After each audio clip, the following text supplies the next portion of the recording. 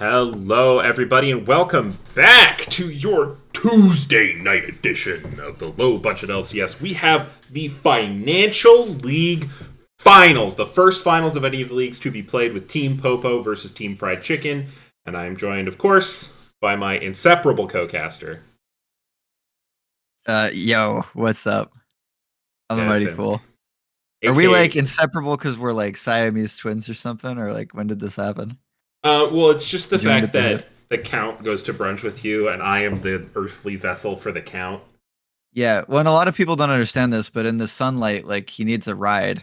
You Yeah. can't really like, so you have to take him places, and It's really kind of a hard big deal. flying to you because we don't live in the same state, you know? No, yeah. Well, it's Yeah. not that hard. I mean, he just turns into a bat, right? Well, but we can only fly at nighttime, right? And if we go too high, you get like a little bit too much moonlight. But it gets chilly up there. Like, Yeah, it's cold. yeah. I mean, these are the things you have to do when you're dealing with someone as special as the Count.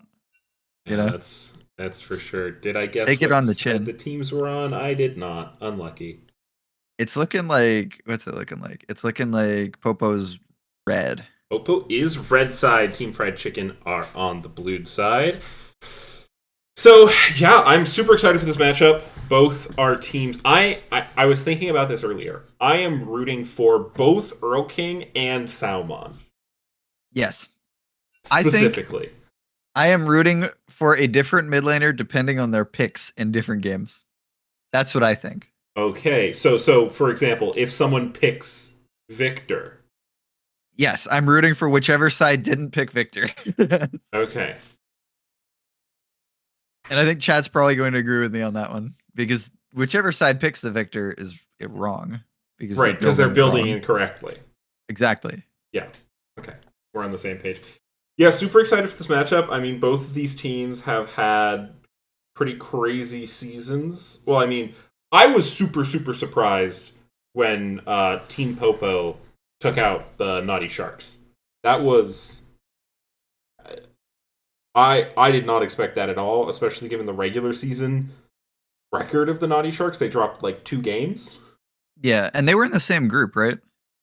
I believe so, but I'd have to go check. I think so. And so that means that like they 2-0'd Popo in the group if that's true. So we do have a already the redemption from Sammy 2 Slap. The hunk alert is coming through for the king in the mid lane himself. Earl King will be the hunk for the No, foreseeable future. Popo Fried Chicken were in the same group. So Okay, good. Yeah. that means they have already matched up. I've been lied to. Wee woo, wee woo. Oh, also, I don't know if you heard, we did have a mild Schmecklegate 2.0 potential happen the other day. I can fill Oh. you in on the deets. So I wasn't there. I had no involvement. You had, To be well, clear. your name was flying around. That's unlikely, and also probably I could sue for slander. I don't know. Yeah? I have some experience with court proceedings. Do you know? Well, I wonder where you got those. Casters are for draft. Whenever. I'm just going to go pick out their game in the regular season if I can. Rearrange some things over here on this monitor. Yeah, expecting control mages to be high priority. Both Salmon and Earl King play a lot of these champs, although I will say it seems like Salmon's pool is perhaps a little bit deeper. Because he's played a very large number of champs. He's played the more supportive champs. He's had a game on the Seraphine mid lane, so perhaps that is something that we see come out if they're feeling it. Would make some amount of sense in the current bot meta. I also would not be surprised, especially in round 2 of bans, to see that signature Hunk Akali banned away. I think that's a good answer to a lot of what Salmon's looking to play. Yeah. I did actually find the matchup from the regular season. So in the regular season, Earl King played the signature champion for Team Fried Chicken, aka KFC, playing Galio. And they managed to 2-0 Team Popo. So Definitely a bit of an underdog story coming out from Team Popo. Yeah, definitely. And a lot of people were surprised by that win, but on the day you never know with teams, especially, with League. It requires a good performance from all five players to stay undefeated. And Team Popo definitely played well. So we're looking for them to continue that. That being said, we are getting into the draft with Jinx for Team Fried Chicken locked in right away. We've already seen this if people have been keeping up with MSI. Jinx and Aphelios being the top 280 carries very consistently. Good answers from Popo, though. Snoopy Zagam's probably favorite and most consistent champion right now being the Vi. And Nautilus as well, a lot of lockdown for that immobile Jinx. Yeah. I mean, tons and tons of single target CC here, as well as 2 point and click ults that can just delete you off the face of the map. It would be interesting to see if Jinx Melio is perhaps something that we're going to see. I know getting that insane range. Oh, I also like Renata here, though. I like A that a lot, lot of yeah. good counter dive. Very, very good Let's here. see. I was asked a question. Was Oh, yeah? Salmon playing mid? It looks like Salmon was playing mid, yes. Did Salmon roll swap midseason? I don't believe so. Ooh, Gwen is crazy. Okay, that's a very early top lock in. I kind of like it. They're So that's thinking Gatatsu is gonna have a little bit of trouble if he gets pinched on the second half of draft. who? Sorry, Gap Topsu. There we go. Got him by his name. It also set him up for failure in the case he doesn't perform well. Gap Topsu has, as the name suggests, had some excellent performances here in the low budget LCS. I like Kaisa Nautilus too. Yeah, I like the idea they're going for here. I also like the strategy from Team Fried Chicken, banning out the Lissandra, trying to remove some of these more nullifying picks. We've seen how effective this can be. Even the Nautilus mid being a popular pick in pro play right now. So And they did roll swap. Salmon used to go ADC. oh, wait, so does that mean Long Cannons was mid? Oh, Because that makes no sense. yeah, Long Cannons was mid. Uh huh. Long Cannons has to be an ADC player. Look at the dude's name. I Like, know. I agree. No, yeah. So that was with Long Cannons playing mid, and Salmon was on ADC. I got confused because I saw Salmon on the Seraphine, and he's also played a game of Seraphine mid, but it was Seraphine APC. See, so this is the first time they're playing in the new configuration. Thank you. okay. We do see the Silas as well being banned away. I think that's pretty smart. A lot of good ultimates for a Silas to steal here. Maokai would have been another fantastic ultimate to take. Is Earl Maokai's a little interesting. does Earl King play Silence? Oh, definitely, yeah. Okay. It Yeah, I mean seems it's not his like typical wheelhouse, I would say, of the like standard control champions, but it's in there. alrighty. You Earl see King mid Wukong. gaps everyone. Wukong's True. a smart pick, I would say here. Gonna afford some frontline and team fights. You see, try to break up this engage. Yeah, Um, I like the Renata, the Gwen, and the Wukong all kind of have a similar idea. Wukong obviously is more of a dive champ, but Gwen and Wukong both have some pretty powerful tools if they get dived onto. Gwen will just sit there and chew through your health bar. Renata as well will provide a lot of anti-dive power. So they're preparing for this team comp, which is at least 3/5 dive. are you thinking Cassante mid here? Because I'm kind of thinking, okay, Tristana mid also an option. This is like where like pro Okay. teams would just be like, okay, we're playing Cassante, you know? Yeah, I Um, would love to see Earl King Cassante. yeah, I was kind of thinking that in my head would be pretty hype, but I like the Tristana. That gives them a few more options here. It's probably going to match up fine into most of Salmon's pool as well. Although Ziggs, I kind of like here as well. It's one of those champions that can self peel a little bit, so that it allows the rest of the team to go ahead and dive without worry. Ari, though, fantastic idea alongside that via Nautilus. Gives that guarantee for the charm or the engage to go through. And I think it's going to be a little tricky into the Tristana, but probably just fine for the side of Salmon. And I think this was also a ban against Team Popo in previous series. I wouldn't doubt it. And Vi Ari is just such a disgusting combination here. Um, it now Tristana does have the magical ability to buffer that W, so it's probably one of the best champs to be playing into Viari. Actually, is there any maybe Cassante would be better to play into Viari Yeah, because he has that unstoppable in his kit, or like maybe Malzahar. But yeah. beyond that, I I would have think been so hyped Tristana's for up there. Cassante. Yeah, I think it's good. I do think it's good. The one worry and the other reason I was thinking of Cassante initially is that Jinx is a little frontline light this game. There is a Renata. You have that Enchantress to kind of back you up in these fights. But with this much dive, I'm worried. I think Sushi Monster, we've seen a lot of promise, but I think this is a tricky situation to be in if you're somebody named Jinx in the Yeah, but I game. think that's partially why I was just thinking about this. They picked up the Tristana. There's so many dive tools here from the side of Team Popo, and so much we are going to kill your AD carry that you say, okay, we put AP in the top lane. We don't necessarily need an AP mid. What if we just take a second AD carry player, put it on our star mid laner Earl King, and let him pop off in the fights if they burn all of their tools on Jinx? Yeah, absolutely. And I think this variation is a little bit more execution heavy because you're a lot less like straightforward in a front to back fight. Hmm. But this is like blind pick, huh? Yeah. Okay. Technically, not what you're supposed to do, but It's probably fine. Yeah. it's fine. It'll be faster. It will be I'm, faster. I'm cool I, with that. I, I know a number of people like to do this because it is faster, but yeah, everyone. The draft's also not going to be too spicy. Um, you do know, generally speaking, where everyone is going here. Yeah, I don't think there's any surprises here. There was always potential for like a Nautilus mid or something crazy from the Popo side, but once we got to the later end of the draft, I think it was pretty solidly hammered out. Yeah, I mean, So yeah, Nautilus could also jungle, Maokai could also jungle, but Vi can't really lane that well. The only other lane I've seen Vi in is mid, just because her health regeneration is so strong. mhm. But haven't really seen too much Vi top ever. That was some like faker LCK tech or something, right? Or maybe it was Chovy that started the Vi mids. Yeah, I was some. It might have been Caps. I don't know.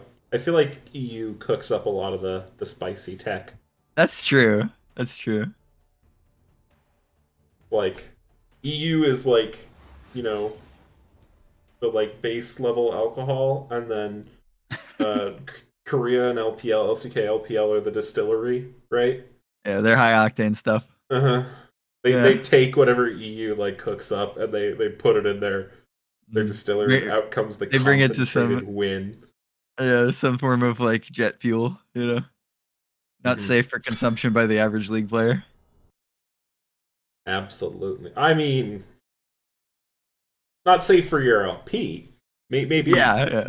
It's maybe fun. safe for your hands unless it's playing Nidalee. I Listen, think Nidalee, unironically, is a hazard to human health. yeah, like straight up, I 100% agree.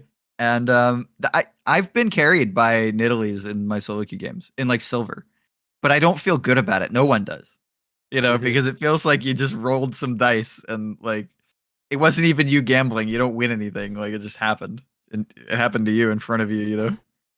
Yeah. Yeah, I can't really say anything about it because when Arcane came out, I was playing like Vi and Victor support a bunch in ranked. So yeah, Yeah. yeah. I mean, listen, it happens, you know? I didn't lose I every game. I didn't. I love that they buffed Vi because of Arcane.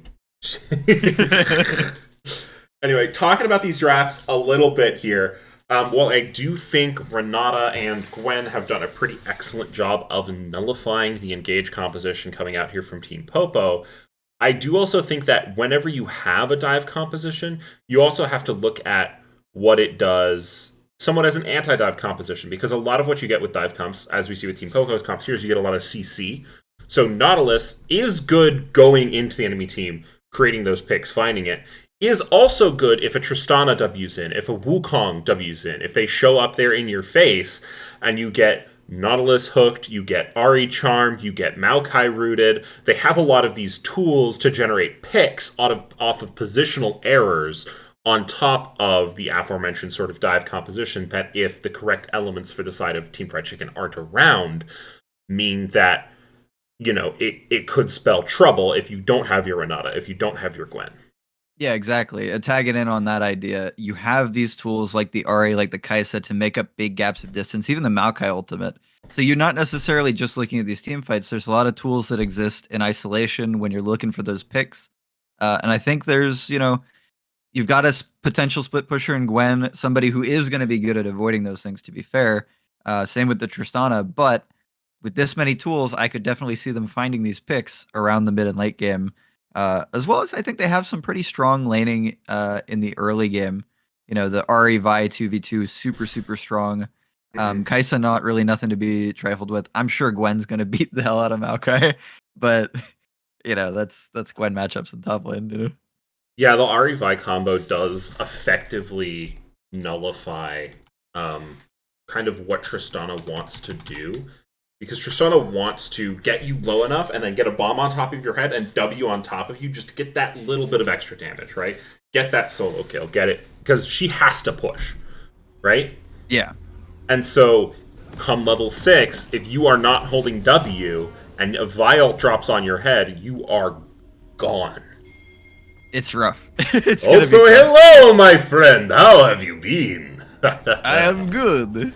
We will have bottomless mimosas tomorrow, but for now we are at 24, 25, 26, 27, yes. 28, 29. Okay, goodbye. Goodbye. Why? If you cut the count, Sammy, here's what happens. If you cut the count bleeds. But the count doesn't have his own bone marrow that generates blood, so he has to go suck that blood from someone else. So whenever you cut the count, you're hurting innocent civilians. That's one way of looking at it for sure. I mean, he's got like blood banks and stuff, right? He could just We're seeing a little bit of spicy level 1. JD Gecko getting some autos off. Going to get that aggressive ward, so we'll have knowledge on where Snoopy Zagam is starting up. Oh, the pause. Oh, classic low budget LCS fashion. We have a pause as Sushi Monster 80 carry for Team Fried Chicken has disconnected. So level with me here. Yeah. Is the count like a criminal? Like, does he go and actually like attack people, or does he just? Because I haven't asked him. It seems like a personal question, But now I feel a little concerned. Like I might need to know, Yeah.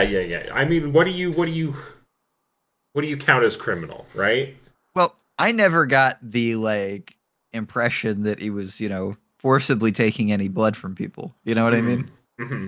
Yeah. So, but break it into a blood bank and grabbing a couple bags.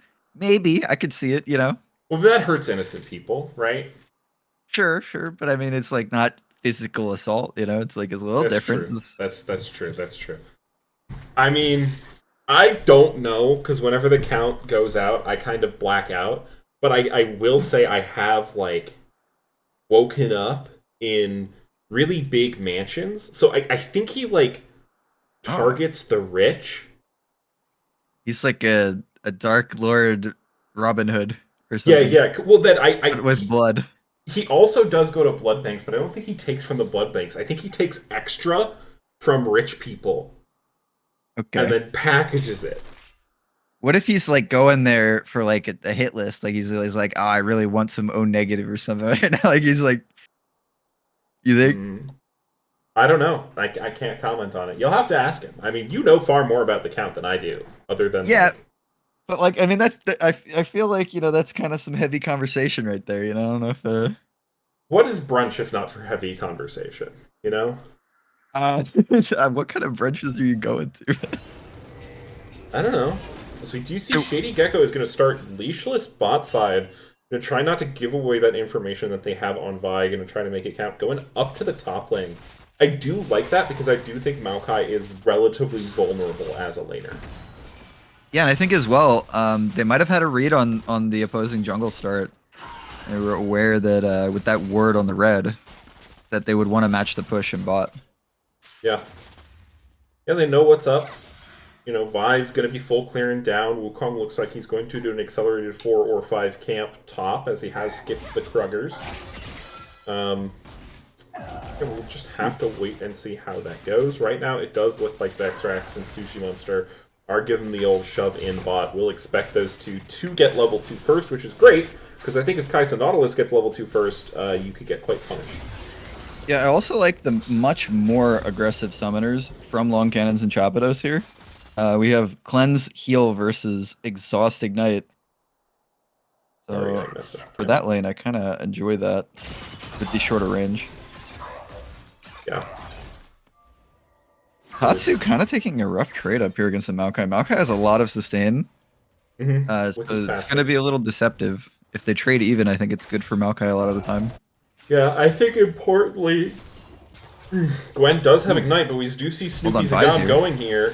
Vexrax will be forced to flash away. Sushi Monster finds a zap, but is also going to be rooted, uses the cleanse, but gets a Fist of Justice in the face. Forces the flash out. So yeah, and suddenly, every summoner is gone for Team Fried Chicken's bot lane. And that's kind of the start you're looking for if you're Team Popo fan. I mean, that's a really solid beginning. They still have Long Cannon Sums too, and hold on in the top lane. No buff for you. Yeah, this is the worst really scary. Ignite still available here from Gap Topsu. What a Gap Topsu move as well. Just take the Ignite, no flash needed. And Gwen is one of those champs that gets away with it. Yeah, Gwen, well, they get away with it insofar as the enemy jungler lets you get away with it. But I think, speaking of enemy junglers, we're seeing a little bit of a duel in the bot side river here. Hunk coming down for the mid lane, looking to try and support, but bot lane does not have priority. They are just going to cede that crab over to Snoopy. Yeah, and this is one of the things we were talking about pre-game. I think we were not live at that point, but when you look at like very interesting mid and bot matchups, one of the things that's actually probably most influential is that support head-to-head. Who has the priority? Who has the roaming support? Chapados able to influence that mid jungle 2v2 when it happens on the bot side, getting up the river, and we'll look to see more of that, because definitely that would be one way for Salmon to get the edge over the Hunk in the mid lane. Yeah, Renata roams not quite as powerful as Nautilus roams here, so is looking to exert the dredge pressure throughout the rift. Side note, I hear there's a game called Dredge, and I hear it's great. Is that's the like? Hunk going in. Salmon going to be bombed up. Earl King probably not quite going to find this one, but he's going to take the enemy laner quite low. Oh, Ignite going down to the top lane. Is it the solo bolo? Is it the fade away? One more tick would have done it. No buff for you. Survives the Ignite. Just a little bit off. I think it was the self-healing along with chugging the pot that probably just ticked him a little bit above where he needed to be to survive there. But, Gap Topsu will be able to shove in that wave. Is going to be up about 18 CS, so has almost 2 times the amount of CS as the enemy laner here. And I love that confidence as well from No Buff for you, just holding flash, saying, hey, it's not enough. Before that Q comes down, I think a lot of top laners would look and say, that's a Gwen jumping on my head, I'm flashing. Yeah. I mean, could be 2 states of mind. It could be absolutely calculated, raw numbers, matrix going across your vision. It could also be, if I die here, there's no point in me flashing anyway. True, yeah. And if it's me, I mean, I'm like unskilled, so it's, a little different. But if it's me, I'm just thinking, I should have flashed after, and I didn't even think of it. Yeah, and with this pushing in bot, we see Long Cannons getting absolutely the better of Sushi Monster here, utilizing the strong side pressure that they have gotten from a little bit of jungle proximity. 50 CS versus 30 here for Sushi Monster, and is going to be able to deliver the Drake to Vi. Yeah, and really, really strong pressure so far from Long Cannons and Chapados. But once again, this is a jinx. We gotta worry not about the jinx in lane phase, but the 25-30 minute 3-item jinx in the team fights. Yeah, and this is the pressure of the support head-to-head with the roaming Nautilus. You see him threatening the jungle pamps, pulling up other champions to come help Wukong, come help defend the neutral jungle. Yeah, definitely. And I think if you're on the side of Team Fried Chicken, you're looking at Gap Topsu here. try to make up careful that bot difference. lane. Flash and Snoopy's got him looking for the damage onto Sushi Monster. Sushi Monster, knowing they're likely not long for the world, timing the flashes, using the early gank, and First Blood goes over to the long cannons. And I feel that's a little disrespectful from Sushi and Vex down there. I think that they knew where the enemy team was. They saw them in the river. They saw them on the dragon. And they just didn't think that they would stick around. Yeah, Earl King, the hunk, Earl? potentially getting soloed in the mid lane, but uses the Buster Shot to buy space between himself and Salmon, and the hunk will stay alive. Yeah, I think Earl was being a little disrespectful there. Almost gets punished. Didn't go back that whole time. Just now goes back for a full Noon Quiver and pickaxe purchase. And Salmon saw that item lead and said, I'm going for it. Yeah. I'd love to see. Earl is a veteran of the league, well-known player. A lot of people have a lot of respect. Salmon saying, you know, I buy that respect stuff, but he's going to have to prove it right now. Yeah, absolutely. Salmon, I believe this is their first season in the league. Salmon played in the free agent tournament. No buff for you. Going to be ignited again. Will it get him this time? No. Calculated, knew he needed the flash. Very, very good play. Second fade away. Yeah, Just... and it's a Maokai. Yeah. You know, you got 20 CS down and going on 30. It's not feeling great, but you can ultimate in team fights, so it's fine. You know, it's one of those matchups where you're not expecting to beat the Gwen. It's actually really good that Gaptopsu isn't getting these kills for the side of Team Popo. It is very, very important. Also, that Gaptopsu is getting a little bit of a lead here for Team Fried Chicken, because the CS lead that we are seeing in the top lane is somewhat offsetting the CS deficit that we are going to be seeing in the bot lane. Yeah, absolutely. And I'd like to see Shady Gecko kind of translate this into a few heralds as well. I think that putting some pressure on that top side, maybe on the mid lane as well, will help the team out in terms of balancing that pressure that's been created on the bot It side. looks like he is going to go for it. Doesn't currently have the pressure, but I don't think he'll get sniffed out. As Vi is away. Yeah, it looks like Vi gonna reset, go down toward the bottom side, and this wave will be bouncing off the turret. So Long Cannon's gonna take the reset. I think they won't be looking for the play immediately, but that wave will be in a bad spot for Sushi Monster and Vexrax once the bot lane is reset and back on the bot side. Yeah, we'll have to be careful there.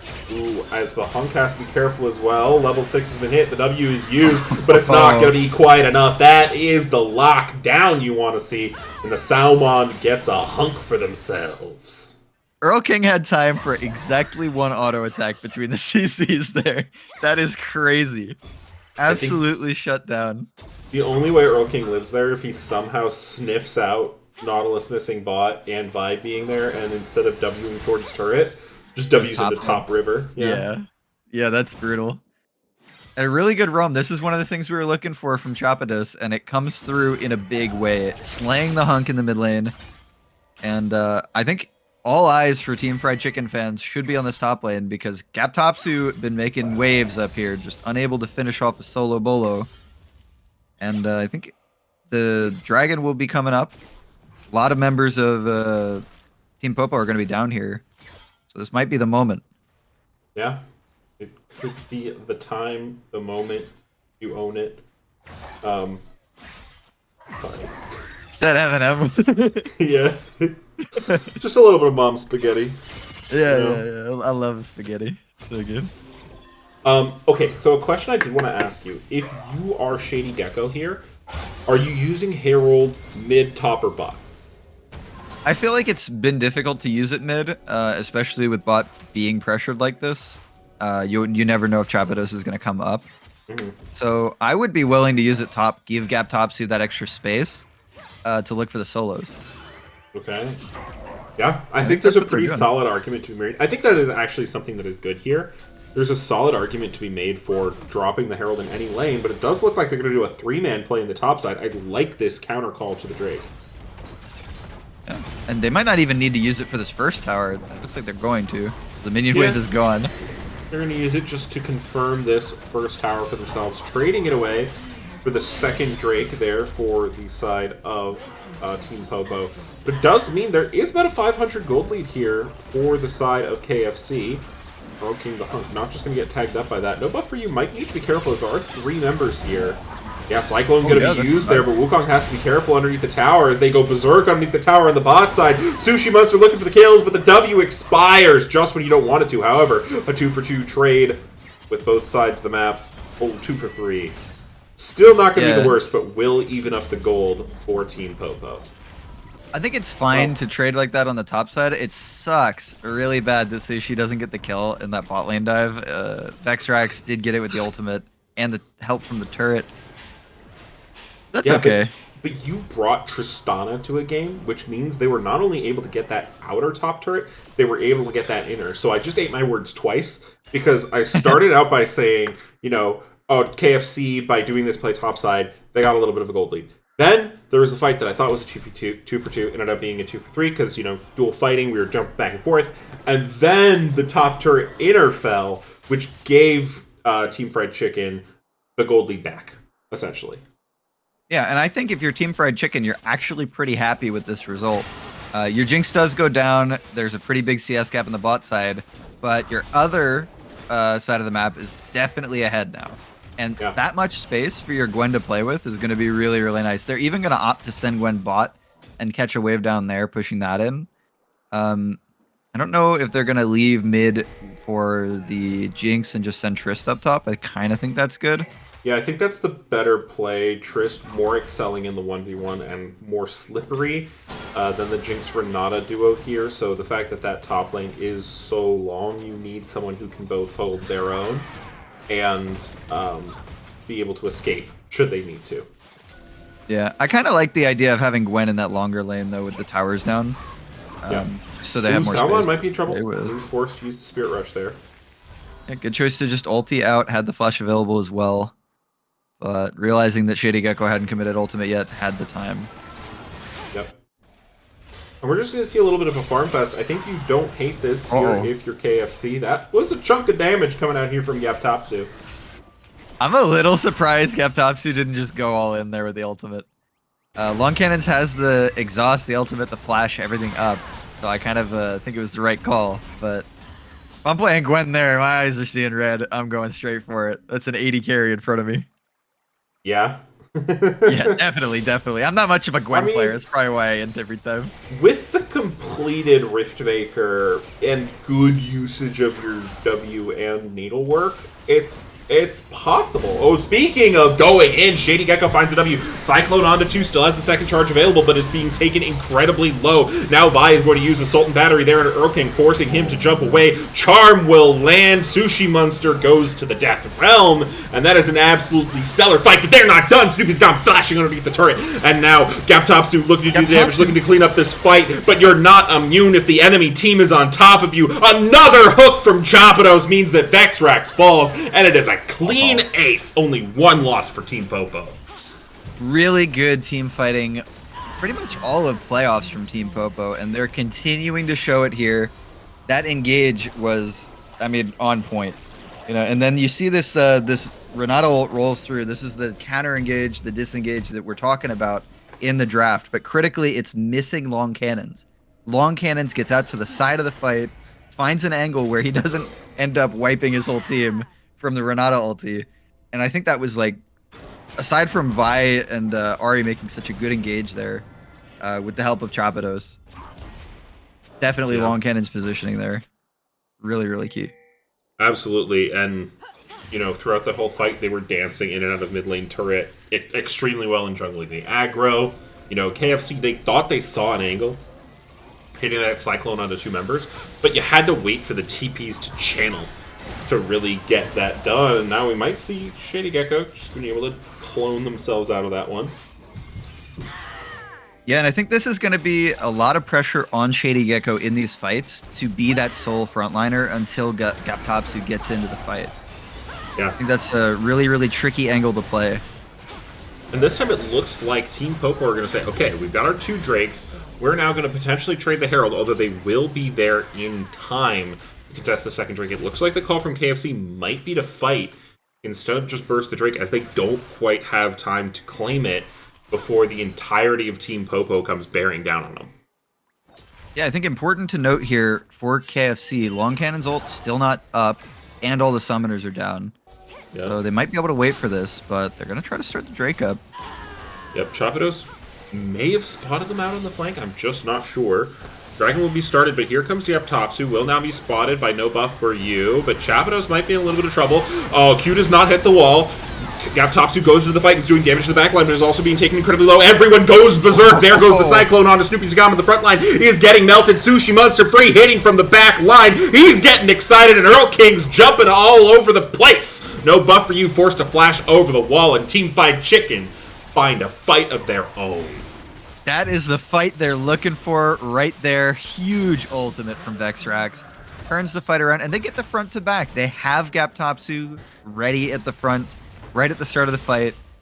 And they get rewarded with their first Drake. It is an Ocean Soul, so probably not anybody's favorite here. But they are stopping the soul race here. Yeah, I and think it's super important. I think the first kill that happens in any one of these team fights is so important for the side of KFC because they have two AD carries who get resets, who get empowered whenever an enemy dies. And so if you're not able to play the fights with those buffs, it could be a little bit more challenging. So they're just very accelerationist in terms of these team fights. Yeah, absolutely. And on top of that, most of their engage in CC is coming from the guy that's most likely to be first to die out of Shady Gecko. So they really do need to make it do or die when that ultimate comes out from the Wukong. Otherwise, it gets really, really tricky to re-engage a fight. Yeah, I wouldn't hate seeing some more tank-based or survival-oriented itemization coming out here. Sunder are obviously very strong, but I would love to see Death's Dance. I would love to see Sterit's Gauge. Yeah. And honestly, I feeling wouldn't hate to see, like, a Gargoyle Stoneplate. Yeah, actually, that's a very short-range team composition from Team Popo as well, so I feel like Gargoyle's value is not that hard to get. Yeah, it's not that hard to get, and the fact that you get... It still gives you a big old shield, right? Yeah. Yeah. It feels kind of like Cassiopeia, right? Where it's like, okay, Sunderer does damage. Now, I'm gonna be an engage bot, and whenever you try to burst me, I'm just gonna hit the I don't die button. Yeah, absolutely. And it's super important for this team that he doesn't die in these fights. Especially if Gaptopsu is in the side lane, as I think we're going to be seeing a lot more in this game. Just because Gwen has such a favorable matchup into this Maokai. Salmon going forward, he is not scared at all. The disparity of the mid turret being down here for Team Popo, but not for Team Fried Chicken, is going to make it relatively hard for your side laners, as the enemy team can force up pretty hard as they did here, and then try and wrap behind you. Yeah, I think as well, a huge item completion for Long Cannons here has that Quick Blades completed, and I think that's going to ramp up the DPS quite a lot.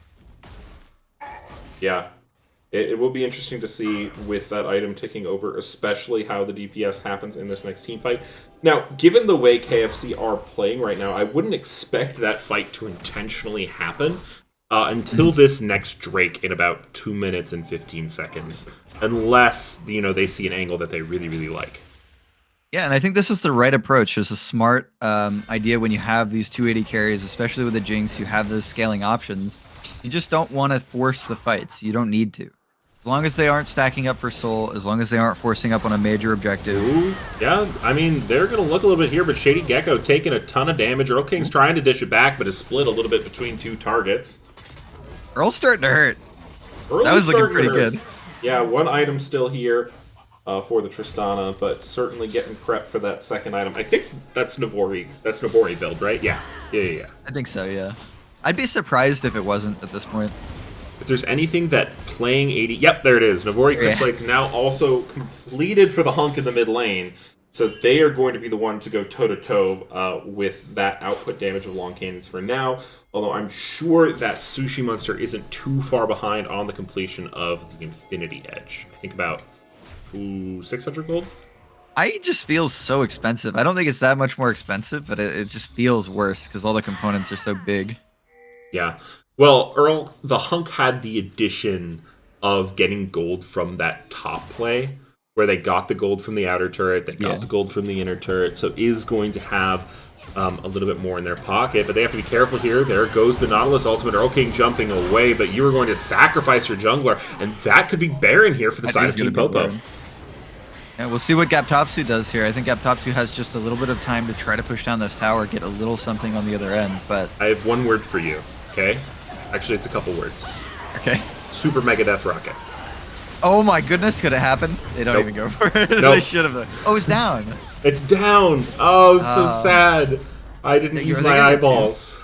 This is really good if they get two, actually.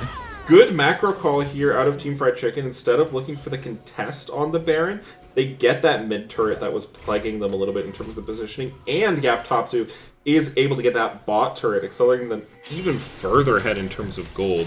Is at one of the most wealthy people on the Rift, save for Kaisa. I actually kind of like this positioning from Team Fried Chicken. They have the Wukong on the way, they have that scuttle for vision, but I don't think they're in time. It's burning so fast. That's third Drake there for Team Popo. Now, you were saying, I don't think anyone here loves Ocean Soul. I think Maokai loves Ocean Soul. Yeah, actually, if there's somebody on this Rift that really wants that thing, it is this Maokai. And going early for the Abyssal Mask, I really like. You're going to be facing up against a Gwen for most of the game. Sure, there's 280 carries. Sure, you could get Tristan in the side lane, but realistically, Gwen wants to be there. So that early itemization, very smart. Now itemizing more for these items they're going to need in the team fights. Got the Sunfire, got the plated steel caps. And I think in a very good spot, Maokai now. Yeah, certainly isn't going to have too much trouble going up against pretty much any of the members here. Obviously, if any of them get to free hit for too long, they could be problematic.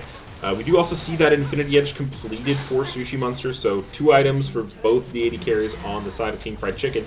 3 items here for Long Cannons. I just want to acknowledge my friend Mary in the chat real quick. I hope you enjoyed the peach wine. Is peach wine good?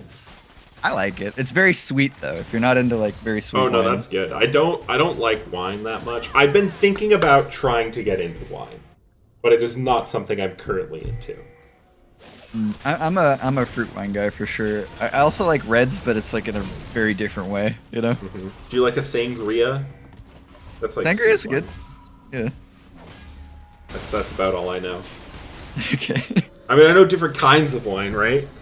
Yeah, I mean, it's everybody's in it into it in their own way, you know. And I think however you enjoy it is the best way to do it, you know. Mm-hmm. As we do see Team Popo doing a pretty dang good job with this macro here, bringing it around the rift, getting that mid lane inner, getting that bot lane inner, getting their wallets just a little bit fatter. 2K is about the gold lead here for the side of Team Popo, as well as having Soul Point available for that game-ending buff. Yeah, I'm almost a little worried they're getting a little too aggressive here, but they do have this full like dive on you comp. So if they find the engage on the right target, definitely an option. Yeah. Certainly is possible. Don't want to count anything out, especially we do have some sneaky tricks up the sleeve of Team Fried Chicken here. We see 2 stopwatches in the inventories. One there for the hunk in the mid lane. Look at these. They're all just sitting in the bush. Ooh, that charm almost lands onto Vexrax. Yeah, I like this. If you have all the space on the map, you can just do this stuff, and it's not really bad. You know, sure, they could have been doing camps, they could have been off doing something else, but you know, if there's really nothing else to do, that is the best move. Fanatic bush or whatever they called it. You know, it is interesting to see because I think we're in a similar situation, actually, to the series that I cast just the other day, where just they're down a good number of kills here, but the gold isn't as far off as that would seem. You know, only about 2K actually less between these two teams right now, and that is because a lot of the good macro plays from Team Fried Chicken. So I wonder if they are conscious of that, or if they're thinking they're further down than they are. It's a really hard thing to gauge in these games, but I think when you have the scaling, it's a little bit more comforting. You feel a little bit better about it. Your Jinx hits 2 items. You're thinking to yourself, okay, we actually can win some fights. You know, it's tricky when you're looking across at long cannons, 6-1 and 5, 3 item Kaisa.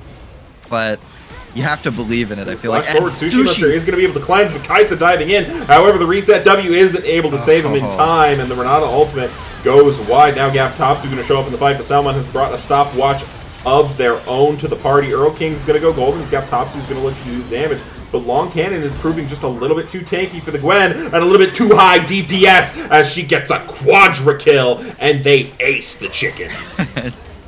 Well, that's probably all she wrote. And 10-1 and 5 long cannons really turned on the Jets at the end there. Finds the pick onto Sushi with the help of Salmon. And, yeah, I only have one complaint here for long cannons, and that's that they played a relatively short-range AD carry. Yeah, it's not a long cannon, that's true. The name doesn't fit this game. But great game one from Team Popo there. Taken down maybe their presumptive victor, Team Fried Chicken, at least if they're matchup in the regular season.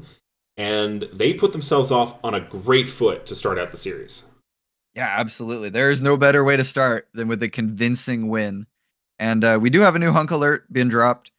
Les Force is saying long cannons is now the hunk. So okay, that makes their champ pick better because Kaisa is very hunky. I guess Kaisa W is kind of like the long cannon part, you know? Oh, okay, I can see that.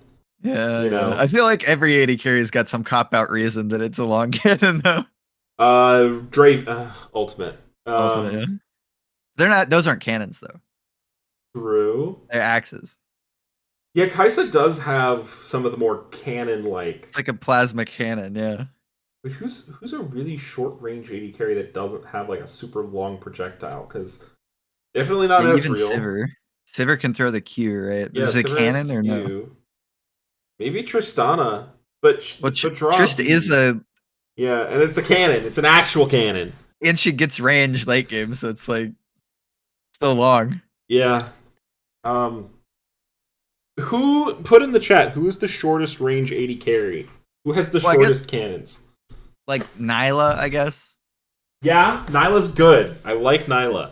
Also, not a cannon. Yeah, not a cannon. Decidedly not a cannon. We're just gonna look at champs and be like, not a cannon, not a cannon. Yeah. I mean, Lucian even has like long cannons with the ultimate, right? Yeah. So going back to pick ban, do you think it was potentially a pick ban issue here for KFC, or was it execution death and you want to see Salty run back?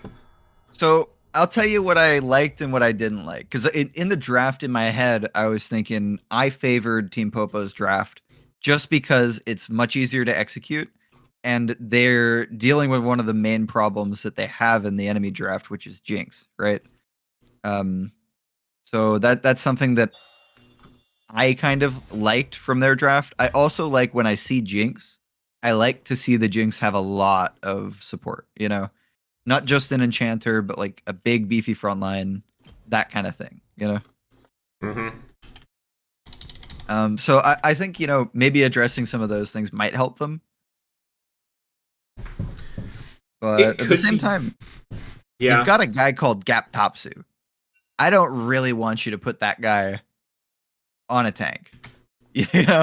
For real. So we'll see. Real. Yeah. It is interesting. I didn't hate their composition personally. I wouldn't mind a Salty run back, as it were. It does look like they are going to elect to stay on these same sides here, which, bless them, it means I don't need to move things around.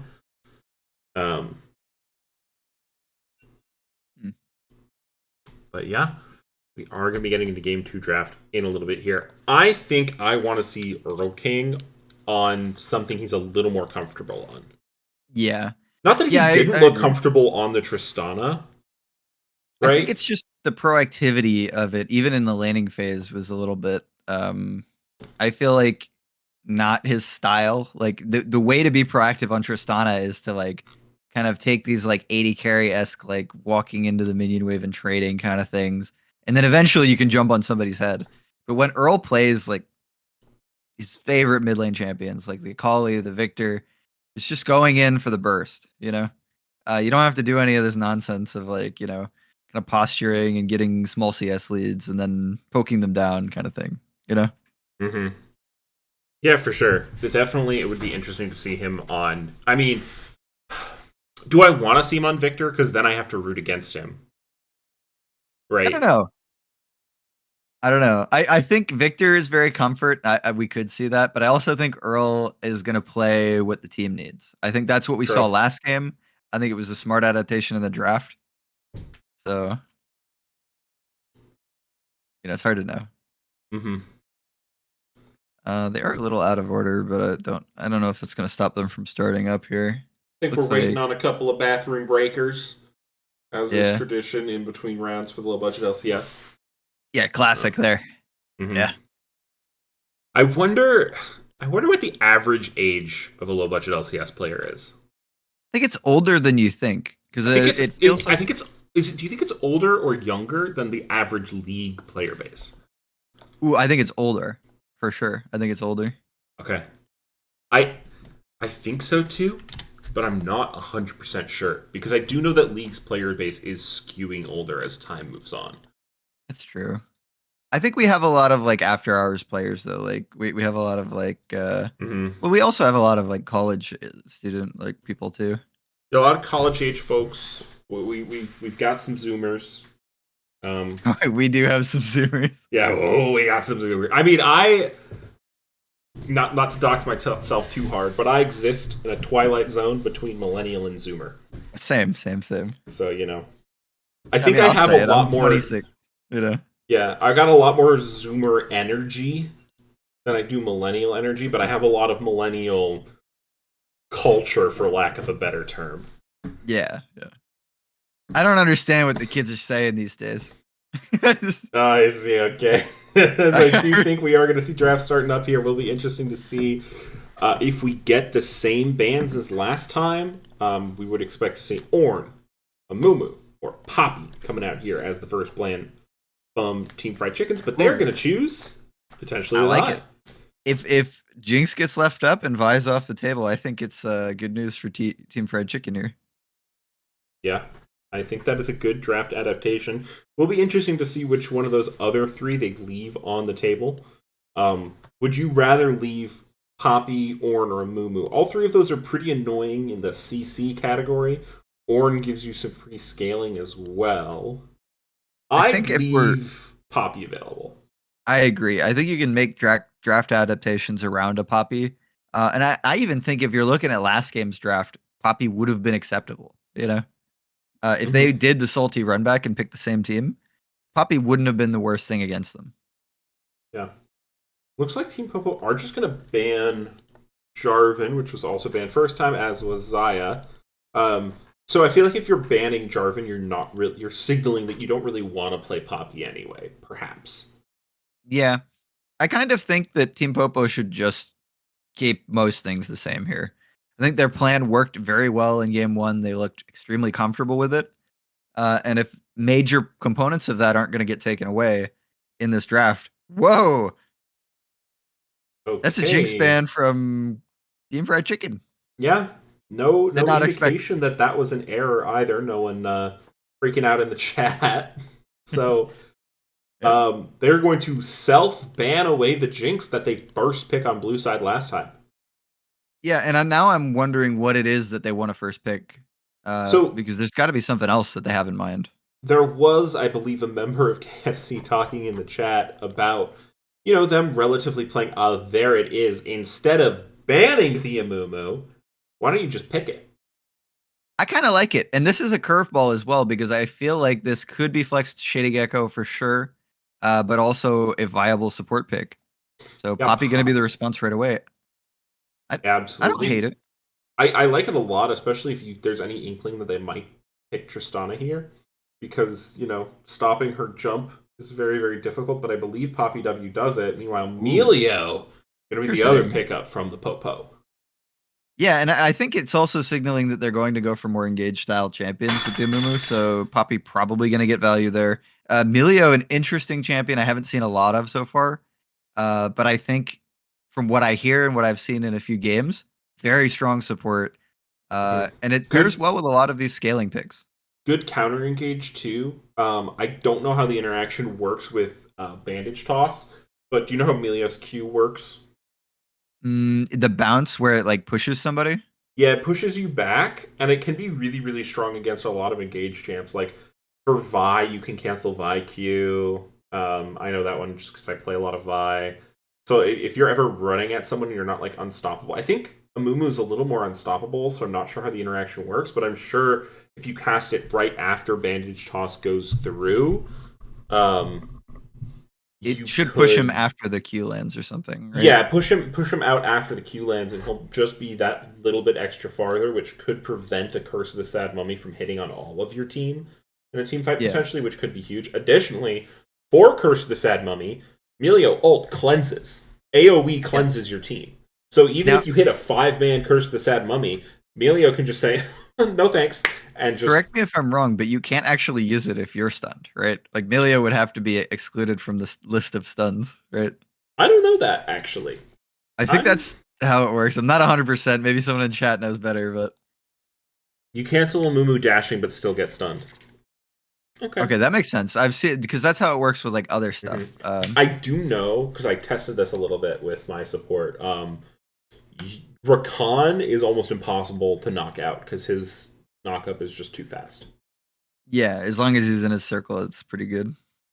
Yeah. If you're CC'd, you can't cast. All right, good to know. So has to play careful then. Can't really be frontlining there on the Melio. Also, Campfire very annoying, especially for a champ. Oh, Sivir's a good candidate I for was gonna it. say Sivir makes so much sense here because this is her only weakness really is that range, and Milio providing a little bit of extra range is gonna mean a lot. Yeah, it's gonna be a Um, lot of bouncing boomerangs if Team Fried Chicken are grouped up in these team fights. I do like seeing the Gwen again for Geptopsu. I think it's a yeah. good pick. I think he played pretty well on it, despite the fact that No Buff for You played really, really strong safe side. Yeah, and I think that if they're expecting the Poppy to be top lane, this is gonna eat that alive. So I would think, jungle is a strong possibility as well. But we'll see where it goes at the end here. They're gonna ban the Cassio as well from Salmon. It's some similar bans in the second round, but I think Cassio and Syndra are new ones. It was interesting. They traded last game. They banned Tom Kench, and then they second round banned the Aurelian Soul. This time they first round banned the Aurelian Soul. So that seems to be Hmm. something they are quite concerned about playing against here. Yeah, I mean it's especially when it's Earl King. I think it's good to respect those potent, powerful picks. Okay, do you think Udyr. this is Udyr top, Poppy Now I'm Jungle, not or sure. Poppy Jungle Udyr top? I feel like if you're picking Udyr here, it's probably going to be some tech into the Gwen. I think that Popo's taking that angle, but I could see it either way. Yeah. Would be interesting too to see how they decide to play it. I know the lethality Udyr build has been nerfed somewhat. However, I've still seen it used to pretty darn good success. So, Ooh. you have the option of AP tank, which I think is the more standard one. So Um, this isn't Sona, by the way. This is Tahm this is Tom Kench. Kench. This is Tom Yeah. Kench. I was gonna say Sona seems kind of bad. I don't know, but Yeah, I that's mean, gonna I be the don't I don't TK. hate matching Enchanter, but Tom Kench is so this means it's a Mumu jungle, not a Mumu support. Because I was thinking a Mumu support could be, where you're putting that bad boy. Yeah, there's some weird fantasy land where TK is going mid, but it's gotta be the Victor lock in. Or top, Um, send Gwen jungle. nah, no, Now we're Gatatsu is now we're not cooking. going for that. Ain't no way. I don't know. Yeah, and I'm happy with this. They've got the two threat comp. They've got the Tom Kench for some safety, and they made the adaptation we were looking for at a last game, building a little bit of more of a front line. Yeah, absolutely. Definitely more frontline. Pretty safe here. Ooh, okay. Interesting. Zig's going to be the counter pick in the mid lane there for Salmon into Earl King's Weakdoor. I think it's pretty darn good. I think it's pretty darn good. I don't Okay. know. I like the Ziggs here. I'm not sure why. My one recollection is that I played a game mid against Earl King where I was like Victor, or it was Victor and I was Poke Varus, and it felt really good because he wasn't touching me. And So when he was touching me in other games, he was killing me. we You did know? get clarification just there in chat. This is Udyr jungle, Pippi top. Oh. I don't know. Okay. I mean, if there wasn't some tech with the Udyr top, then I like it. But I feel like there's better junglers in the meta than Udyr, you know? Oh, we need to choose the outcome from last game. That was Team Popo, right? Yeah. Yeah, nah, I'm pretty sure it was Team Popo, but I mean, you know, Earl King's on one of the teams and he'd probably win, so And could be either one. if I like actually forget somehow and you make me Schmecklegate, I'm gonna be so mad. Well, nothing bad ever happens to anybody who Schmeckle gains, right, guys? No, definitely not. Definitely not. You wouldn't be shamed about it for years. Yeah, you know, surprisingly, there's not that many views. The Schmecklegate video, if you're interested in the Lobo LCS lore at all, is 100% worth a watch. It has I'm some of not the convinced. most charismatic and wonderful faces in the low budget LCS, all just duking it out at trial. Yeah. This is a good time, honestly. That was fun. But no, I will never confess or admit to anything that happened or did not happen. I feel like we need Same. a chat bot so that we can do exclamation point Schmecklegate. You know, we could do other stuff with the chatbot, like not that. No, I think that's all we need. We could link we could link like the Discord. We could link like the other stuff that we have. You know, Uh huh. I Yeah, got nothing. maybe. So, I did want to say, That video was 47 minutes long. yeah. Like, Um, uh-huh. I casted a game. It was yeah. So in the executive game that was being cast, one of the team members was betting against themselves consistently. And then they lost both games. Nice. So I'm not saying that's Schmecklegate 2.0, but I'm just saying maybe we need to have an investigation. Yeah, I mean, I'll put it this way, because I personally definitely would never do that, and I haven't done that ever. But like, if I knew of people who may or may not have done such a thing in the past, you know, I might have, I might bat an eye, take a closer look, but probably most of the time, be like, oh, it's not a big deal, you know. But yeah, get that guy for sure, whoever it was. Mm-hmm. Yeah. Well, we will have to wait and see if anything comes of that. 72 something is a part-time cop. I don't think we need a cop. I think we No. need a barrister. Yeah, well, we already have Drox for that sort of stuff. This is not really a cop; he's more of like a desk jockey. Mm-hmm. But he gets the job done, you know. Yeah, that's all you need sometimes. Yeah, what we really need is somebody that's capable of, because we have. I know there was like a prosecutor and a bunch of people involved a lot, in other high-profile cases within the league. But we had a pretty bad judge. Yeah. Yeah. Like, were they an elected judge? Like, what was the why were they bad? I think that they bought their way in. I'm not sure. Somebody paid them off. That's all I know. Mm-hmm. Yeah.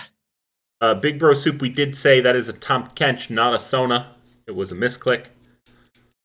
Yeah. So they literally instantly the time ran out in the drafting tool, and Uh-huh. they instantly, as the Sona locked in, said it was TK. So they just didn't like get the switch to go through. Lots of God, I wish I could bet in these matches. I did too, honestly. I lost a ton of schmeckles the other day. I mean, you can. There's I nothing mean, I stopping can, but you. I don't like to do it when I'm on cast because, as a trusted official of the league, I need to be around for payouts. Yeah. Val, game one went to Team Popo.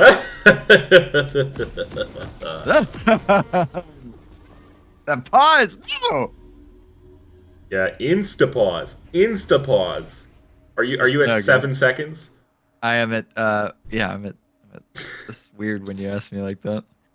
Are I'm you at at 7 seconds, my friend? Yes. You know, you should listen to this podcast or email thread I have been fortunate enough to receive. It's called Dracula Daily. It's about one of my ancestors. One of your ancestors? All right, I'm in. Will I learn the secrets of your history? Troubled past? Maybe. Excellent, excellent. I like this. Are you frozen at 9 seconds? Are you I am frozen stuck. at 10, 11, 12, 13, Yes. 14? Okay, goodbye, my friend. I will reluctantly call away. Uh, I feel bad for that guy sometimes. I mean, he's just looking for like some social interaction, you know? Yeah, And he's desperately lonely. yeah. I mean, I'll take it, you know. I could use Wait, another friend. can someone look something up for me? What do you need? Is the count a league username that is taken? Oh, I am 100% sure it would be, but somebody in chat needs to check that out. Yeah, because if it's not, I'm definitely making an alt account that's just the count, and just only playing on that for the rest of my life. You know, it's gonna be some Vlad one trick somewhere. Oh, true. Hey, what's with that, Praetorian? Are you Oh, questioning my game one, trust Gap officially? Topsu gonna take a ton of damage here from the empowered Udyr Q. And they are not gonna want that one, just gonna walk away. So they won't get the cheeky ward they had last time. Meanwhile, on the bot side, Team Popo took a page out of KFC's playbook, got a cheeky early vision ward of their own. Yeah, I like to see this. Just kind of starting to track the enemy team early on in the game, and it makes sure that you don't get caught out. And you know, I kind of ragged on the Udyr pick a little bit. I wasn't believing, but it is Snoopy. Snoopy's got the Udyr, and I think Snoopy's gonna show us what it's all about. Yeah, I mean, it does look like perhaps going more tank Udyr, although Moss Stomper is just the better Udyr item. Doesn't have Hail of Blades, which maybe you would expect out of the Yeah, for more the burst lethality. Udyr, so I Yeah. would expect this to be going more tank AP demonic. But really with Udyr, he feels like one of those champions where you can just kind of garage sale and end up with a build that works. Yeah, definitely. And I think that still that demonic build is one of the better ideas, just because it affords, you know, so much more tankiness than the rest of the build. You don't really need to commit to a bunch of damage items. But how fun would it be if you went lethality? I want to see it. I mean, you don't have to Yeah. tell me twice. Yeah. Okay. As long as we're in agreement there. Just a little bit of trading up here in the top side, in the mid lane. Does look like Salmon's getting the push there on the Earl King early on. Yeah, Gatatsu trading really well, but once again, no buffs for you. Is just holding the line. Holding steady, got that corrupting this time. Yeah. Ooh, maybe I shouldn't have said that. Yeah, waits out the W going forward. Now Gap Topsu looking to do the damage. Didn't bring the Ignite this time. Instead opted for the Ghost. And that's going to mean no buff for you. Is just going to be sitting pretty here. I do like the adaptation here of the Varus because he can do damage from a much longer range than Jinx. However, I think he does suffer from some of the same issues in that he is similarly immobile. Yeah, and I think that's why you can justify banning both the Vi and the Jinx here. They have this back pocket kind of answer, and this is definitely another Sushi Monster champion, but it's not so much a meta option. Yeah. And I also like this adaptation of the Ghost for Gaptopsu. One of the struggles with the Gwen into the Poppy is not being able to dash straight on top of her because she's gonna stop your dashes, right? So you just hit Ghost and run, you know? Problem solved. Just hit Ghost and run into range. Problem solved. We do see this time Sushi Monster is going to be keeping it up with the CS into long cannons, as they have a long cannon, or bow, I should say, of their own. Saw a brief Shady Gecko look mid, but they're just going to look for the Scuttle. Double Scut going to be gotten here, actually, in the side of Team Fried Chicken's Juggler. Yeah, and I think with this Udyr, you're able to just kind of be more of a full clear guy. until the Drakes start becoming a priority. Yeah, good. W block there from no buff for you. Just gonna, keep Gaptopsu maybe in their place a little bit. Is a kind of scary here. Gaptopsu not the healthiest. Udyr is available. Every one of these trades is scary for both of them because Poppy damage is no joke. True. And Poppy CC is no joke either. He can lock you down for a good long time. Yeah, and once again, Poppy, the top laner with the flash, Gaptopsu not opting for it. But Poppy has those repositions once the wave gets a little closer to tower. Gaptopsu's not careful, goes for a bad trade. That flash knockback into the turret is always a possibility as well. Yeah. Is potentially there. But it does look like what has happened for now is Gaptopsu just has slight advantage on CS, a little bit less than last game. Actually, only 1 minion less than last game at this same point. And it's now up a couple more. There's like, if he will be able to TP back there. Salmon gonna get gone on the mid lane bandage toss. Good, but uses a satchel charge to get on out of there. I like committing the flash here as well. I think Shady Gecko probably had that second Q available, so Salmon's smart to use that. This is one of the things we were talking about, though. This Ziggs does have a lot of self-peel, able to, knock themselves away from the fight and create that space. And that saved their life there, for sure. Yeah, maybe 2C Snoopy coming down here. No ward available for the side of Team Fried Chicken. Sushi Monster gonna potentially be in a little bit of trouble. Here comes going forward is gonna be stunned up. Super Mega Bomb gonna be dropped down from over the top. Flash forced away. Vexrax has gray health though. And Team Fried Chicken are gonna keep themselves nice and alive. That Ziggs ulti has some range on it at level 1, huh? Uh-huh. It does That's mean crazy. that it looks like this dragon will go over to the side of Team Popo here, as they have proved themselves to be an objective-oriented team. We'll have to see if playing through topside here for Team Fried Chicken is able to pay off. Yeah, and I think once again, it's the same game plan. You've got Gaptopsu in the good top matchup. I think you need to try a little bit earlier to go for these topside plays with your jungle supporting. Yeah. Yeah, I think we want to see a little bit more Bandage Toss, maybe a Curse the Sad Mummy going in onto the Poppy. Although it is so hard, because Bandage Toss, I believe, can be interrupted by Steadfast Presence. I think that's Poppy W. Yeah, you still get the stun through, though. It's the same kind of idea. Yeah, same idea as Emilio. So. Yeah, it is called Steadfast Presence, by the way. I was pretty sure, but I double-checked. Yeah, I was worried it was like a Jarvan ability or something. Meanwhile, we get dashed into the wall there, but Gaptopsu does have the needlework. Poppy ult's gonna miss because Gwen is immune. Now no buff for you gonna be chugging those pots to try and stay healthy enough to prevent a dive. Yeah, and once again, no ignite there. Really not able to finish the kill in that amount of space. Too close to the enemy tower, and Gaptopsu, I would almost like to see them start to freeze the lane back, off of a bounce or something. Mm-hmm. Oh, the low-budget LCS themselves, the personification of the entire organization, is going to be in community chat for a couple of minutes. Someone please go talk to the ethereal matter that gives us commands from on high. And which one is that? Who's on the? I don't know. I think check. I think multiple people may have access to that account, but I'm going to go lore-wise that it's just a unknowable, unseeable entity. Yeah, it's the omnipotent being that controls all of the league going on. Mm-hmm. Yeah, we've got a few people in the community watch group if you guys are interested in joining in the Discord. I hear they are a ton of fun. You get to chat about it, IRL while you're watching. I think it is a great time. As much as I love having everyone on stream, everyone should keep watching stream so our analytics look good. But then also go to the watch party so our community is good.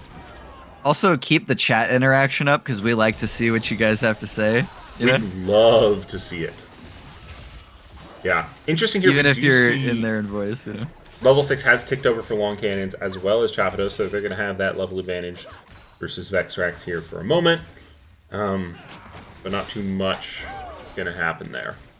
Yeah, there's so many tools against Sushi Monster here with that ultimate. You've got the cleanse out of Emilio, you've got the spell shield out of Sivir. So it's much harder to get onto these champions with that CC. Yeah. That being said, Vexrax does have that knock-up. And that can be really, really sneaky. It's hard to predict. it is difficult, especially if he can manage to find himself a bush to hide in. And also, so this is a really, really quiet game compared to game one. It Oh, is definitely. 9 minutes in, and there has been no blood spilled on Summoner's Rift. Not to say there haven't been attempts. Flashes have been burned, ghosts have been used, solo kills have been looked for. None of them have just turned up heads quite yet. And I do think for me that does favor the side of Team Fried Chicken here. Not only are they up about 1,000 gold between CS and turret plates, um, but they also, I think, have the more scaling composition. Yeah, I don't know. I was thinking about this, and it's kind of tricky to say just because I don't think the scaling is too bad from Team Popo, and I think their team fight can be really, really good. Yeah, Garcia's Ghost used here from Earl King. Chaos Storm going to be dropped down, and Oh, talking it's of blood being spilled, it goes down in the mid lane. The star matchup goes the way of Earl King, but meanwhile, the weak side Poppy in the top lane gets a solo kill back of their own. That's wild. That's crazy, dude. Oh, Okay, so Shady Gecko, Diddy Gecko they've was got the here space. too. The minion wave gonna stop them though. Yeah, but Curse the Sad Mummy is available. No Oh, buff for you. Gonna look to get them into the wall here. They don't need to bandage toss, though. They can just Curse the Sad Mummy, but they don't even need to. Shady Gecko finds the kill back for their team, and Team Fried Chicken will be pretty happy with that one. yeah. I don't know if no buff for you could have straight line ran out of there. I think it's pretty dicey, but those minions blocking the queue was such a real problem for Shady Gecko that I feel like it's probably the safer option there. Yeah, and itemization-wise, also, it looks like we've missed a Rift Herald take, or I missed a Rift Herald take from Shady Gecko. Does have that in his pocket. But, taking an item out of No Buff for You's playbook and going first item Abyssal Mask here for the Amumu. Yeah, and I kind of like it. I mean, you've got the probably AP. Well, now it's definitely AP Udyr on top of that Ziggs, and that's He can still probably go most AP. of what you're dealing with in these early game points. That's true. He can You still go can AP. you can Yeah. hybrid Udyr. Yeah, it Yeah, doesn't that's matter. just he's building a Nashor's Tooth just for the jungle clear, and then he's gonna go AD. Trust. Ooh, Salmon might be in trouble here. Is able to find the Satchel charge onto Shady Gecko, meaning Bandage Toss is not too likely. Curse the Sad Mummy would probably mean doom for the Yordle in the mid lane as I bonk my mouse and it moves the camera way off to the right. Uh-oh. Yeah, I like this from Shady Gecko though. Gets the position onto the mid lane, and Salmon just got soloed, has the wherewithal to push away that Amumu, play safe around the lane, and that's definitely good to look at. But that is gonna hurt given those plates over to Earl, and Earl should be able to clean up that next one with a solid push through. Gonna wait a little bit for this Dragon take though. This Drake is going to be a little dicey. Snoopy looking for Earl, perhaps, as Long Cannons does have the push in bot lane, but you did have Vexrax move first to help support the Dragon take here for the side of Shady Gecko. I don't think it's not contestable by the side of Team Popo, but it looks like they are going to let that go over. So that's going to be one dragon to one dragon, as Salmon's just going to ult the mid wave. Gotta love that. I mean, it And is Salmon also completely got the viable. tear Oh, stick. speaking of diving in, here comes Vexrax. Abyssal Passage is going to be used to try and get onto Long Cannons, but immediately Long Cannons is going to be able to dodge it and is now dealing back tons of damage. You got your ricochets going. Sushi Monster is going to be able to find the root, but there goes the cleanse. Good cleanse. Shapados using that ability. Meanwhile, on the back end, though, Shady Gecko is available. Curse the Sad Mummy. Bandage Toss does not land.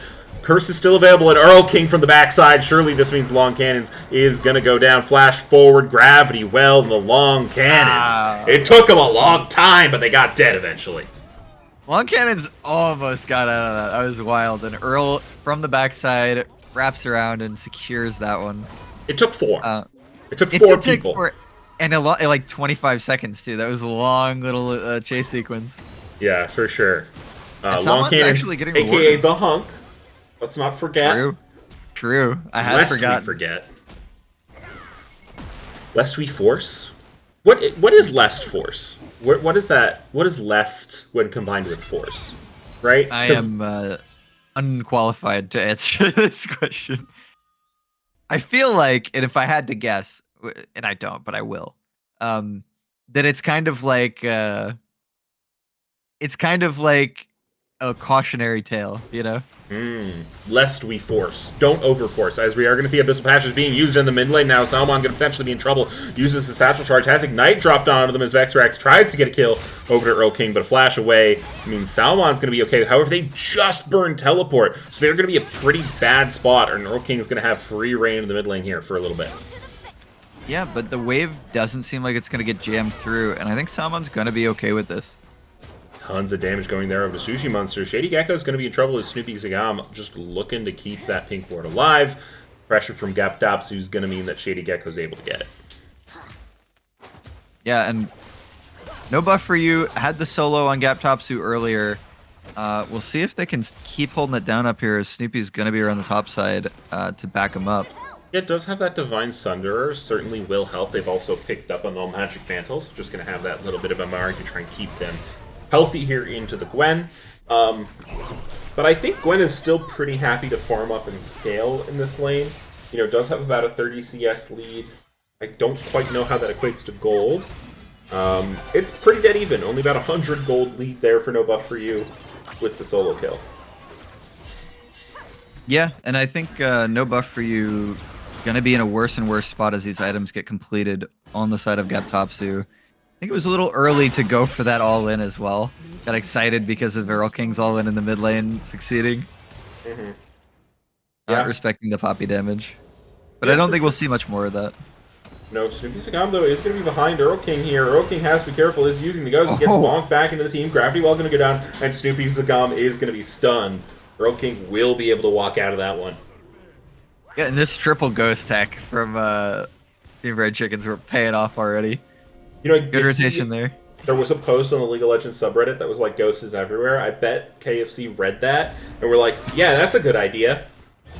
Yeah, they were like, you know, Popo got game one. We just need to go through Ghost. Snoopy Zagam is going to be knocked up here. Shady Gecko trying to get in range for the follow-up, but the CC immune Zagam is just going to be able to run away. We do have an answer-ish from Lest in the chat saying you'd have to ask 16-year-old Lest. Needlework is going to be utilized. Knock into the wall, not going to be found. Gaptopsu finds a solo kill of their own. Yeah, now it's no buff for you, repaying the favor, disrespecting that Gwen damage just a little bit too Long much. Cannons has to be careful. Abyssal Voyage is going to be used. They're going to immune that one, but here comes the Bandage Toss. Curse the Sad Mummy. Jabado is going to be the next one on the target, but Shady Gecko is going to take one too many turret shots, and they're going to take Long Cannons and get away. Yeah, the spell shield the cleanse he used before Amumu even gets there. Amumu getting a nice Curse the Sad Mummy down, finishing off that kill. Yeah. Although I will say, despite all the shenanigans, despite KFC looking like they're in a pretty commanding position, still only about 2k, now a little more like 3k down, which is only slightly more than what they were with earlier. So, you know, keeping the game pretty close, all things considered. Yeah, I think the CS is going really well. They don't have that lead to rely on in the bot side this game. But no buff for you, keeping the top lane CS pretty close. Mid is pretty close. And I think there's a small advantage in the jungle happening here. Obviously, Team Gold's going to affect that, so it looks like Amu is actually just up like 700 gold. But CS looking good. Looking see this Dragon starting up. Dragon starting up. KFC are in a little bit of a pincer, although no buff for you. Now going to go around just to be with the rest of their team. Dragon inside track is good for Snoopy Zagam here, so Shady Gecko has to try and find a way. They're going to get bonked into the wall, but now Gaptopsu on the back end. Needlework going to be started up, but they're going to have to be careful. CC immune from Snoopy Zagam as they're taking quite a bit of damage. Don't have the health just yet. Shady Gecko goes low on the other side. Gaptopsu going to look for the kill. He is going to be able to find the hunk, but trade their life. However, now on to the Dragon RKFC. They find the smite, but not quite done yet. No buff for you, perhaps. Looking Snoopy Zagam going forward, but they're just going to dance themselves away one for one, but Drake goes over to this Team Fried Chicken. Gaptopsu did the work of 3 players in that fight. That was insane. Just complete zoning on the back line, forcing Long Cannons to try to, you know, push them out themselves. And Long Cannons gets bursted like crazy by this Gwen. So Gaptopsu buys that space, gets the team into the pit, and secures the kill on the 80 carry. All in one fight, while holding off 3. Really, really nice work. Yeah. And we see the power of the Gwen because, you know, even if Gwen does show up and you're able to kind of collapse on her, Gwen is immune. Yeah. I hate to say it, but yep. Just That the was a big part power of of that. that means that, Gaptopsu able to force that, able to let their team get the trade and take one out for good measure in the process. Flash forward, Shady Gecko looking for the stun. Curse this Ab Mummy going to be used, as is the Melio ultimate. Vexrax going to be coming into support. Long Cannons might be in a little bit of trouble, but here comes Snoopy, who's going to be running towards the mid lane to support, and nothing else going to happen there. Yeah, well done from Long Cannons and Chapados. They played around that CC beautifully in that fight. They did have to commit the ultimate from the Melio, but Okay, I kind of think it's worth it. knowing that, since I didn't know, I'm guessing you don't know, what do you think Melio ult is called? Ooh. What do I think? Okay, so can you tell me what his E is called? No. No, I think it's Campfire? it's just Campfire. I thought that was like his passive. His E is Warm Hugs. Warm Hugs. Okay, okay. Warm Hugs. Dude, I'm trying to use like context here to glean some knowledge of what his ultimate is called. I have no idea. It is called Breath of Life. Pretty Breath of cool. Life. Pretty cool. You know what I thought? I was like, in my head, the word Oasis just popped up. It's not that bad. It's not that far off, because it looks I like a like big. it. Yeah. I mean, Melio's all like friendship, but also fire, right? Yeah. Like Oasis is like the desert friendship spot, like. He's I don't an know. Ixtal champion, right? But there could be Yeah. different meanings to Oasis. Yeah, I don't know. That's what came into my head. It was not the thing. Now, I do believe we're about to see the other advantage of having this Ziggs, and that is the old satchel charge busting down them turrets. Team Popo find a turret in the mid lane. Yeah, and I really do like the Ziggs pick. I think it's gonna. I mean, it's not Poke Varus. I think it would have been even better at denying like a Poke Varus. But I think it's a good pick into the victory. It gives you that Baron. space. Dude, this is a quick Baron too. This is a Gwen Baron.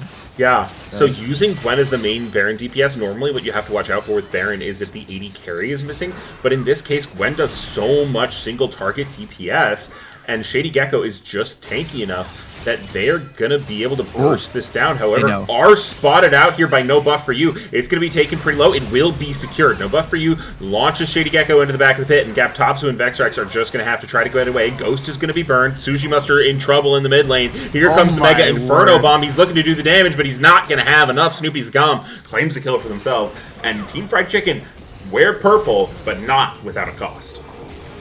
I don't know who this is better for, honestly. I feel like there's a lot of opportunity to make use of this Baron, but it just got a whole lot harder. Yeah, it's pretty difficult when you have your 80 carry down, your jungler down. Hopefully, in 19 seconds, when you get Sushi back on the board, you're able to make an effective push for hopefully one of these inner turrets. However, just looking at gold-wise, it is okay for KFC because they do maintain their gold lead with the amount of the gold that their Baron gave them. Yeah, and I think that critically, this is still going to apply on Gwen, who can just go side lane and make good use of it on their own.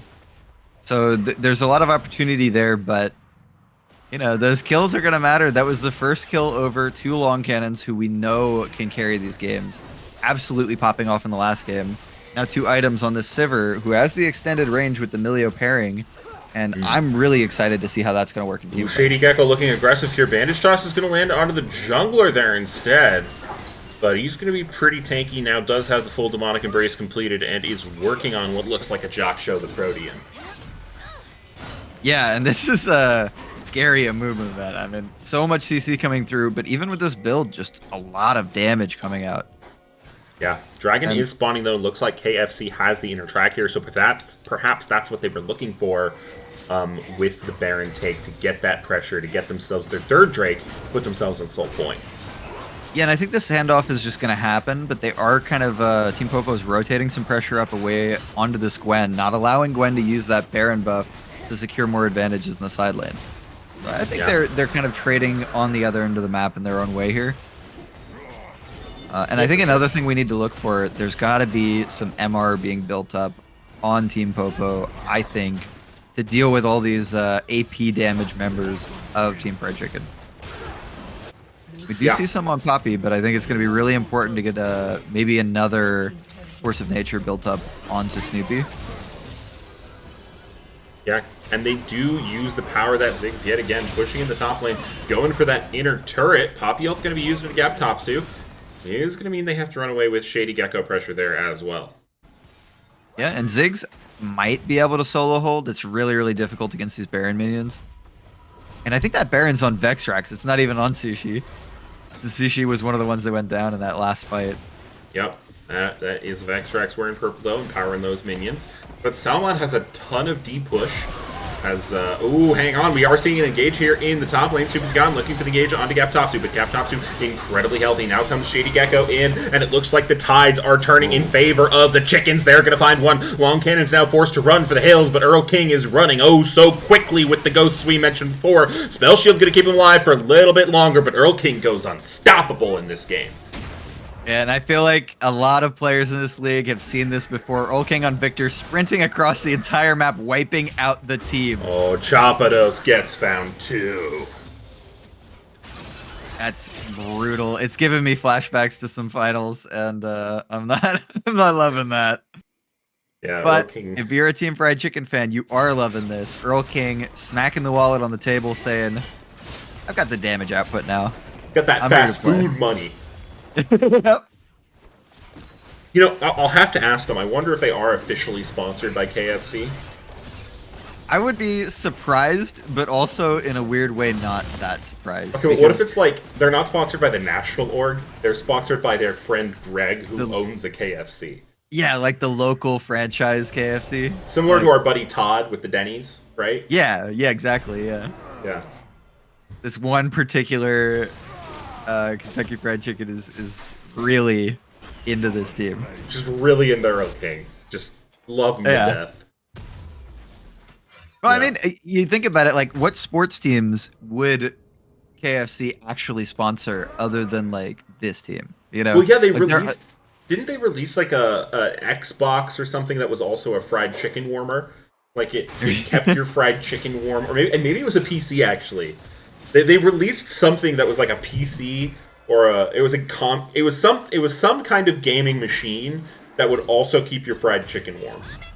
I don't know what that would have been, but I want it. And I think if you think about it, like, what other fried chicken themed teams are there for KFC to like sponsor as well? You know? Yeah. There's probably not. There's probably like, I mean, this has got to be the best one of the options. So they launched their own console, quote unquote, but it was technically a PC. Okay.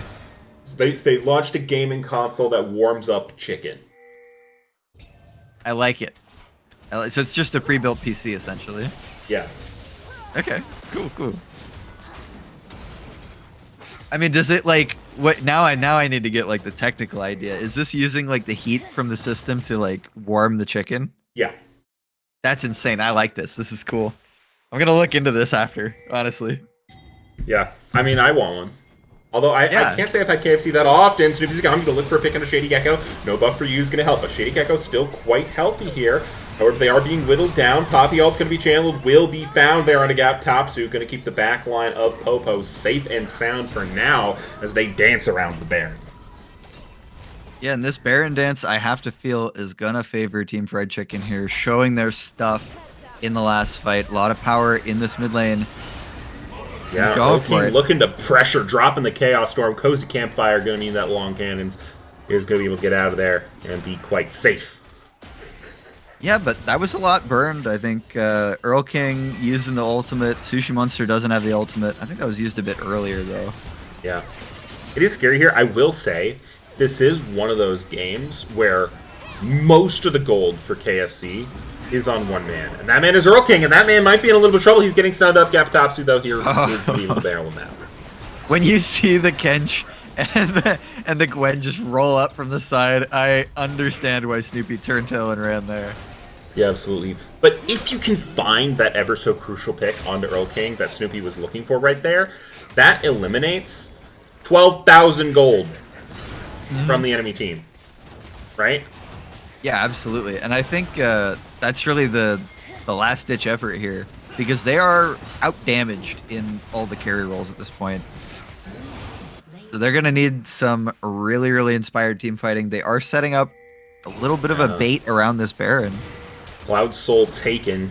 Salmon Ooh, potentially going to be in Salmon. trouble. Forced to flash away. Shady Gecko, though, might have the follow-up. But Earl King says, I've got it. Don't worry.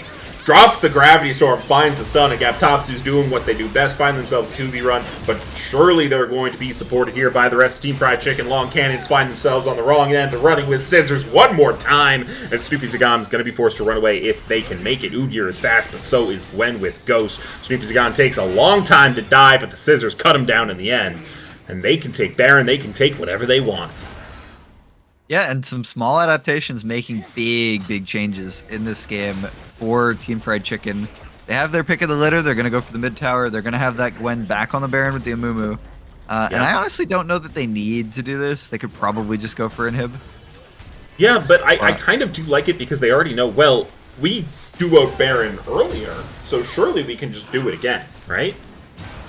Yeah, they are going to be able to pick it up. It's going to take them a little while here, and they're not going to get the mid inhib on the other end. But they will get these resets and be able to push down to try again on that mid lane, or whichever lane they really want to pick. They might just send Gwen down bot and leave the rest down mid. Yeah, Baron also does give you a decent chunk of gold, so I don't hate it. 10k now in the pocket of the Fried Chickens. Surely we are just going to see a big old wallet slap-a-rooney going down here. Yeah, and that man in the mid lane carrying a lot of that advantage. Got 4 items completed to 2. Okay, but you do have to tell me why they're the wrong items. I don't. Chat knows. Chat does. Okay, chat does. Yeah. Fair enough. Well, All obviously, right. I mean, against this much CC, Gale Force would have been really good to avoid. Ooh, Shady Gecko going in, Curse the Sad Mummy will find Chapados as well another bandage off. Thistle Passage will find it as well, and the damage comes through from Sushi Monster. Chapados goes for the grave. Shady Gecko now might be in a little bit of trouble, but an inhib is just going to follow as Earl King finds their zone and gets in the face of the enemy team. No buff for you, going to be going low. Forced to flash away. Snoopy Zagam goes down. Long Cannons finds the Scissors yet again. And that's looking like game 2 in favor of Team Fried Chicken.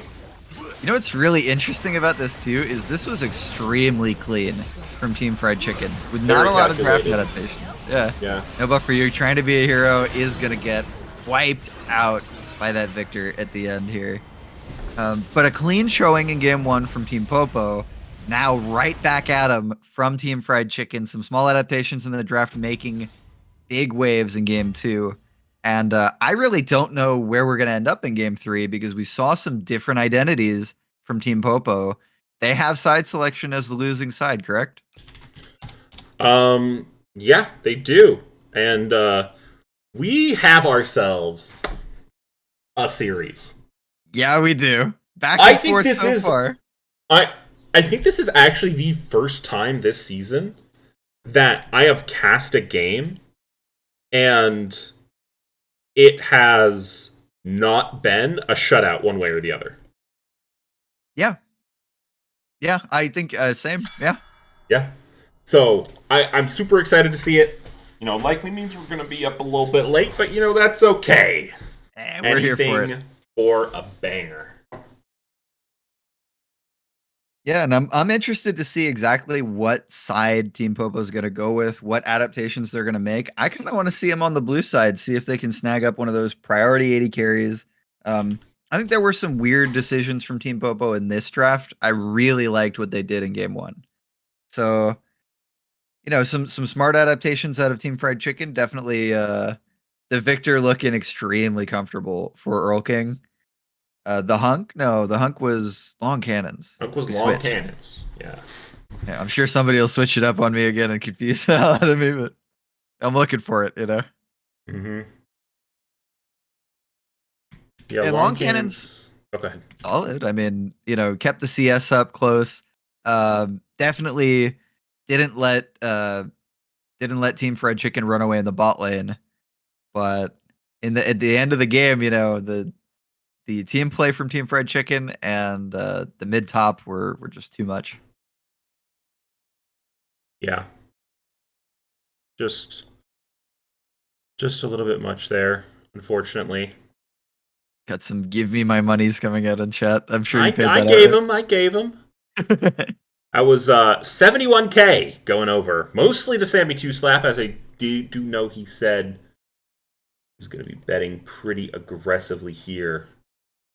on the side of KFC. It does look like Popo have elected to hurt me personally and swap sides for game 3. Nice, nice, nice. Just because they're Oh, hurting me, right? That's unfortunately, because he's the hunk Shady Gecko, there's no bias here. I promise. yeah. No bias, no caster I would bias. never be a bias caster. Definitely not me. Not me, not ever. Yeah. Uh-uh. Yeah. And is there a lobby? Are you in a lobby? I am in a lobby. Okay, I'm not in the lobby. Well, they invited you first last time, so I kind of assumed you were in here. Yeah.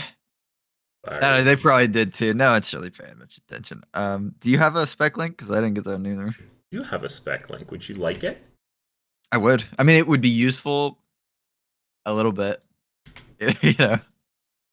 There you Yeah. go. I'm gonna keep last draft up as well because I kind of want to compare the two.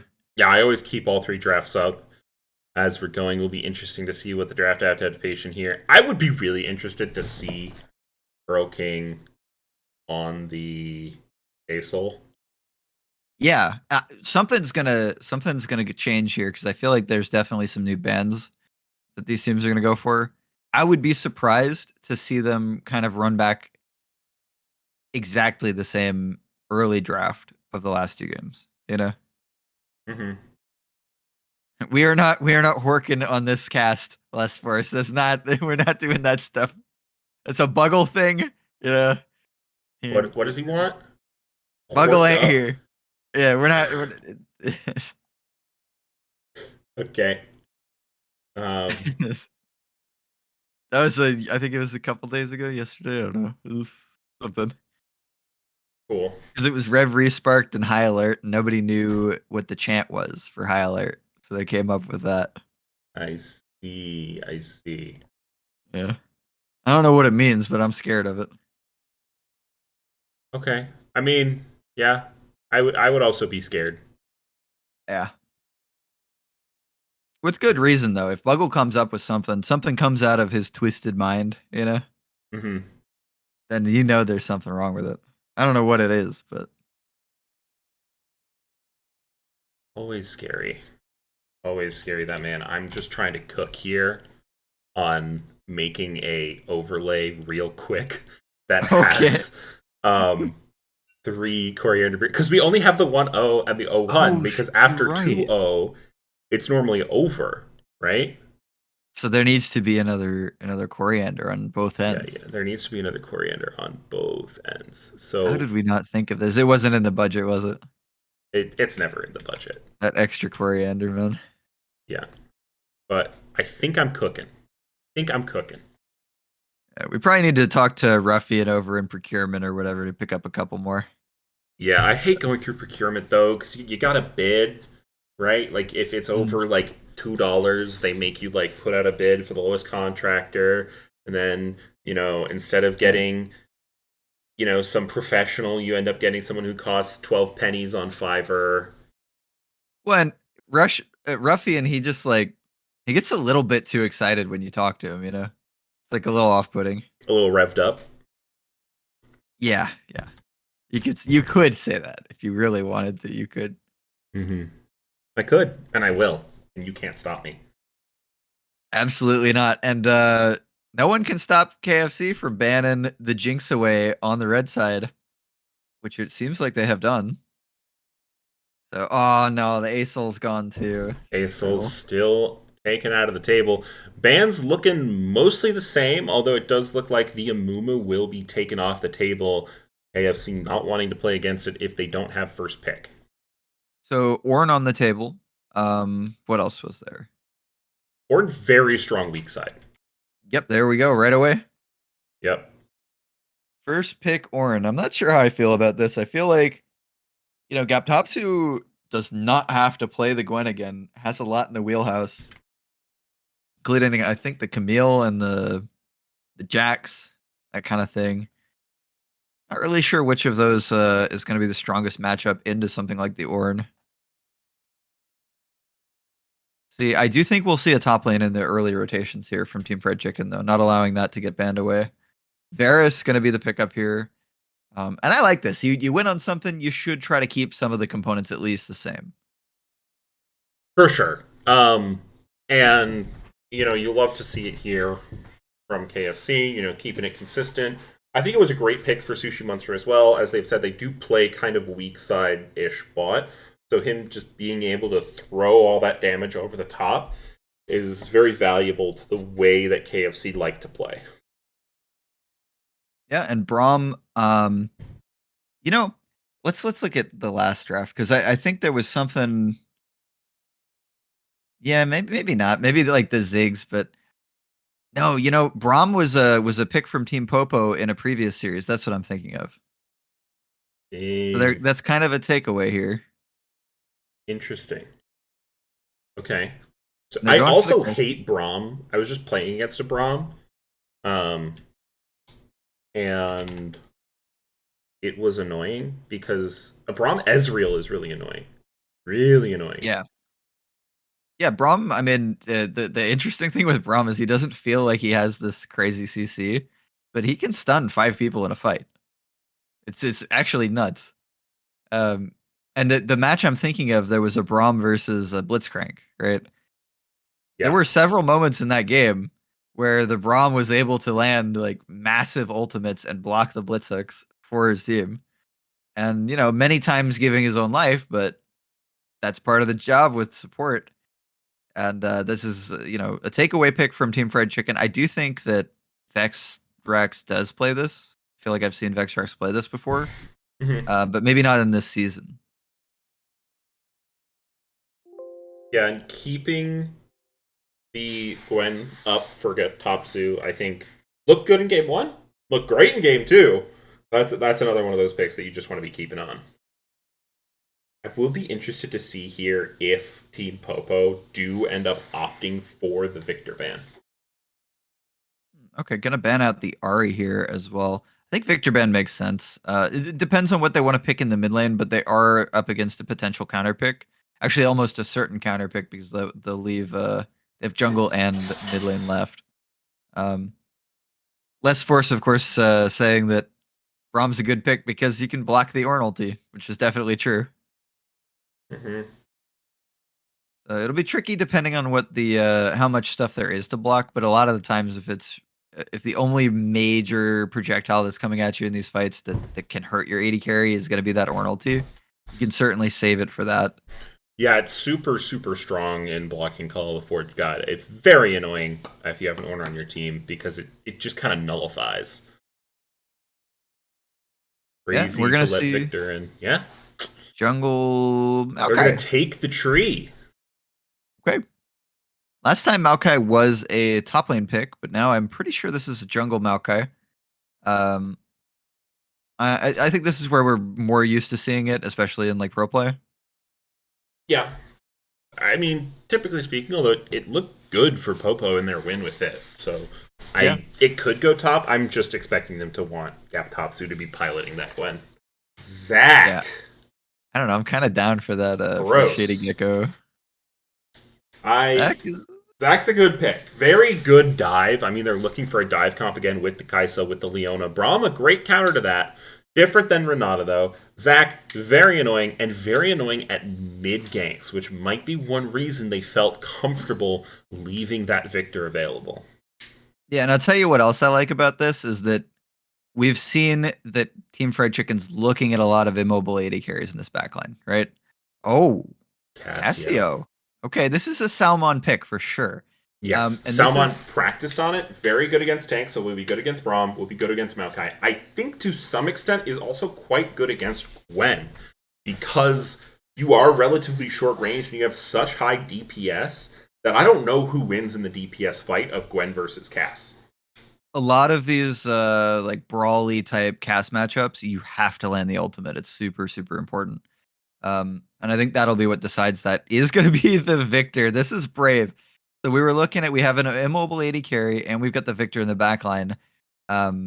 We have seen some inspired movement out of Earl King in the mid lane, especially with that ghost last game. So we'll see how many of these CCs Earl will be able to dodge throughout the game. But I do like the Zac. I think it's going to afford an extra dive buddy to get access onto these backline characters, especially when you have that Braum potentially blocking the Call of the Forge God from the Ornn. Mm-hmm. I also think that Cassio kind of struggles when the team opposing her isn't just rushing at you. You do have to kind of get into that shorter range. Our 80 carry has disappeared, is what Vexrax has said in the chat. You'll love to see it. Well, might be a minute for that one. But yeah, Wow. no, I think I like the draft from Team Popo. Um, it's kind of reminiscent of what they had in game one. And I think they were very successful with something like this. So we'll see how it works out. Yeah, we've got a reminiscent comp of Team Popo in game one, and we've got a reminiscent comp for fried chickens for game two, with a couple little adaptations here and there. Still an AoE CC Ultimate coming out from the jungle. Still a relatively nullifying pick for the support, although perhaps with a little bit less aggressive engage. So, I mean, I'm excited to see it because I think we're going to see both teams kind of at full form based on the mini meta we've seen so far in the series. Yeah, absolutely. And in other games, when it's like for example, Osu has like these World Cup tournaments where each player gets a map pick, right? And so the break point is when uh, somebody wins on their opponent's map pick, right? This is technically Team Popo's side select, right? And in long series, this starts to matter where this would be like a break point if KFC can win on their opponent's side select, you start Yeah. to kind of break apart their strategies a lot more. So we have 60,000 schmeckles bet here for Team Popo and 53,000 bet on Team Fried Chicken. That's not bad. That's not bad. I want to see a little more, guys. I know there are some people with deep pockets here in the LBLCS, and I know a few of them are in the chat. So if you're holding back, you know, kind of lame. Yeah. All in or nothing. Let's go. Yeah, it does look like we have a little bit of delay here, so we have some connectivity issues, but that is no problem for us here at the Low Budget LCS. We can talk about anything. I would love to bet, but I don't know who I would bet on. Well, I've got 19,500 schmeckles. Can I do, because someone else opened up the prediction, so I think someone else can close it. Can I do a poll at the same time? I can. No. Okay, I'm gonna let chat. Who do I bet on? Okay. Yeah, someone else can close it. Anyone can close it. But if every mod has bet, then it's a problem, Mm-hmm. I'm giving chat 1 minute to tell me who to bet on, and whichever one wins, um, You're gonna lose I it all. I will bet. How many thousands of schmeckles do you think is reasonable? How much you got? 100. 100K? Yeah. I think if you're going any more than 60, you're nuts. But if you're going any less than 50, it's kind of sad. I was thinking like 20 to 40. Make it interesting. 20K. All right, 20K. 20K. It's a little I can do baby bet. 20K. Yeah, but I don't want to burn myself out. What if I want to do this? Listen, I've only got like 20K. Who you putting it on? I'll put mine on the other side. Well, I'm waiting till okay, the poll ended and it was dead even. Okay. You want to know who I said you Who'd should you put it bet? on? Yeah. I said you should put yours on Team Fried Chicken. That's what I Okay. said. 20K, Team Fried Chicken. Let's go. All right. I'm gonna go all in on Team Popo. Huge. This is gonna end bad for me. I already know it.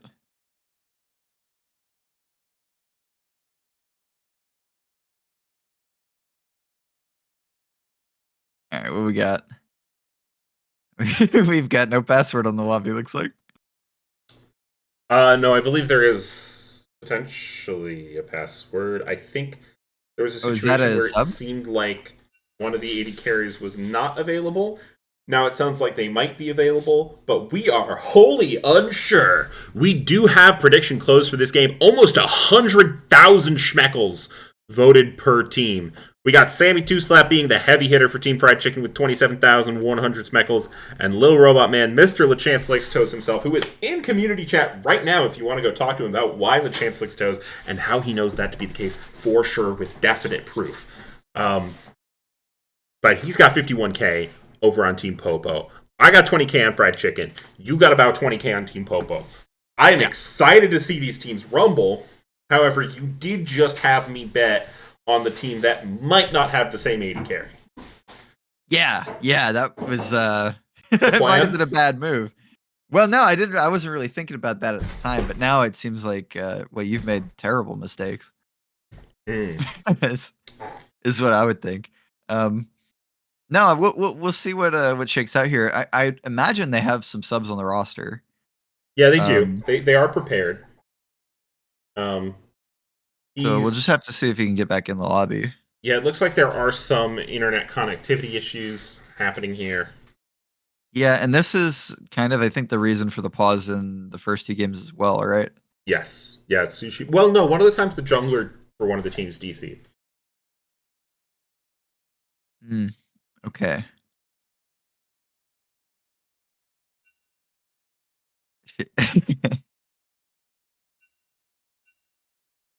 Nobody knows what's going on, not even the teams. This is good.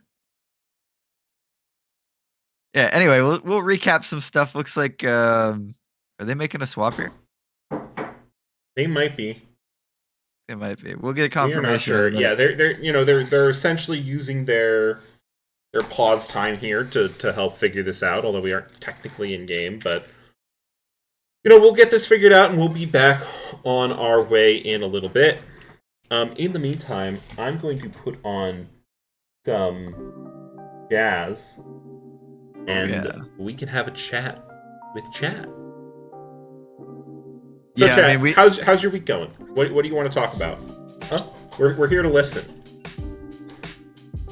This is a dangerous proposition. Chat has some deep, dark secrets that they might, unload upon us. Especially that Sammy Two Slap guy. I mean, something's off there.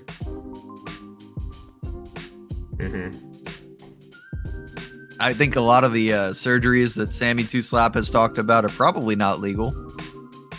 What kind of surgeon is Sammy Two Slap? That's my question.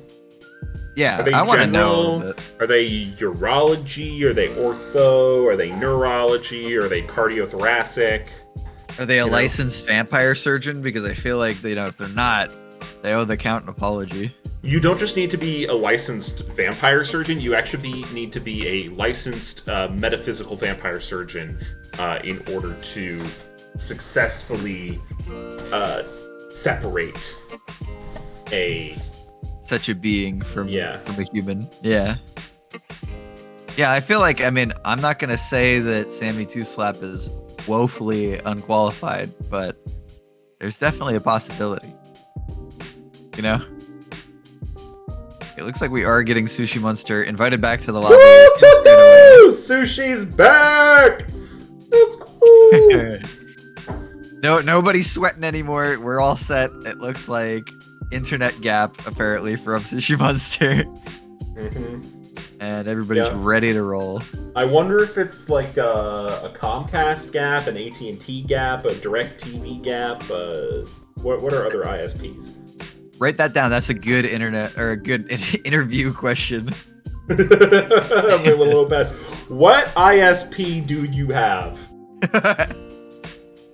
Honestly, this feels like, and I have just this creeping suspicion that this is a Comcast gap. Yeah, it usually is a Comcast gap, in my experience.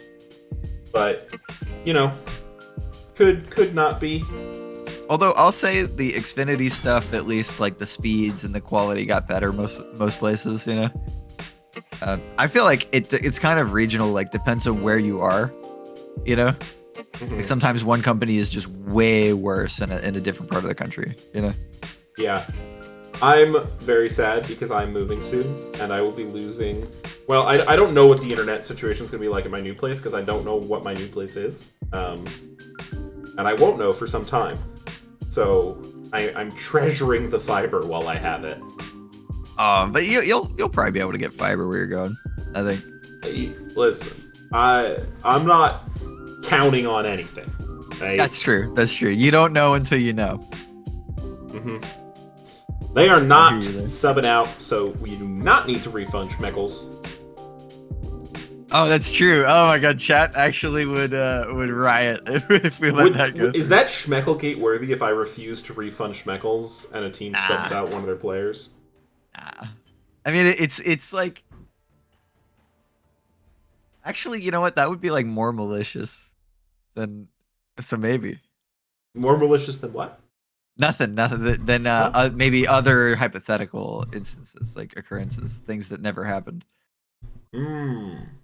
Mm-hmm. Good save, nice job, good one, mighty. Yeah, thank you. That's interesting. You know, we might have to have the parole board look into those comments. Nope. Who's in charge of that?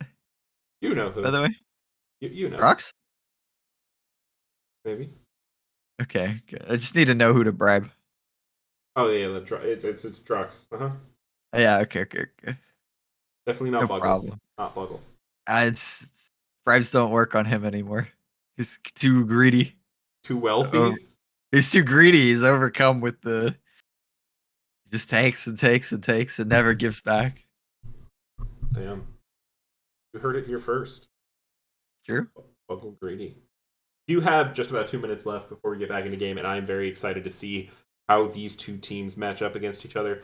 The key differences from game one are going to be you have Braum instead of Renata, you have Victor instead of Tristana, which was a signature pick there coming out in game two. Um, and you have a little bit of different dive comp here from the side of Team Popo. So Additionally, they are on a different side of the rift. I'm gonna come at you with some things that are the same. The same 80 carry pick for long cannons as their winning game one. The same mid lane pick for Earl King for Team Fried Chicken as their winning game two. These are the champions that had all the kills, had all the gold, carried those games super hard. The components to surround them are different, but I think these comfort champions for the players, the characters in the lobby that are going to be carrying these matches most of the time, more often than not, they're here to stay. And so it's kind of, I mean, most of the time when you have this featured matchup, you've got a head to head, you've got the same lane. But I think Long Cannons and Earl King are going to be duking it out late game for sure on these picks. Mm-hmm. Yeah, it is going to be very, very interesting to see Long Cannons versus Earl King. I'm also very curious to see Cassiopeia Salmon. Yeah. Cassiopeia And that Salmon is. I mean, I'm scared of good cast players. I just mhm. am. That early laning can be so surprising. You can just get jumped by this Cassiopeia damage. Feels like it comes out of nowhere. But if two Qs can land onto Earl, all you really need as Cassio is to keep your E's on target and avoid the stuns. And I Yeah. think you out DPS 10 times out of 10. As we are going to be getting into the loading screen here. And we have 3 coriander beer bottles, one filled in for each side. Excellent. Oh, we're in quick this time. Okay. No pause, no sushi DC. We're good. Our poll. Who pulled our polls important? I'm You going to give a at guess. 14, 15, 16, 17, 18, 18. 19, 20, Yes. 21, 22. 23. Okay. Welcome to Summoner's Rift. I miss him. I think if I had to guess who pulled our polls important, it was probably Evdingus. 30 seconds. That sounds on brand. I don't know if he's here, but that smells like Evdingus. I love this 5-man just sitting in the bush waiting for the invade. Yeah, I don't think it's Braum. gonna come. But Really strong invade, level 1. yeah, and a lot of pings going around. Interesting. I think this is Team Fried Chicken bantering to each other just a little bit. Once again, though, we see long cannons and Chapados in this Kaisa lane taking aggressive summoner spells, and no heal available this time for Sushi and Vexrax on the other side. Mhm. So, see if that's Oh gonna play god. a big role here. Snoopy's out of order. My brain can't handle it. Oh, just change it on the. You can change it on the scoreboard, Oh, and it'll change it. right. Yeah. Yeah. Oh. Yeah, I got you. I got you. Whew. It's a nightmare there. Yeah. I No, that's use bad. the Portress excessively. Yeah, yeah. But especially if you're like referencing something like who's playing what and the camera's not on it, you know? Mm-hmm. For sure. We are seeing early jungle pathing being just about the same. It does look like we're going to see a 5-camp player from both of these beef boys. Perhaps looking to impact this bot lane early. What 3v3 do you think wins? Ooh, that's tricky. I kind of favor the Zac a little bit, just being there faster pre-6. Mm-hmm. I also think he offers a little bit more in terms of the gank pre-6. So much of Maokai's power is in that ultimate, and he mostly... I mean, the root and knockback are powerful, but he's not going to offer too much damage, whereas Zac W does a suspiciously large amount of damage. Yeah, it's pretty good, that one. I think the Braum is kind of a big deal, though. It depends on how many stacks they can put on people to really threaten those stuns. Yeah. We are starting to see the first inklings of Salmon's comfort on this champ, though. You know, those twin fangs. What are these poles? What can you... Is Popo onto the... What's that? What was the question? I'll look. No, you're in the clear. Onto the fact that I know how to control the... What? Okay, there's some mod in the chat who's putting up polls. I'm gonna do a little investigating. Keep what you're doing. Yeah, let him cook. Vexrax and Sushi Monster have looked pretty aggressive here on the bot lane. It does look like Zac is going to skip bottom buff in order to be bot early, but will be spotted out by a nice early bush ward here out of Vexrax, so they're going to be able to back off comfortably. It could be less force. Less force is a mod. Yeah, I don't know. I don't think I can see who did it. I think you can see logs. Yeah, I can see Zelius, Val, Less Force, you and me, and there's one other are the mods active right now. Mm-hmm. But I don't know. Okay. Well, we have, you know, a little bit of a noodle fight in the top lane. Long Cannon's getting taken really low solo in the bot lane here. Sushi Monster and Vexrax looking to put their mark on the game. Okay, no buff for you is one of those tank players that is just terrifying in lane. Plays all the weird tank champions that just do so much damage. Oh Going my! in, Sushi Monster, though, going to be marked up with the passive. Now flying in, Vexrax does get knocked up by the slingshot. Going incredibly low, and the sticky punch means that they're going to go down. However, trading back, Shady Gecko. Oh, manages to give the kill to Sushi Monster. Now Sushi Monster will fall. Shady Gecko is going to be left alone, and that is going to be 2-4-1 in favor of Team Popo. Yeah. I think that's pretty good still for Team Popo, even if Long Cannons didn't manage to get those kills. Mm-hmm. You know, and even just looking at the items in the bot lane, I don't think it's too much of a worry. But yeah, Zac Probably not okay. a bad place to have that gold. You know, you're probably going to be able to get that demonic after first item. So getting into the you know, demonic items is going to feel pretty good. Yeah, absolutely. Should be a good acceleration. Zac does a stupid amount of damage, so this is going to be scary. I mean, Yeah. scary, especially for Earl King here on this Victor. Zac has one of the unique characteristics of ganking from everywhere. Yeah, kind of like that Rek'Sai, which used to be a bit more Speaking of popular. which, Earl King is going to be using the Ghost here. Snoopy Zagam doesn't have anything else to Gum shot him to, but you know, I think this is still scary. good. Snoopy going to be able to help push this wave back as Cassio ate that entire huge wave on the turret. Now going to want to push this through and reset. Very low in mana. Yeah, low mana. You know, even in CS here, it does look like it is going to be a different game for Earl King here on the Victor. Yeah, and I think that matchup, I mean, the Cassio is just so scary.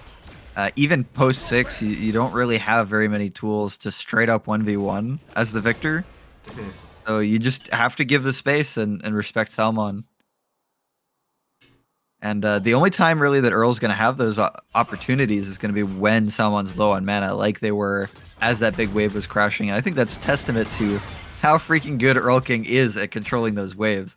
One of the things a lot of the veteran players who've played against him are very, very well aware of and afraid of. Ooh, this is going to be trouble. Knock up, but no buff for you. Getting incredibly low. Brittle proc might do some damage. But Gap Topsu finds it again in the top lane. That's closer than than we think it is, honestly. There was one more proc from that W coming through. Are you opening these polls? No. Oh, you're sure? Yeah. See, I just don't know, because I can't alt-tab, because the viewers won't be able to see. Don't worry, I'm on the case. I'm looking for whoever's doing this. Mm-hmm. Yeah. What if it's just it like... tells you who did it. Like, What if this is Buggle? I could just be Buggle.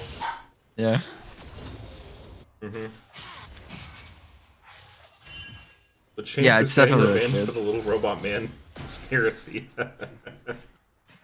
It is LeChance. You know it's LeChance. Because this is something LeChance would do. It could also be a spooky man. Nah. Spooky wouldn't do Salmon, that. though, going to be on the receiving end of Chaos Storm here. Earl King likely just going to use that fourth lane pressure. But nonetheless, will mean that they have the upper hand here for a little bit. Yeah, I like this Snoopy hanging around on the mid lane. And it's a tricky Yeah. spot now. JD Gecko looking for the root. Does use it onto Chapados there instead of long cannons. Has to use the Q to go forward. Chapados will burn the flash. But now here comes Snoopy's Gum. Sushi Monster Hash, be careful. Slingshot goes so far. It doesn't find the 80 carry. That is crucial. Now Braum passive is going to be on the Gum boy, and he's going to be taking his passive out. Now the little blobs are going back towards each other, but a re-engage here from Long Cannons is going to find the Braum. However, Sushi Monster going to trade back. Snoopy's Gum comes back alive for but a brief moment, and the Salmon has made their way to the play as well, which means that this is likely just going to end 2-for-1 in favor of the fried chicken. Yeah, that was a tricky spot. I liked that Snoopy was hanging around on mid because Salmon was having a hard time getting the wave through with where Earl had frozen it. But Snoopy decides they have to go bot to match Shady, and Salmon actually went back for mana before TPing to the bot lane. So just a little bit too slow from the mid jungle rotation, and Shady Gecko and Earl King get there first. Yeah. You know, it could have been calculated from the second Earl King dropped Chaos Storm to say, I am going to force Salmon out of mid so that I have mid priority so that I can come to this bot play that's happening when Shady Gecko comes bot in the next 30 seconds. Yeah, and I do want to believe that Earl is that kind of like evil mastermind that just is like, hey guys, check this out. Oh, Earl totally gives like evil, like very, very controlled evil mastermind vibes, right? Yeah, yeah. Like he just doesn't let you know. You know, he seems, you know, he's calm, he's collected, he's gentlemanly, but then he's hell-bent on the destruction of stoplights. Yeah. So something like not mundane, but like something just Ooh, we do see Gap Topsu able to dodge. Gwen's not immune because he's able to get in there. Brittle Block does quite a bit of damage, and they're going to look to give this one right on over the snake. However, Soupy's Gum is going to take that one away. Not too much of a problem, though. Shady Gecko trades places with Chapados, but there's so many members of the chickens here. Cross mapping it up. The arrow goes over the top. Shady Gecko may have to take the kill. They're looking for the vision. Sushi Monster able to find it with an auto, and it does look like that is going to be plates top for Popo, but Dragon for the side of the chickens. Yeah, and I kind of like this trade for the chickens. In 4-1 now on Sushi Monster. They're going to pick up this Drake and start stacking them up. And they've got a few CS leads dotted across the map as well. I got to say, No Buff For You is doing an incredibly good job, though. That Orin, we can now see why it was banned out. No CS deficit whatsoever into the Gwen on the top side this time around. Yeah. And, yeah, it's looking like no real gold advantage, but that first Dragon pickup. Pretty even game state across the board. Yeah. Seeming much more comfortable on the Orin. than the other pick so far, as we do see one of those ganks coming in from mid lane. However, Earl King, no minion wave just yet. Salmon going to get rooted up into the turret and drop back. Ultimate not quite going to be found. Chaos Storm will tick over, and Earl King will find the Salmon. Really snappy, aggressive play from Shady Gecko there. Love to see that. Flash committed, gets the kill onto Earl. Actually, the first kill that Earl is picking up in this game, which is kind of a surprise after all the action we've been getting. Yeah, a lot of it has just been centered around that bot lane. Zach and Maokai have spent a significant amount of time down here, and I think the Braum is a big reason why. That stun passive is just so powerful in terms of playmaking when you can get a bunch of members there popping them down. Yeah, absolutely, and this is only going to become more potent into these team fights. Looking at the team fight ultimates that they have this time around, the Braum included in there with that Maokai and that Varus that we've seen in previous games. Yeah. You're going to see a little bit of Brittle procking up here onto Gap Tapsu. You're going to be okay with it, but no buff for you, showing that they can go toe-to-toe no matter the circumstances. Put the hunk back on Earl. Coming out from Sammy 2 slap. Yeah, good call. Got the Victor back through. It's definitely time for that. I'd be down if someone has some crazy pop off Casio game. Somebody ought to pass that over there, you know? Mm-hmm. Certainly could be looking like it. Again, Long Cannon's not out of the question. They performed excellently on Kaisa in Game 1. And they've been under a lot of pressure here in Game 2. Yeah, and props again to Shady Gecko. Been all over the map so far. Making a big impact. We're going to see some more fighting up here. Yeah, Gaptopsy is using the Needlework, but Ornn is quite healthy. That last charge of the Needlework isn't quite going to land, and there goes the Ornn Horn. However, Gwen is immune. No buff for you, able to just tank up the Ignite. Likely going to be a stalemate, but is within kill range if Gwen decides to die. Vexrak's going to go in. Chains of Corruption not going to land. However, here comes Shady Gecko in the back end. Sushi Monster, however, taking so much damage. The Long Cannon finds a shot down. Looking to put their name on the rift. Vexrax is next to fall, and it comes up heads for Team Popo. It's a little bit crazy on the Kaisa. That is the 300 gold shutdown coming on already in this game. Picking up the 4-1 Victor. It looks like Earl and trouble in the mid lane. Yeah, but Salma might be in trouble too. Last tick. Observers say, no, he's not going to die. Yeah, the Chaos Storm too slow. You don't need to see it, though. Mm-hmm. And it was so crucial there that Long Cannons and Chapados were able to dodge the Chains of Corruption and the Glacial Fissure. Yeah. Or the, what's it called? The Bramble...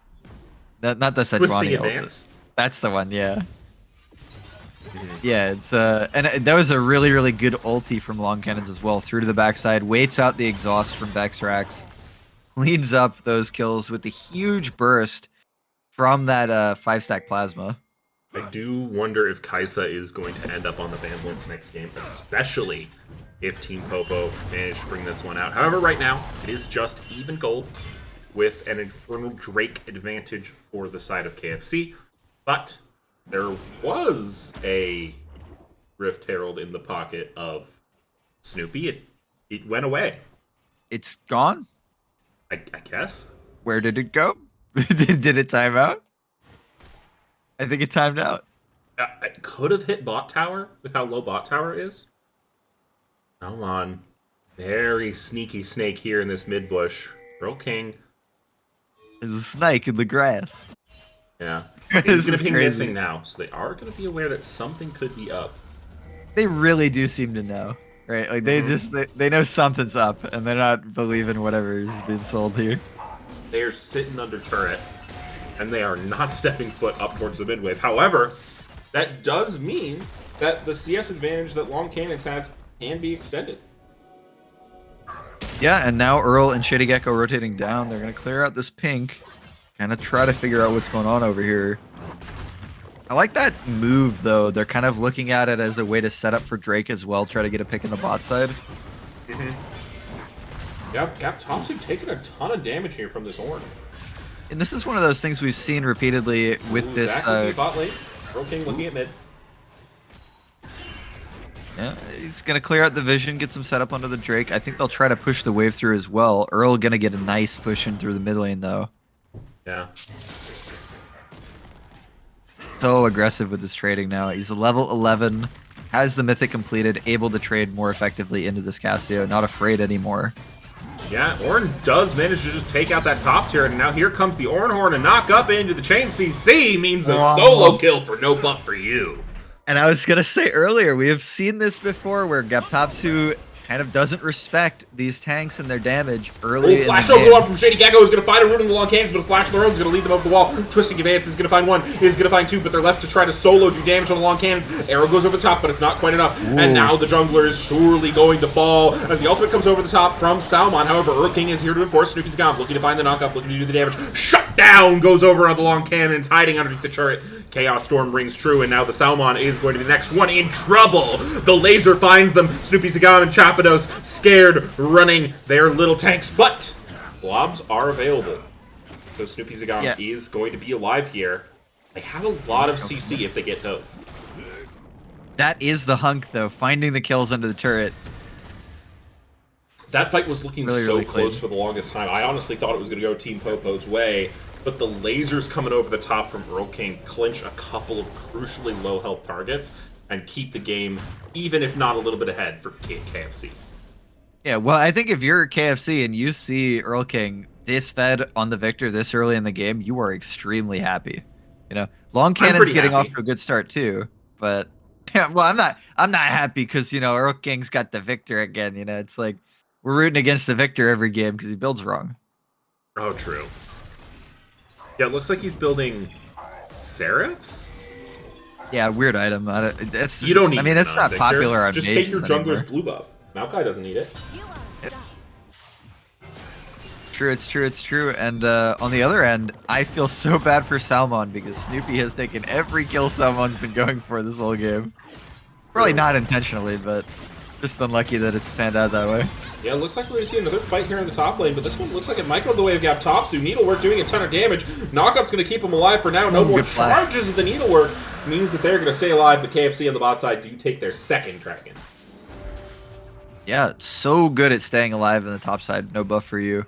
Almost got that return solo, though. Ooh, Salmon taking a ton of damage here. Gravity Well going to slow him down a bit. Chaos Storm ticking, but not going to take quite enough. So we do see Teleport coming out here from Ornn to try and keep this mid turret alive. No buff for you is doing a ton of work in this game. Yeah, absolutely. And once we get into these team fights, we'll also see that consistent front line that we've kind of been struggling to find in a lot of these games. Axe going back in. Good movement from Shady Gecko there.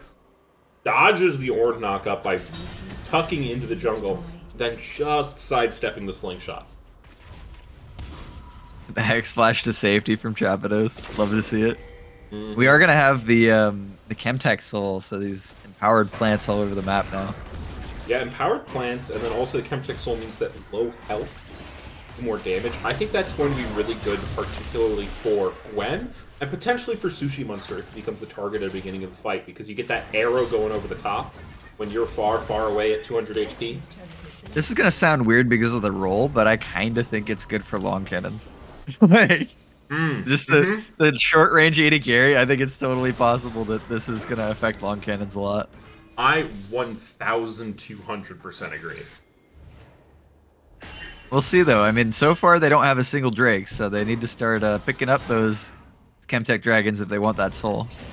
Yeah, so far all the dragons are over on the side of KFC, who also have managed to finagle themselves a 1,000 gold lead. Most of that is going to be on the Victor, so if you do find a nice slingshot, if you do find a Kaisa jump into the backside, and you are able to blow Earl King up, that means that the fight is looking very nice for the side of Team Popo. Again, that is predicated on a couple of conditions. Ooh, Vexrex might be in a little bit of trouble here. Yeah, we'll see. Hard to make that call to go in there. If they had the perfect vision, I think they would have snapped on it. The space was kind of long, too. They just didn't have the grouping between their members that they really, really wanted there. My favorite thing in mid lane as a jungler, just find your mid laner, mid game, and just clear your camps and then sit on top of your mid laner. Yep. Like, just sit on top of them. You gotta let them do their work, you know? Gotta be around. Yeah, and speaking of mid laners, we do see Earl just going to be collecting minion waves, getting up to a huge CS advantage now in this bot side. 195. That is 10 CS per minute if I've ever seen it. Yeah, really, really strong performance so far. Close to that Seraph's completion. And we do see Snoopy hanging around trying to cover Salmon, as Salmon has not been getting the best of these 1v1s. They're all kind of lurking in the shadows here, just going to push out for a little bit of poke. Yeah, but also doesn't have Mythic yet, right? Is just sitting on that Rylai's and the components of Leandries for themselves. So once that Mythic does tick over, I do think Earl King will have to be significantly more careful in these 1v1.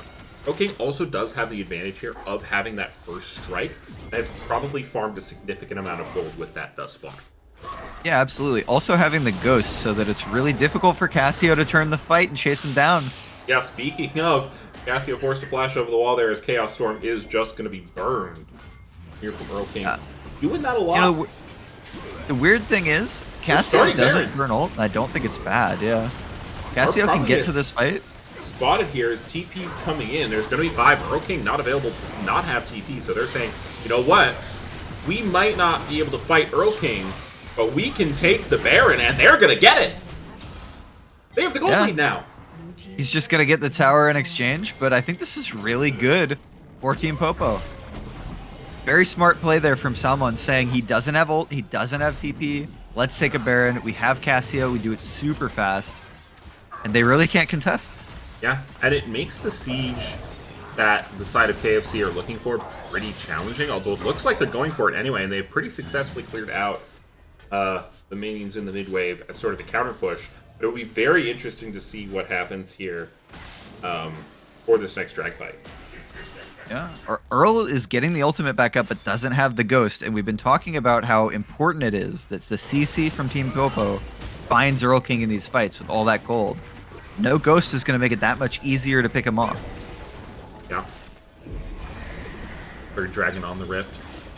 Does look like everyone's kind of in position other than Gaptopsu, who does have that Unleashed Teleport. Rift Herald going to be dropped here, but likely just going to fall as Salmon and Long Cannon started up. However, that gives them time to start up the Dragon here. Get it burning down nice and low. Chapados, no buff for you. Available. TP now coming out from Gaptopsu 0. We're going to watch the slingshot into the back line. Does find Earl King. Twisting advance.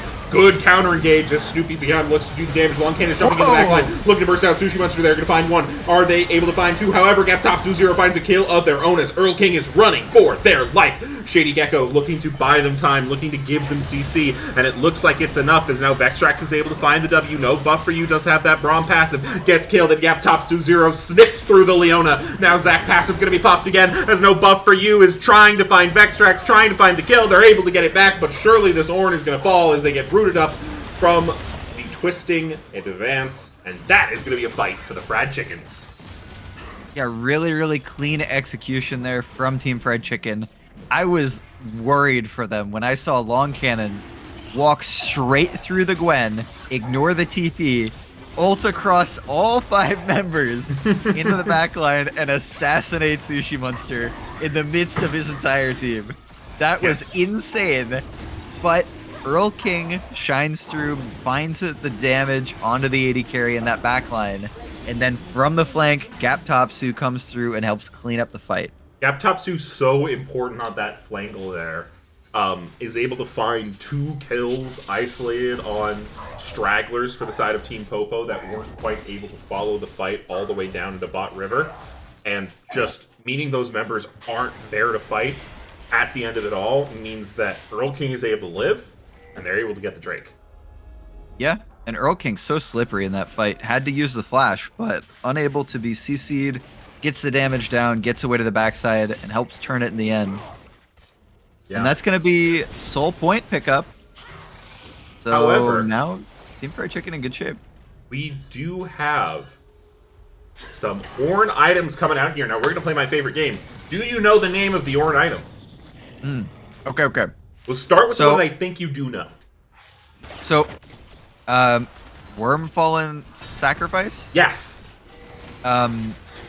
It's like something parasite for the... Yeah, it's the unknown parasite for Jock. That one. Yeah. I think then it's Reliquary of the Golden Dawn and Leandri's Lament. Okay, I thought it was Leandri's Anguish, but it's Lament. You're right. I think. I could be wrong. I think Val you're right. knows better than me. Okay, I know Val was in the chat earlier. I don't know if. Ooh, Snoopy's gone. Gonna look for Earl King here. Long Cannon's available. Is gonna ult in. Earl King being exhausted. Gravity Whale drop, but that's an 80 carry. Chaos Storm gonna tick, but Long Cannons runs out of there. That's 1,000 gold. 4 long cannons. Ulti coming through in the mid lane from Chapados. Sushi They're gonna be pack so it up. careful. Too. Vex Rex Oh. ate it up with the Braum. I love this aggression. They are looking for every angle they can find. And that's a huge pickup in the top side for long cannons. Earl King overstepping, getting found out. That's going to be a 3.5 item. Kaisa already coming through. We've already seen that aggression. We've seen the willingness to dive into the backline in these fights. With all this CC, finding the targets isn't going to be that crazy hard. You bring that DPS, it's going to be even easier to take them down. Yeah. So long as that peel isn't there. Leandri is now available on the Cassio for Salmon. So he's going to be more scary on this snake as we head into this next, what I assume the next big fight will be is over Baron or Drake. And Cassio is interesting because it's one of those picks that even if you fall behind a little bit, you do so much damage on not too many items. So with these 2 items completed, I mean, the Cassio damage is coming through. Yeah. Popo likely are feeling pretty good, as Lustforce says in the chat. You know, you've got your Orn items scaling, which, despite them being down a little bit of gold, Snoopy's gone. Might have to be careful. Bromq does miss, but Shady Gecko is looking to do it. They're going to throw down the ultimate.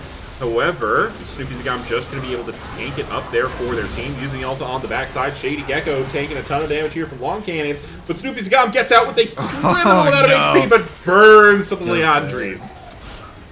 Yeah, close call there. They do pick up the kill at the end. Leandri's Lament, you were right, is coming through onto the Cassio. And that's so much gold value. That is so much gold value there. But the gold lead is ballooning a bit here for the side of the fried chickens. So it is pretty hard to say right now who is truly ahead in terms of stats and itemization. Someone wants to give me a line-by-line breakdown. Earl King is going to be targeted there. Flashes away, gets a shield burst. Shady Gecko going in, but shut down is found on the long cannons. And Chapados, no buff for you, do not have the damage to follow. Gap top 2-0 now available. Instantly getting stunned, though. And here comes Salmon. Has a ton of damage of their own, and they're going to find a Gwen. Vexrax absolutely saving the day there, blocking the last 2 autos from long cannons, preventing Earl King, the hunk, from going down in that fight. Yeah. And however, though, on the back end, Salmon, Gap Top 2-0 did not respect the snake there and paid for it with their life. Yeah, unfortunately, once again, no buff for you, I believe, got the kill. Salmon's still not on the board in the kill column. Yeah, this is a shame support Cassiopeia. Yeah, and the Cassio's doing the damage, actually performing in these fights. It's just not finding the gold for it. And we'll have to see if this next fight, this is going to be crucial for Team Popo. They cannot allow this soul to go over, or it's going to be pretty difficult to make this late game work out. Yeah. Kind of scary here. If I feel like if you lose this streak, hang on, engage is happening there. Chapados looking to go aggressive. Here comes the twisting advance. We do see Zach in the back line, but Salmon's taking a bunch of damage, and Earl King is still quite healthy. Chapados going in now, as is no buff for you. Ornhorn is going to be eaten up by Vexrax, but he will surely fall after that. Earl King looking to do damage, and now it looks like no buff for you is the only one left alive as the blobs advance. A triple kill for the hunk, and they can get Dragon, they can get Baron, they can have anything they want. I think they're getting both. I'll be honest, Earl's looking for mid, probably going to take that tower, take the rotation up from the Dragon into the Baron. And a really, really clean fight. I feel for long cannons there. Kind of got stuck on the Maokai going in. And then Gaptopsu finds him on the back. Doesn't really allow that ultimate to come through on time. Only manages to pick off the support. And Vexrax definitely willing to sacrifice there if it means cleaning up a fight like that. For sure. You're always happy on a tank if you die and the team wins the fight, because that means you probably did your job, right? Yeah, 100%, yeah. Especially if you're support and you're like, oh, I have like a few thousand less gold than everybody else, so they just, you know. Yeah, whenever that happens to me, I'm always like, yeah, get him! Those are my comms after I die, you know? Yeah, Yeah, go fuck him team. up! I'm like a boxing coach. Yeah. Yeah, good It look out there, good works. look out there. Put a nice cooling towel on my teammate's shoulders. They kill your 80 carry. Oh, that's a low blow, man. Ref should have called foul, you know? Yeah. You're actually not allowed to play with exhaust. It's illegal per something. You know. Yeah, section 13, code 4 of the Geneva Yeah, Convention. there you go. Yeah. The Geneva Convention. Yeah, the exhaust is criminal as well. Mm-hmm. I take it all the time. As I would be shocked if Victor escapes a ban in game 4. Yeah, I have the same feeling. This is definitely Earl's signature champion, and it's a little too scary to be left around. Yeah. Looks like they are just going to be sieging up in here. Gaptopsu going to be bringing in the top lane at the same time. And they are just going to be chilling, throwing saplings, throwing arrows, and looking to put down as much neutral tower damage as they can. Yeah, and I like this. They're even just Sushi's just taking this passive position in the back. Doesn't have the movement that Earl does. Snoopy's going to go into the back, as is Long Cannons. Sushi Monster are going to find them with the Chains of Corruption. They're going to find the shutdown to Victor, but at what cost? A huge route across the entire team. And now Gaptopsu Zero is here with the scissors. Chapado's going to be on to the back line. Vexrax, Sushi Monster still quite healthy. No buff for you goes down. You found the hunk, but at what cost? Snoopy Zagam, the only member left alive for now, but they're going to get bonked back into the team. Slingshot's going to mean they're probably to safety. And this is a classic look for Team Fried Chicken. Everything going into Earl, and the back line shines through. Even though Earl goes out, careful there, Snoopy. Not Trying to looking buy to the go time. out without swinging as hard as they possibly can. But it looks like Game 3 goes over to Team Fried Chicken. Yeah, and a really clean performance once again. Game 2, Game 3, they are holding it down. And the common factor, if I'm Team Popo, gotta look at that Victor. Yeah, we are gonna need someone else to close the predictions. No. I knew this would happen. Also, you can go ahead and check those logs. I did not do the I don't even know what I would do to check them right now. I can check them later and shame whoever it was. Or not. Yeah. You know, a little mystery is fun. Yeah, I don't know who did that. It wouldn't be me though. I don't do stuff like that, you know? Mm-hmm. Yeah, so KFC won there. KFC won game. So just whoever closes it. Somebody surely will. There's no way all the mods bet. Right? Yeah, if you could just find someone to close it, that'd be great. Yeah. That's not us. Because we did Yeah. Wait, I won. No, I lost and you won. Yeah. Okay, you don't need to close it, guys. Oh. Woohoo! Okay, but that just means I can bet harder. I bet Yeah. Sammy Two Slap is probably rich after that one. They bet more than I did. Actually, yeah, they bet like 50K, right? Yeah. Yeah, that's big. That's big money right there. 'Cause it was a pretty even bet. Mm-hmm. Thanks, Zell. Love you. Zelius, an absolute OG. Yeah, there's an actual responsible and respectable admin. You won 111K? Did you actually? That's not okay. There's no way. You only bet 27.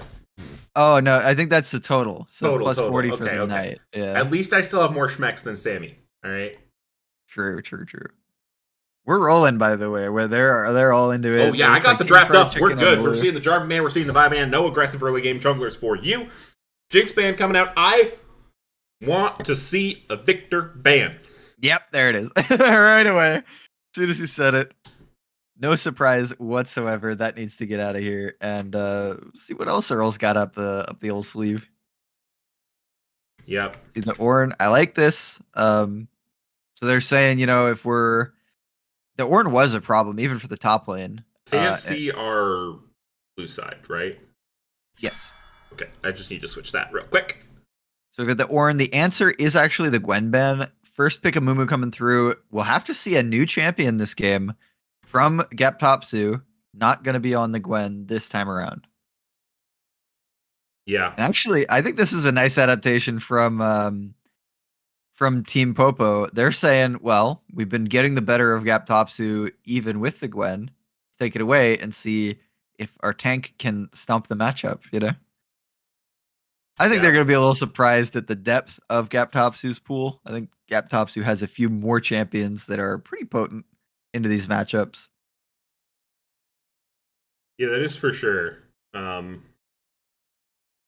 be interesting to see what Gaptopsu goes on, though. I'm thrilled. Amumu going to be the first pick here from the Fried Chickens. They use that as essentially a ban pick away, which I like. Yeah. And Melio going to be available again. I kind of hope we don't see the Sivir. I didn't really like that too much. I see the potential of it, but I just think there's better options. Yeah. I mean, Jinx is one of the better options, but she's not available. You could get spicy maybe with something like a Draven. Yeah. I feel like unexpected auto range from a Draven would be problematic and challenging. And I even think the Aphelios would be fine if that's in the champion pool. Aphelios is hot right now for MSI. Yeah, but it works because some of the guns have shorter ranges, and then that's like really beneficial, with the Melio. Lucian Melio. Yeah, that's actually I think that's one of the more popular lanes currently in the meta with that pairing. Cassante, okay. I want it to be the Earl mid. King. Yeah, I want it so bad. I don't hate seeing it on Gaptopsu either. No, and I do think it will go to Gaptopsu. This is definitely something that I've heard rumblings is in the wheelhouse. So it's one of those champions too that you'd be surprised how much damage actually comes out of this thing. Like it's a really good when he goes all out. Ooh. Vayne gonna be the hover here. And is going to be locked in for Team Popo. I don't hate it. Could also be Vayne top. I was about to spin it. I was about to say it's Poppy Jungle Vayne top 100%. It's a possible strong counter matchup into the Cassante. I have a feeling that Long Cannons is here to play the Vayne. That's the feeling that I have.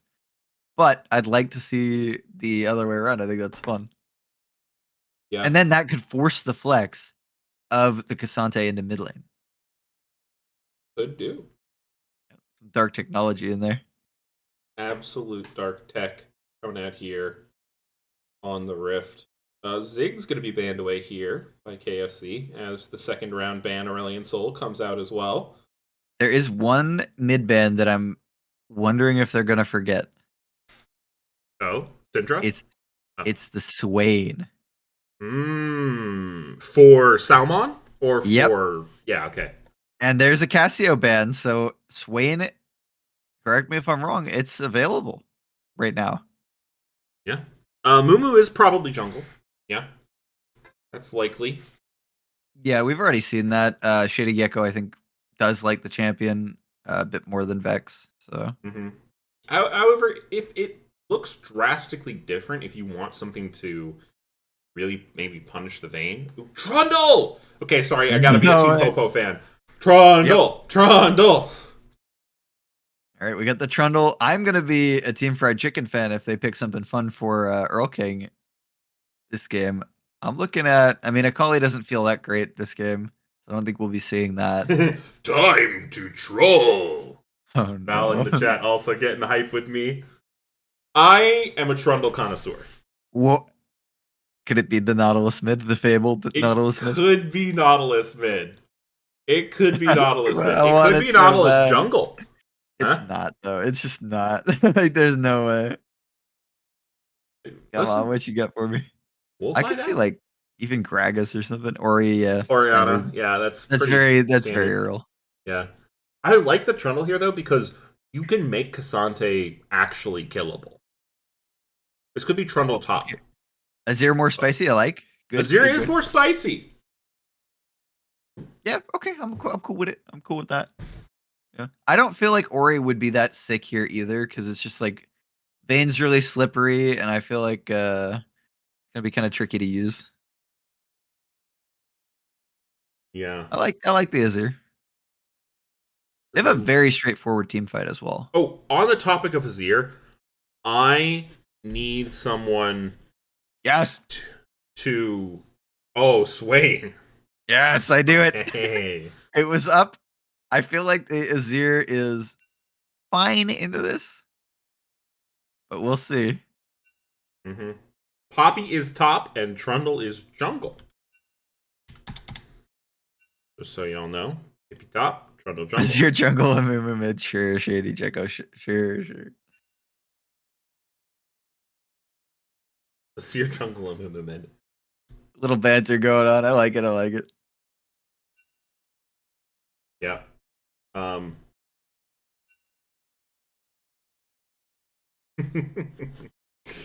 We do see Blind Midnight was way cooler. Yo, you're right, Dinos. Yeah, you're so right. And also, I love Dinos. Great name. Great name. We're ready, right? I just We're told ready them as we're ready. hell. Yeah, I'm so ready. I'm so fucking ready, bro. As Okay, 2 seconds. we are on match point. Yep. Game 4 here. Team If it goes Fried. over to Team Fried Chicken, it is all over here. Yeah. Do or die. I feel good for Team Popo after this draft, though.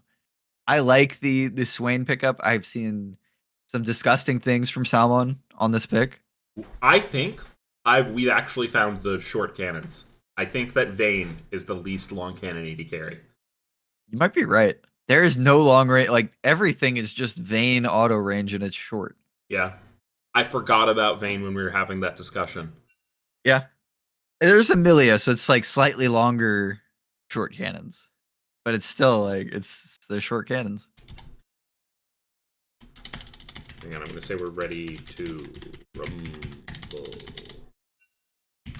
As I'll put on the Jazz. We get to game 4 here. Actually, wait. I shouldn't put on the Jazz. I we need to get the hype. dramatic orchestral music. There you go. Yeah. Yeah, we need to get pumped. I've been looking at these. These teams are fired up. You can see it. They're chatting back and forth in the lobby. They are ready to go for game number 4. And I'm pumped. I mean, these drafts feel very, very much like the identities we've been seeing from these teams.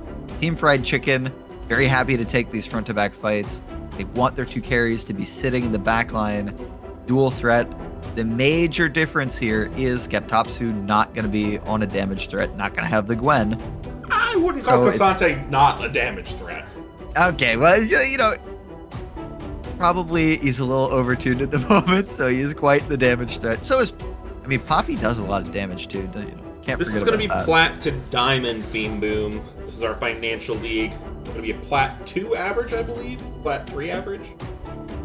Yeah, it's in there. Yeah. They're allowed, like, I mean, most teams in this league have like 1 or 2 diamonds tops, you know, depending on which. Yeah, gold, plat. Yeah, there are a lot of gold as well mixed in, especially if they have a diamond player. Now, I'm gonna put on some church music. Would you like to say a prayer for Team Popo? You know, I don't know if I'm the right man for that, but I'll give it my best shot. Do it. You know, let's just let's pray for the strength in their hearts to shine through in this last game as it comes down to the wire and they face up against the legends of the league in Team Fried Chicken. Let them persevere and give us a game 5 to remember. I like it. I like it. I want actual Silver Scrapes. Do you think we'd be allowed to play Silver Scrapes, or is Silver Scrapes like copyrighted? I don't know. I feel like, and don't quote me on this, but I feel like we've done it before. But yeah, I feel like that was a little fast and loose, Wild West of the LVLCS back in the day. I mean, if any of the mods in chat want to like do a quick law degree and tell me, if we're allowed to play it or not. If not, are we allowed to play the clip of Mark Z going "Bee woo woo"? No, we did do that. That's one we did do. I'm pretty sure. Or maybe we did that. Maybe we just did the "Bee woo" ourselves. Oh, I'm happy to "Bee woo woo" myself. Like, I'll do it. I did. I think we have. Like, you and me have done that before. Oh, for sure. Yeah, 100%. Yeah. Yeah, I don't know. We'd have to ask. Like Buggle or LeChance. I'm pretty sure would know if we had done that before. I don't know if we could get away with it now. Yeah. With things the way they are these days, Yeah. hard to get around with anything. Well, like VODs get scrubbed for copyright content now, right? Yeah, I think they have been for a while though. Yeah. So, anyway, we are getting into game. What is this music? Oh yeah, this is the hype music. This is the hype electro music. I just found the copyright-free version, if you'd like it. Oh, Why is get the there a Silver Scrapes for free? copyright-free version of Silver Scrapes? It has 1.5 million views. So, Alright, well, send that into my DMs and we can Yeah. get that prepped should Team Popo win this game. But yeah, that'll work, but only if we hit the game 5. So where are your schmecks, Mighty? Where are they going? Oh, I'm refraining from betting in case Elias has to go to bed, and then we're in trouble. I think that's what Yeah. NCS stands for, right? Yeah. Okay. No copyright. Yeah. No copyright sound. Yeah. I thought it was copyright free. I was pretty sure, but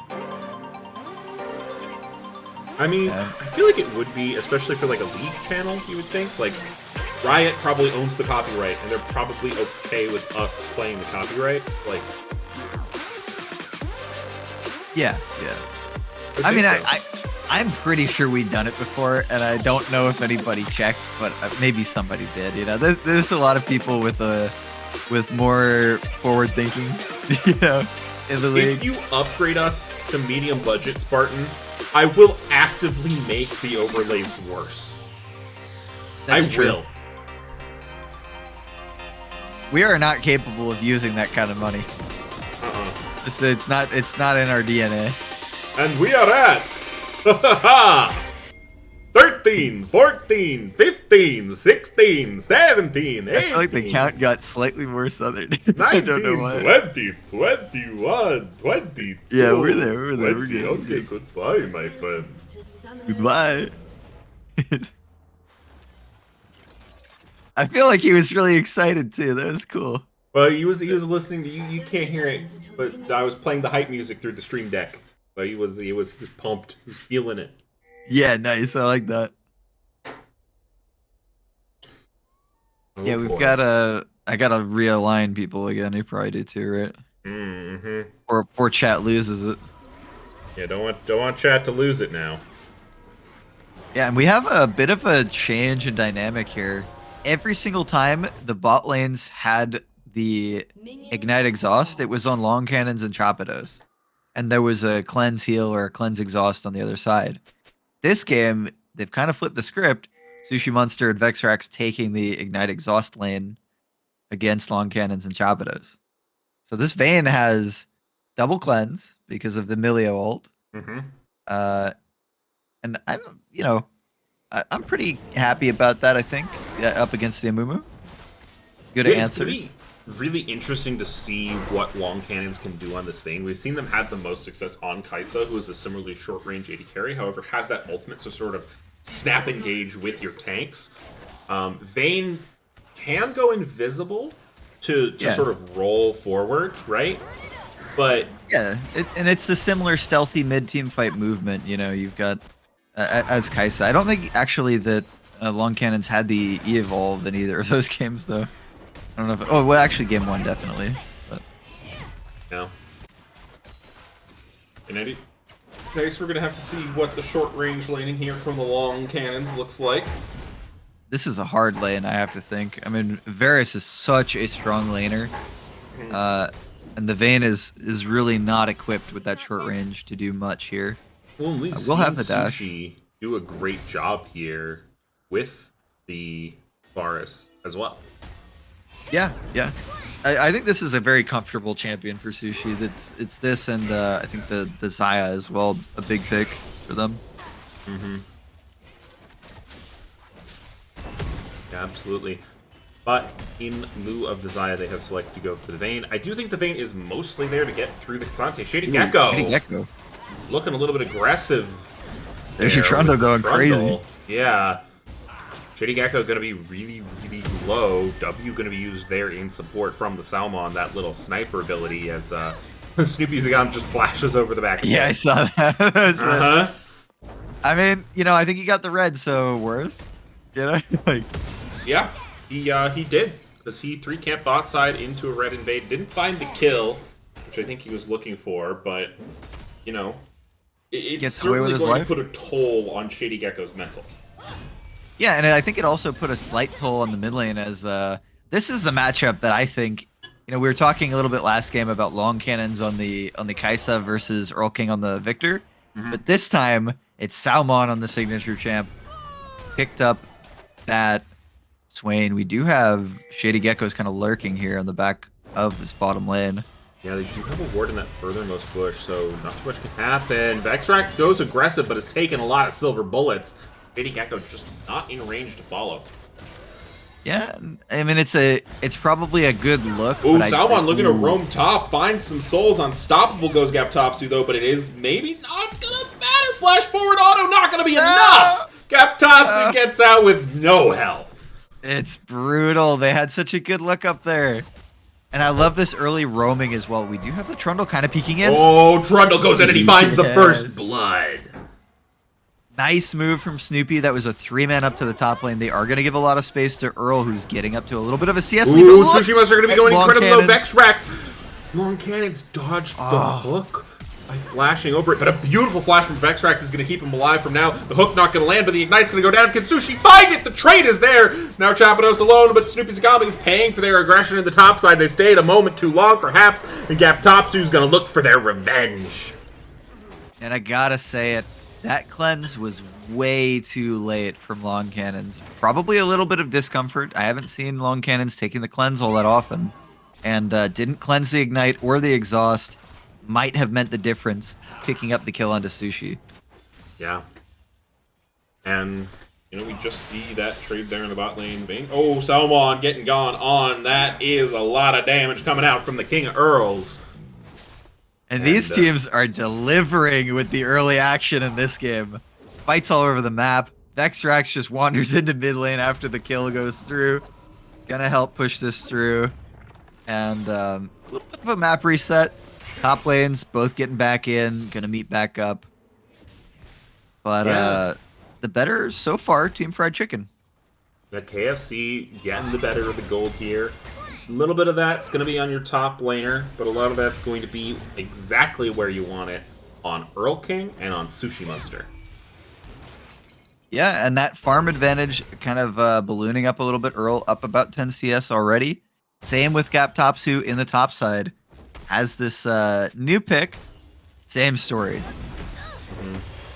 Looking aggressively to solo, but this time, instead of the needlework, you have the all-out.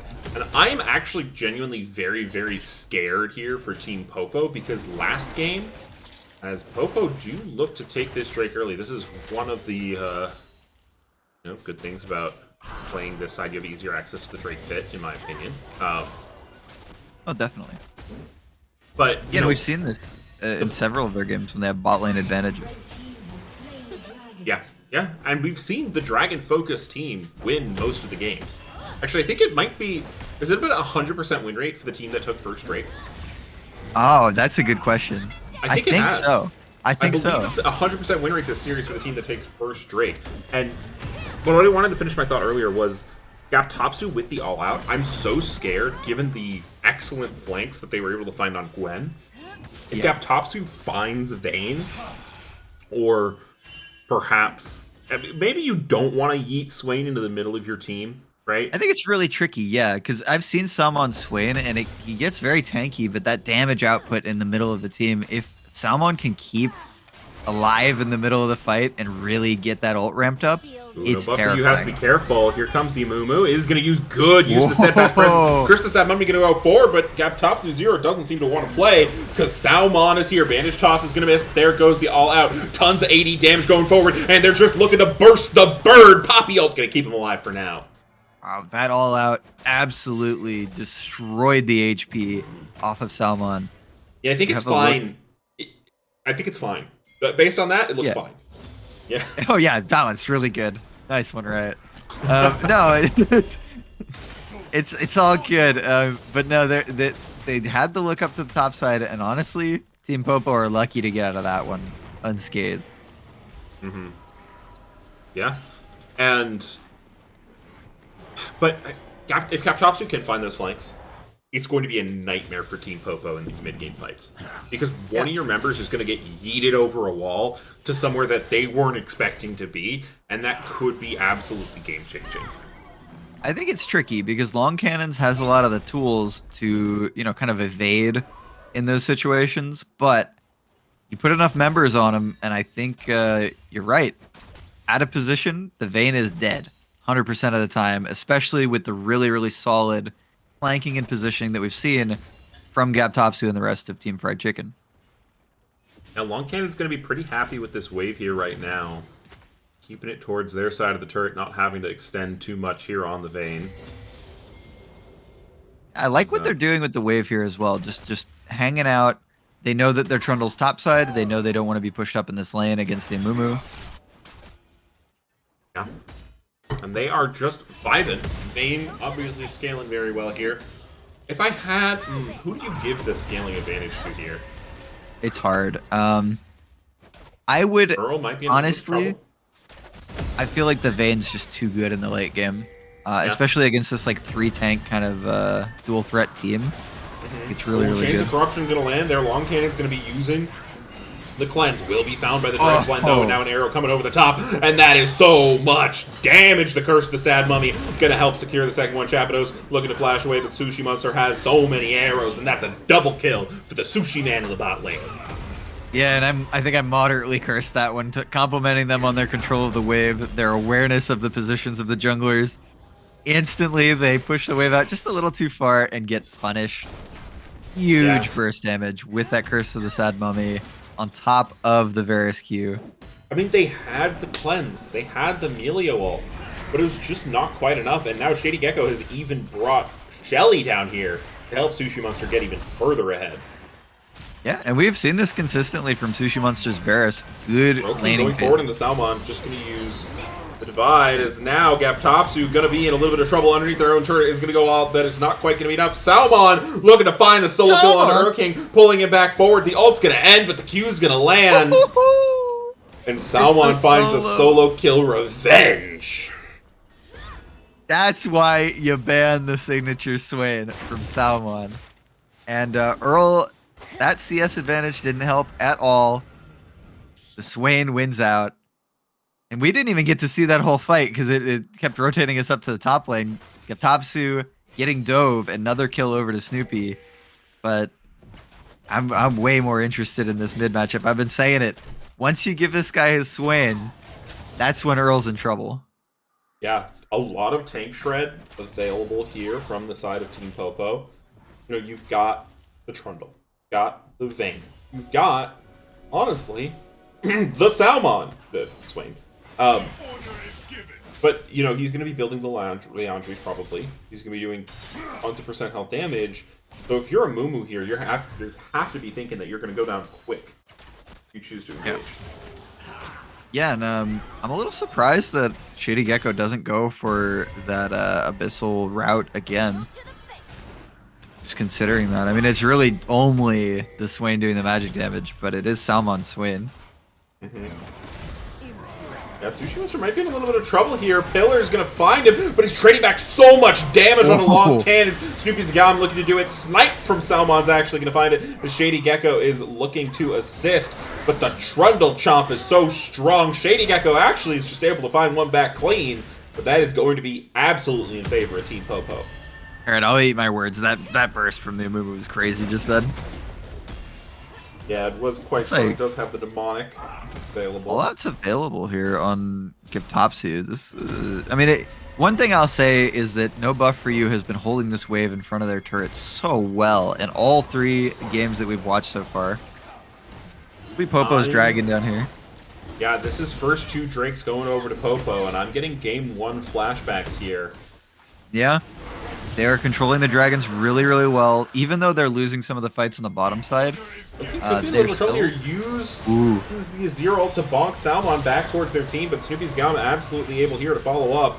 The Demonic Ascension is going to be used to quite great effect. Sucking down Earl King. Shady Gecko available, but the damage is not enough. Long Cannon's coming up to follow the enemy ADC. Sushi Monster dodging away the root critically, but this is such a fast bird, and you have to be so careful. A step back likely means the fate of the Sushi will be eaten up by the monster in the mid lane. It's insane. You have to ban this pick against Salmon. Just runs over that fight. It looked like Earl had the pick. The Emperor's Divide shoving Salmon back. But you do not want that Swain behind you. Yeah. The Swain in the middle of the fight, I'm going to take back what I said earlier. Do not all out Swain in the middle of your team. You will Never, lose. under any circumstance. It's a bad idea. The ult just going to be used to bonk away the Cassante. Vexrax looking to prevent too much turret damage going down from long cannons. Like a couple of silver bolts for good measure. But now No Buff for You uses the W perhaps a little bit too early, and Shady Gecko available. Bandage Toss will go wide. Poppy just able to run out. Really good evasions from No Buff for You. Just able to stop any of these ganks from really grabbing and gonna have to back away and TP back to the lane, but you know, doing well so far, absorbing the pressure, and the Drakes are stacking on the other side of the map. Yeah, Drakes stacking up. 2K-ish is the gold lead here for the Popos, and you have to respect this mid lane here. Yeah, absolutely. For You might be in a little bit of trouble. Nope, gonna be able to leave that one. Shady Gecko's been up here for a while. See if he goes over, tries to take this. Yeah, gonna be pinging out the Rift Herald. And Trundle just returning from base, gonna go up to their top side, but I don't think that'll be in time to spot this out. It could be, especially if you have Salmon coming. Ooh. You gotta be careful, Gecko, here, Salmon. Earl King gonna look to come assist Once Earl. their friend, but now Earl's taking tons of damage. Emperor's Divide is gonna be used, but Snoopy Zagam gonna be available. Earl King forced to hop over the wall. Now No Buff for You, looking to lead the charge onto that buff. Shady Gecko looking to get it, but it gets stolen away by Snoopy. Trundle! Yep. Trundle! No, that's a really good play, and I think Salmon looked a little bit greedy at first to be holding on there, waiting for Earl to rotate. But so smart, not even burning the Swain ultimate, just getting the Emperor's Divide for free. Man, Divine Sunderer. Oh, flash forward. Salmon gonna be found underneath the turret. But not gonna be taken down, and Snoopy Zagam just subjugates the enemy jungler. Salmon is unkillable. Someone has to die if Team Fried Chicken want a chance in this game.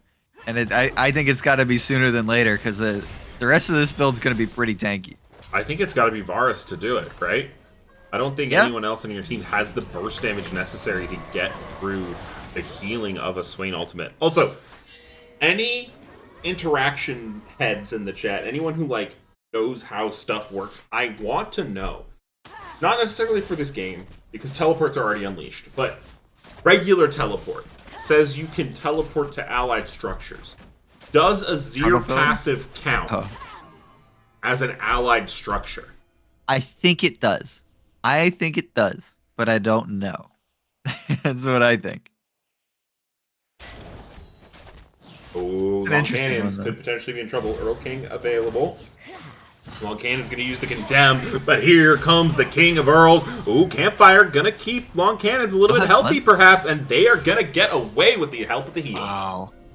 Held everything there. That was really, really bold. I would have burned Cleanse instantly there, but Long Cannons calculated it out, knew that, save it for the second Q, probably be better, and dodge everything out even better than that. Mm-hmm. Yeah. And this next Drake is spawning. This one's gonna be the Cloud Soul on the map.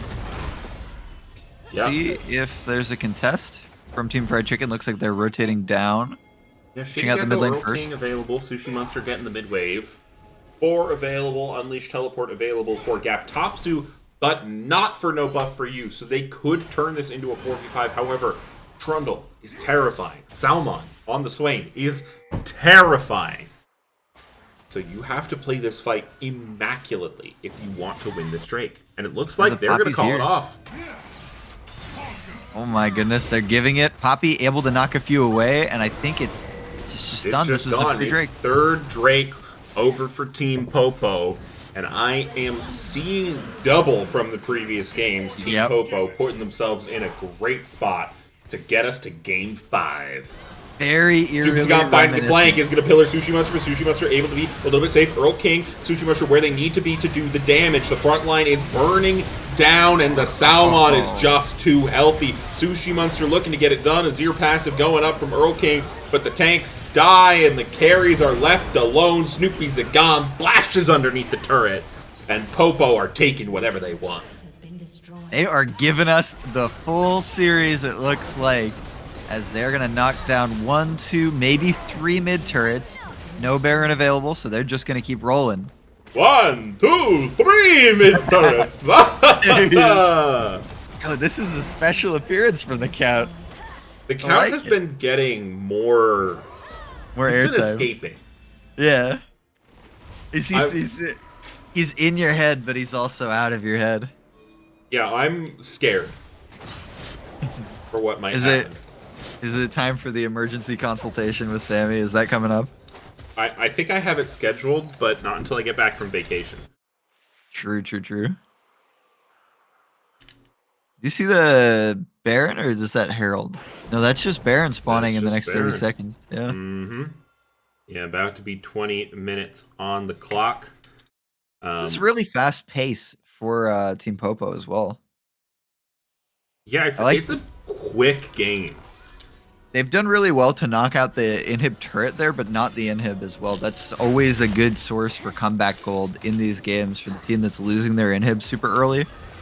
So I like that decision. I think it was also based a lot on the death timers, but probably a good move not to take out the inhib as well there. And I think they found a new, the first 3 games, I want to say there was kind of a draft meta that we saw kind of being bounced back and forth. Some unique picks came out each game, but there were some staples that stayed and some styles for Popo that stayed. Snoopy Zagam looking for a pick here out of X-Rax. Pillar is going to be able to slip through, but the Silver Bolts are available as well. Hook onto the wall. It's going to be in a decreased cooldown. Almost likely going to be able to get out, but half health. Yep. And Earl going to be the one matching down here against No Buff for You. Does have that TP, so he will be able to join the fight. I kind of like this. Earl should have the damage to melt through this Poppy. They are on the Baron, however. Ultimate going to be used. Shady Gecko going in. Curse the Sad Money. Finding 3 people. Long Cannons getting burst down, but you've got a Salmon in the middle of the team, and that's not what you want to see. Earl King trying to do the damage, but he just doesn't have the items. Gaptopsu going all out, but you can't go all out into a Swain. A triple kill for the Troll King. And Chapados might die to Earl, but he looks like he's going to stay alive with a nice little cheeky Q. Salmon going to look for more revenge onto the King of Earls in the mid lane. You might be downgraded to Duke after this as Snoopy Zagam finds their 4th kill of the fight, and they're going to look at the Baron. Really, really clean performance there. And, we've been talking a lot about Salmon in this Swain, but my God. Snoopy! Huge on the Trundle. Trundle! I'm a big Trundle. He is truly a Troll King of this Summoner's Rift here. Extremely wealthy, especially for a jungler. 1,000 gold in his pocket. You know, No, Vayne, they aren't going to complete this Baron. They're actually going to back away. Oh, Yeah, no buff for you. Not going to get hit by that. Doesn't get found. Going to escape through the bot lane, but they didn't I'm get the not reward they were saying looking for there. game is a done deal as Long Cannon's potentially finding a pick onto Vexrax. The Silver Volt passive stacking up, and again, Sushi Monster available here. Vexrax only gets a couple more autos in them. They're going to be So found, deep. but now Exhaust is going to be found with Long Cannon. Sushi Monster doing the damage. Crazy. And that's going to be a trade, but no! Poppy Slam into the wall. Divine Sunderer finds him, and no buff for you. Claims it from Sushi. That's a real teammate right there. That Poppy just ran across the entire map and flashed into the enemy AD carry so that Long Cannons could have a 2-for-1. That's awesome. Fuck me for thinking that you were gonna die. That's my bad. We have a new Troll King. Sorry, a new Troll- Hunk is the Troll King. A hunk is the troll king. Teleport I like coming out that. here from Gaptopsu as they're looking to the Baron. Shady Gecko going in, Curse the Sad Money finds them all, but they're just too tanky. Earl King doing damage from over the wall. It's almost Salmon. enough. They find the shutdown onto Salmon, and that's exactly what you need. But the problem is, you got through Salmon. Okay, now get through Snoopy. They also don't have the damage for this Baron anymore. They just keep losing the Vayne. They lost Salmon. They're going to have to rotate down to the Dragon. No TPs available from the respawning members, but Vayne will be down here to join. Yeah, and Trundle this game is just so strong. A couple of cheeky picks combined with being an absolute menace in these team fights means that, you know, you got to get through the Troll, you got to get through the Bird. All the while, you got to also keep track of a Vayne. Yeah. And the funny thing, last fight, I was thinking about what we were talking about with this all-out going in onto the Salmon, dragging him into the team. Gaptopsu says, I'll drag the Salmon into his own team and solo kill him in the midst of all of them. Now, all out, That's very crazy strong. right there. I do think Gaptopsu has not looked as good. Poppy gonna bypass the Emperor's Divide there. A knock up, a bonk. Earl King response force. Gonna fall. That was practically a solo. Yeah. Poppy was just murdering Earl on their own. Now they've got the whole squad together, gonna be able to clean up this Baron. They have that Cloud Soul. Yeah. So there's nothing to pick up on the other end. And they're so fast, and this team being fast is horrific. Scary. Yeah. Especially that Swain running at you at 1,000,000 miles per hour with the Ghost. Ruffian coming in with the subscription saying, what a wacky interaction. I'm assuming they mean the Poppy charge with the Emperor's Divide. Ruffian, you know, you're going to go to the Denny's in Vermont, talk to our buddy Todd. The pancakes are on us, of course, but you've been subscribed for 31 months, okay? So tell Todd that, and I think he'll give you the syrup for free. Yeah. Maybe a little extra, you know? Yeah, maybe an egg. Oh, that would be nice. Scrambled eggs or something. Yeah, I'm not saying it won't be a sulfurous egg, but you might get an egg. Yeah, you get something, you know? Oh, that's Earl. Someone put the damage down. That's Yeah. about half HP chunked away already. And it is just suffocation time from the side of Team Popo. 8,000 gold, weighing down their wallets. Getting ready to just smack them. Yeah, they're about to smack these wallets down right on the door. They are barging in. Mid lane went down. They're on the top side. Baron minions coming through, and oh, here comes an engage out of the Poppy. On the Yeah, side, Poppy- Shady Gecko gonna be okay. We're seeing some Moo Poppy action in the mid lane. Oh, as Poppy channels the ultimate, bonks out the Nautilus. This is the trouble, though. You have a short range team. You have the Vayne, you have the Swain. It's difficult to siege down turrets. Yeah. I honestly think Val is pointing out that maybe it's a lethality Varus angle here. I'm going to I pitch agree. maybe it was an AP Varus angle. Ooh, that could be good too. Okay, they're going to be fighting up at the turret. This looks somewhat promising for KFC. Salmon's going to be taken all out, and Gaptopsy's going to be able to find it. Gaptopsy's going to live. Subjugated, ticking, but it's not quite going to be enough. Earl King going to look to do the damage, but Snoopy Zagam is just too big. Long Cannon's now looking for redemption. Finds one. Looking for the enemy AD carry as Vexrax flashes away, but the Troll King will not let you live. And it looks like we're going to Game 5, baby. Yeah, and on the back of a 12-1 and 12 performance from Snoopy, Salmon on the signature Swain, and I think the first time, at least in this series, the first time that I've seen, Long Cannon's on the Vayne. Yeah, Long Cannon's on the Vayne. Snoopy Zagam on the Trundle, baby. Let's go, Trolls. And they are going to be just taking the base in the face of Gaptopsu. All out, not available here. Their health bars are just so thick. And we are gonna get Silver Scrapes. Yes, sir. What a series so far, back and forth. And it's a best of one right now. That's what we've got. Yeah, so we just did, 3.5 hours, and now it's a best of one. Yep, that's where we're at. Both teams got to be thinking the same thing. We have one game left. What are we going to do? You are going to blind the Aurelian Soul if they leave it up first rotation. Yep. I'm a little surprised they didn't blind the Swain. I mean, it's like that's got to be a ban. It's like the same thing as the Victor. What are you gotta swapping out here? If you're KFC. Man. Honestly, I feel like you need to ban certain things. I think that's the trouble, right? I think a lot of what they were going for in their draft made sense. Maybe the Amumu is something, or the Nautilus. You could switch for we saw the Renata earlier in the series. Be a good option. But it's really tricky to say. I mean, I feel like they had a draft that could have worked there. Mm-hmm. It could have been, but we are going to Game 5. Let me get this copyright-free Silver Scrapes. Yeah, get it queued up. We'll play it on the 3-minute break, right, or something like that. Yeah, we could. That works. Yeah, it's kind of weird to play it after the draft, you know. Mm-hmm. But the draft's already up, so I don't know if we have time for before.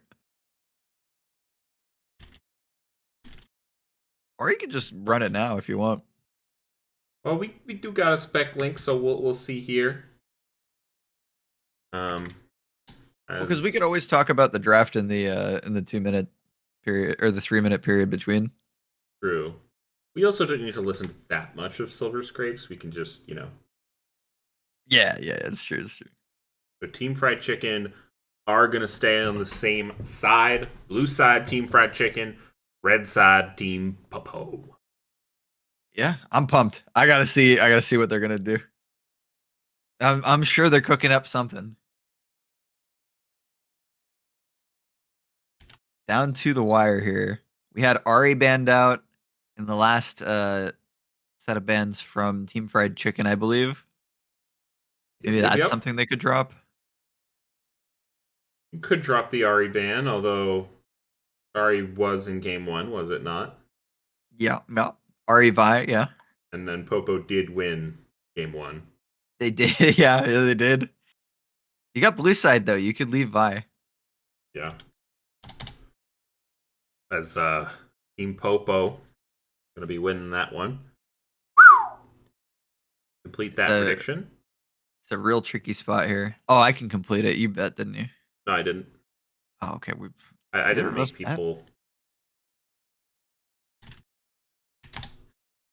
say that we are ready. And yeah,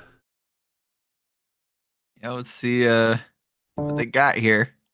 Wait, everybody's in order. You can't hear Silver Scrapes if I play it, right? Right, you'll have to tell me that you're playing it when you're not. kind of or hear me out. Okay? Okay. Can you tune into this? Yes. That will work. Big brain. Big brain. Let's get it started. We have, in the first finals of the season, a Game 5 going down. Let's get it. Silver Scrapes. Be-woo! Be-woo! Be-woo-woo! Be-woo-woo! Wait, which draft link are we using?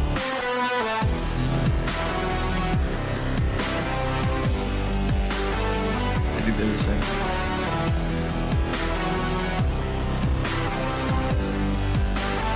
They are the same. Yep.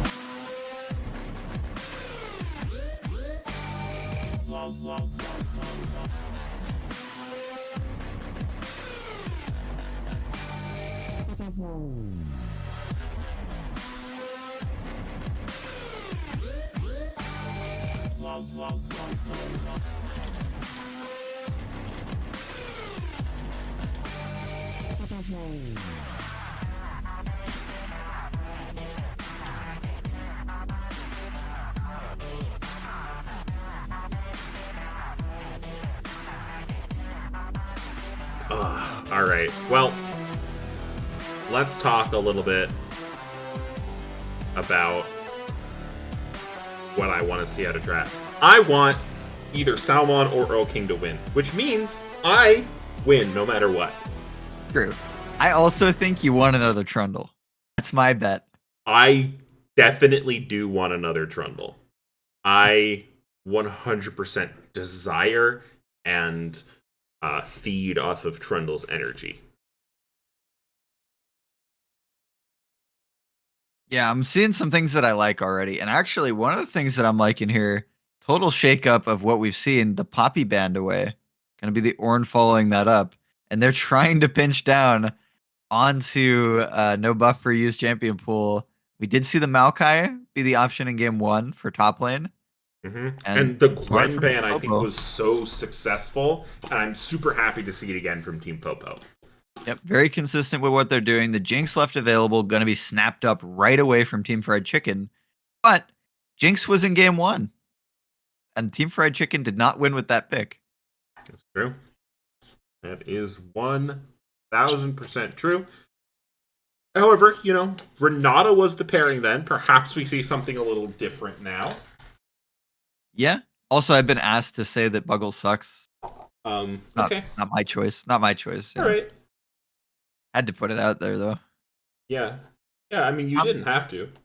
I did. Tom Kench going to be picked up. I like this because it's also a takeaway if you wanted to maybe entertain the Tom Kench support. But we have seen this being played, and interesting to see what the pairing is. I think they're going to snap up jungle here. I'm not 100%, but the Amumu is on the card. I don't hate Vayne with Tom Kench either. Zeri. Oh. Popo just throwing it to the wind with their 80 carry picks. Long Cannons wants to pick up a couple zappers for themselves. And we've seen Long Cannons on this pick. This was one of the previous playoff series. Long Cannons absolutely popping off with it. And it fits the mold. You've got this mobile 80 carry able to dive in, like the Kaisa, like the Vayne, and dish a lot of damage. Yeah. Tons of damage coming out here from the side of Team Popo. Nautilus looks like it might be the pickup here for Vexrax. Don't hate it. Good single target lockdown. Normally the answer to Zeri is Vi. However, KFC banned Vi. So you want another single target ultimate, you got depth charge. Yeah, if the 80 carry is going to be slippery, you need that point and click ultimate. Just lock them down. Mm-hmm. So I like to see that.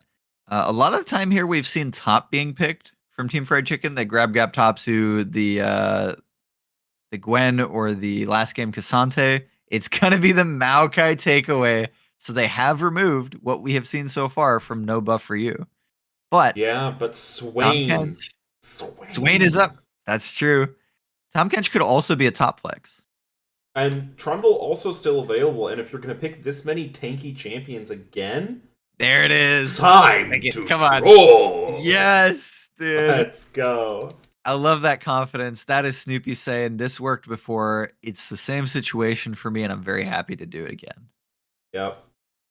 Cat agreeing with us. Just take Trundle again, and they do it for There's Tour. the Swain right away. They learned their lesson. I love it with Zeri too, because you can also you could throw up Pillar and Zeri can hop over Pillar. Yeah, it's not great, but it's cool. Launch the thing, the yeah, beam. the Zap's actually way better. Yeah, that's a big one. Yeah. See, Pillar get zapped. Ari an option to ban. What else have they banned? They've banned a lot of stuff. Cassio was banned. Lissandra, yeah. Banned. Yeah, Cassio's previously banned.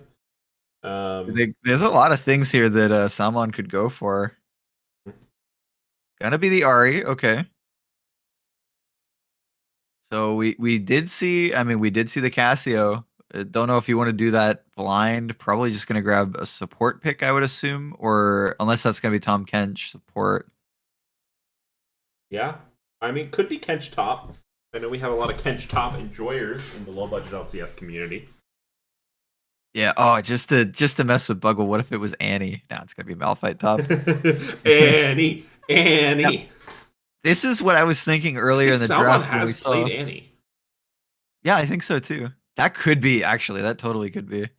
But no, they've now got this single big team fight ultimate that's gonna be able to get onto the Jinx. And they were kind of lacking that with this Trundle. So now they've got that from the top lane.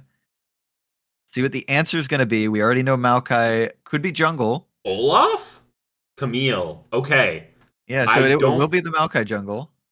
Yeah, Maokai going to be going to the jungle. Camille, I liken to Malphite to some extent.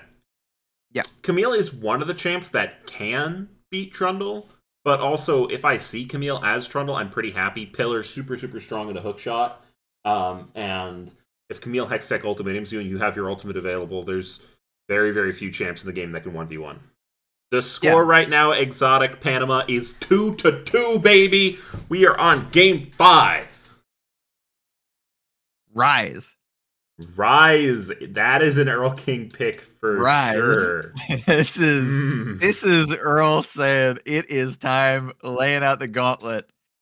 Let's go. And the Cassio gonna be what Salmon is thinking of leaning on here. I'm not 100% sure that this is going to be the lock-in, but I think that's what they're going with. And I do like this because you've got a lot, once again, of short-range champions, the Jinx being the key exception, but you can run that Cassio up on the Jinx once the fight gets started. And I feel like Team Popo has a lot of what their identity was looking for, but Team Fried Chicken has definitely changed it up a bit. We've seen the Maokai for Shady Gecko before. Looked really good. And now paired with a few more diving tools with the Camille, the Nautilus, onto this Zeri, I think they have good chances. Yeah. And we are going to see here how this goes. Rise has not been the greatest in the meta for some time. Yeah. I'm surprised, honestly, to see the Rise pick. It is pure comfort. Yeah. We're talking about Earl King's Rise. It's a different story. It's true. That's true. It's different. The man hits different. And no matter what happens, I am excited. Post-game, we will likely have some brief interviews, as I am getting a little tired. But I will keep the energy up through Game 5 here. I promise you. Let me play some chance clips for you, huh? Oh, that's good. We want some green eggs and ham? You like green eggs and ham? Yeah. I do not like them, Sam. I am. Actually, hang on. I can set it up so you can hear these. Give me 1 second. That would be dope. Yeah. Okay, tune into that bad boy. Any excuse I have to hear LeChance. Good. You tuned in? Yeah, I'm ready. Okay. Hi, welcome to the Low Budget LCS. Here, we offer a lot of different services. Delayed games. Pause Just for the 15 minutes. little low budget LCS intro for you. Not being prepared at all. These are just a couple of things that we bring from our home to yours. We got that one. All right. Solid. This is my favorite bit of casting LeChance has ever done. Okay. People around with an enormous staff. Okay, here we go. No. Great. That was great. Here we go. Excellent ult in. I forget all the words of all the names. Ability, auto attack. Oh my god, somebody died. Look at that spinning wheel. Spinning wheel. He's brilliant. I mean, he can say whatever he wants and it sounds good. It's so good. And then we've got Thank God, because the universe wasn't quite. Oh yeah. There's no Sorry, way guys. you sneeze like that. There's you. I love it, and I love Buggle's reaction to it even more. I feel like he knows too. He knows that there's something wrong with it. He just can't quite put his finger on it. And then he's like, "No, you don't sneeze like that. No." Yeah. It's for sure. We also have Fuck me for thinking that you were gonna die. That's my bad. I need to use that one more because that one's really good. Yeah, that one's solid. I feel like that we already had a couple of those moments in this series, especially with the top lane shenanigans. We did. You want to say another prayer for Game 5, or are we done with prayers? I feel like we aren't like pulling for one team to come back here anymore. This is clean slate. We are wiped clean. I was just gonna pray for a good, clean game. Yeah, I mean, if we're praying for anybody, it's for the viewers here to be able to trek through the whole 5-game series. You guys at home are really holding it together here. And, The bets are up, Last Force. The bets are up. Or do you Yeah, mean where are picture- the schmecks? for game, yeah, that is a live bet. I think we're saying nobody's put in enough schmeckles yet. I can throw in here. I can Weak throw in. on the schmeckle game. Yeah, throw in. You can do the prediction. I'm gonna I do got another 20K on KFC. Okay, that's confident. That's I like it. Yeah. Listen, put your money where your mouth is. I am going to be mildly caster bias here and say I have played against one of these teams, and that team is KFC. I have not played against Team Popo, and therefore I want KFC to win mildly more. However, Team Popo did have people play in my lock-in tournament, my free agent showcase, and I'm very grateful for that. Yeah, you tell him, man. Yeah, get him. And I'm looking forward to. I'll say this: I am looking forward to this final game because this is the decider, guys. This is what tells us who really brought it today and is gonna close out a series. And the nerves. I mean, we talk about this with like pro play a lot, but these games, it's kind of crazy in Game 5. The nerves can really, really get to you. You know, especially when you're pushed off of your comfort picks. A lot of things have changed through the series. And now we're in Game 5. You might be playing, your first Malphite game of the week. Nobody knows. So Yeah. let's see what these guys have for us. Who's Wait. gonna hold it together? It could be that they're just out of order. However, right now, Cassio is lined up in the top they're slot, just and out of Malphite is order. lined up mid. Listen. Yep. I know what you mean. What you mean? Yeah, I don't think Chapados is going jungle. I doubt it. You're in the game lightning quick, my friend. Welcome back to Summoner's Rift, my good pal. Yeah, we're here. 13, 14, 15, 16, 17, 18, 19. Are we good, my friend? I think we might be. We are good. Give me one more count.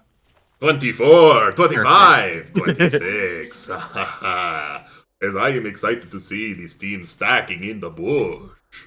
Wait, whoa. He's taking control, guys. Minion spawn. It is time for the Popo. count to cast. Are you in? Shady Gecko has to be very careful here. He's like, I'm going forward. Shady Gecko getting poked away. Gonna be fine. They know what's up. On the flip side, Vexark's gonna go in the bot side for the ward.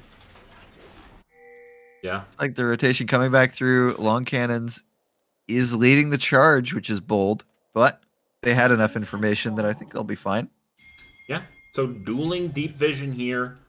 All teams will know where the enemy jungler starts, as I'm going to rearrange them. Where Are they you should good, be. buddy? Did you feel yourself right now? Huh?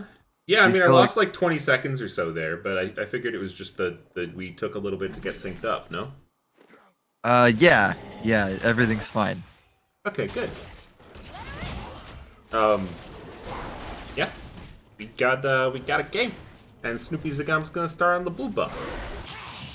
Yeah, this is a little different, I think. And we've seen Snoopy take the top side start quite a few games, especially that early bot rotation in game 1 with the Vi. Yeah, Striking me but in my memory.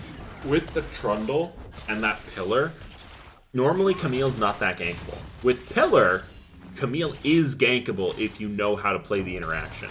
So perhaps looking for that cheeky top gank, because it really looks like when Gap Topsu isn't able to be ahead and pressure in the lane, they're a little bit less comfortable in terms of how to navigate the game. Salmon had the warm-up Cassio game. I'm excited to see, especially with the shorter range matchup. No Victor this time. If he can find a little bit more aggressive laning phase into Gecko Earl. could look for an early gank here. Did a 3-camp bot. Is looking aggressive. Is going to go behind the long cannon. Positioning. No, The dash. Voyage is going to go bonk back into the team. Long cannons is going to be short changed, and they're going to go down for first blood to Sushi Monster. Now Chopados is going to be dredge lined back, and a rocket will find a double kill for the Sushi Monster in the bottom lane. A really, really, really good decision making out of Team Fried Chicken. And unfortunate timing on that long cannons burning the dash just before Shady Gecko peeks out of the brush. Yeah. Ooh, Pillar just not quite going to be able to stop the hook shot there. Yeah, it's been looking like they are more prepared every game to play a little bit more through Sushi Monster and a little bit less through Earl King. Yeah, and Earl King's just saying, hey, I will sit mid, soak up the CS for 20 minutes, and I'll see you guys then. Yeah. But they are matching the aggression, and long cannons getting punished there. Identical in mid lane right now from the tier stacks to the CS. Okay, it was until Earl King took one more CS. Yeah, there's going to be quite a lot of push and pull in that matchup. What I'm excited for is when Cassio starts to get like a lost chapter and is really able to turn on the jets, put that damage down. Yeah, I think someone likes to go for the Rylai's first item. Vexrax looking for a cheeky mid gank. Glacial gonna be there, and EQ, auto. Salmon gonna go down to Vexrax, but Earl King not gonna be unhappy about the scenario. They're gonna be able to push in this mid lane. That's what you want from your support in a game 5. You want to gank the bot lane and immediately be rewarded with that mid roam.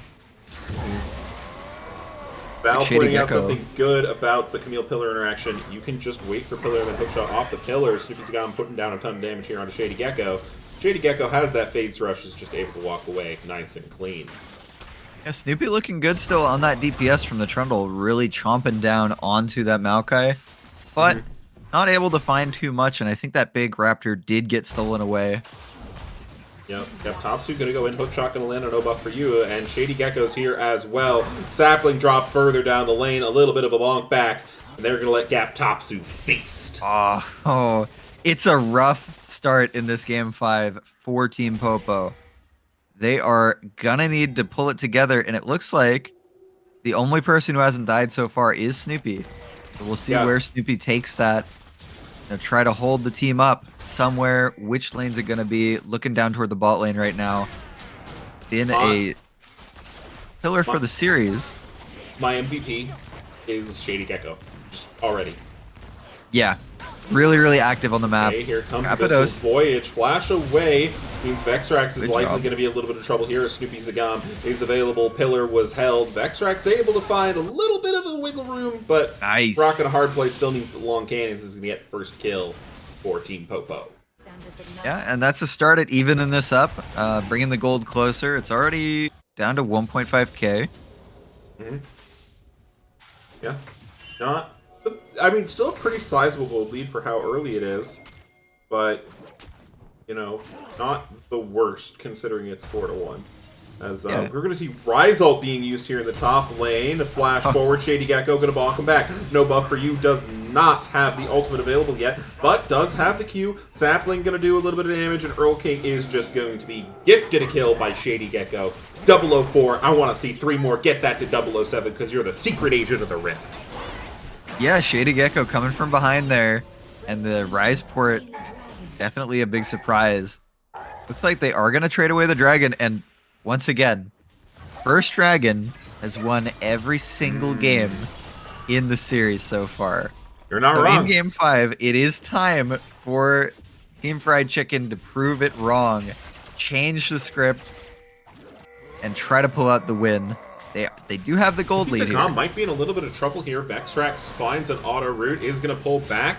And now here comes Earl King. Flash away to the Blast Cone likely means this. Oh, flash over the wall. Earl King wants it. He finds the Rune Prism. He's going to find the damage, but Salmon is available as well. Vextrax on the back end, but Long Cannons is coming, and this is likely going to be a doomed fate for the side of Team Fried Chicken as Abyssal Voyage goes into the pit. Vextrax is forced to flash over the wall, and that's just going to be 1-for-1. Yeah, but I think really, really important there is that Long Cannons gets kills. Gaptopsu flashing out of the Malphite ulti. Gaptopsu, I mean, that is so scary. The Malphite trying to get the better of that matchup right there. Down a lot after these ganks. Before she can really effectively trade in this matchup. Early on, it is somewhat of a nightmare. Nightmare? Nightmare. Nightmare, yeah. And already so much help going up there from Shady Gecko. But no buff for you Resilient in this matchup. As we've seen, really, really potent laner. And getting the better of Gaptopsu so far in this matchup. Yeah. Zagam looking for another gank on the bot lane will be spotted out here. We'll have to see if Abyssal Voyage is enough. Traps are going to keep it even. However, Long Cannons and Chapados maybe could have frozen it, but choose to just push it out here as they might be looking for a reset. Yeah, Long Cannons is in a great spot, but a lot of unspent gold right now. Up about 10 CS. Matching on kills. Just needs to go get those items. Mm-hmm. Yeah. And, you know, gonna take a look at the gold here for all you gamers. 2.5k in Long Cannon's pockets right now. Jinx has spent most of her gold, so we'll have to see what goes into Long Cannon's inventory. I think it's fairly close. Yeah, looking across the board, it's going to be pretty even. Looks like an extra long sword here for Long Cannons, although, you know, if Sushi Monster backs, they certainly have the economy for that. Mid lane's looking like a little bit Earl King favored with this Rise matchup. And Val coming in with some great analysis in the chat. KFC picked comfort, and they look comfortable. Yep, that is... And that's been the story of their wins so far in this series. Get Earl a champion that is an Earl champion. You know, the Victor 2 games in a row. Now the Rise. These are definitely Earl champions. We have seen this so much from Earl King in the past. These are champions that he's won championships with. Yeah.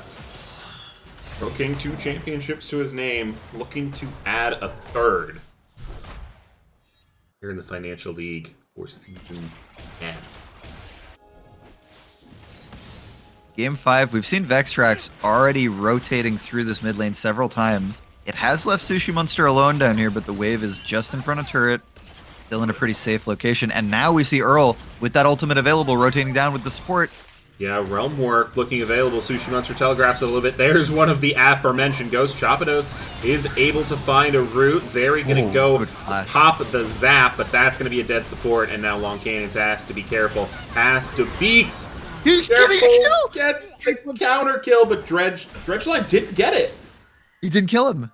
I thought for sure Dredgeline would trade, but Long Cannons turns that into a 1-for-1.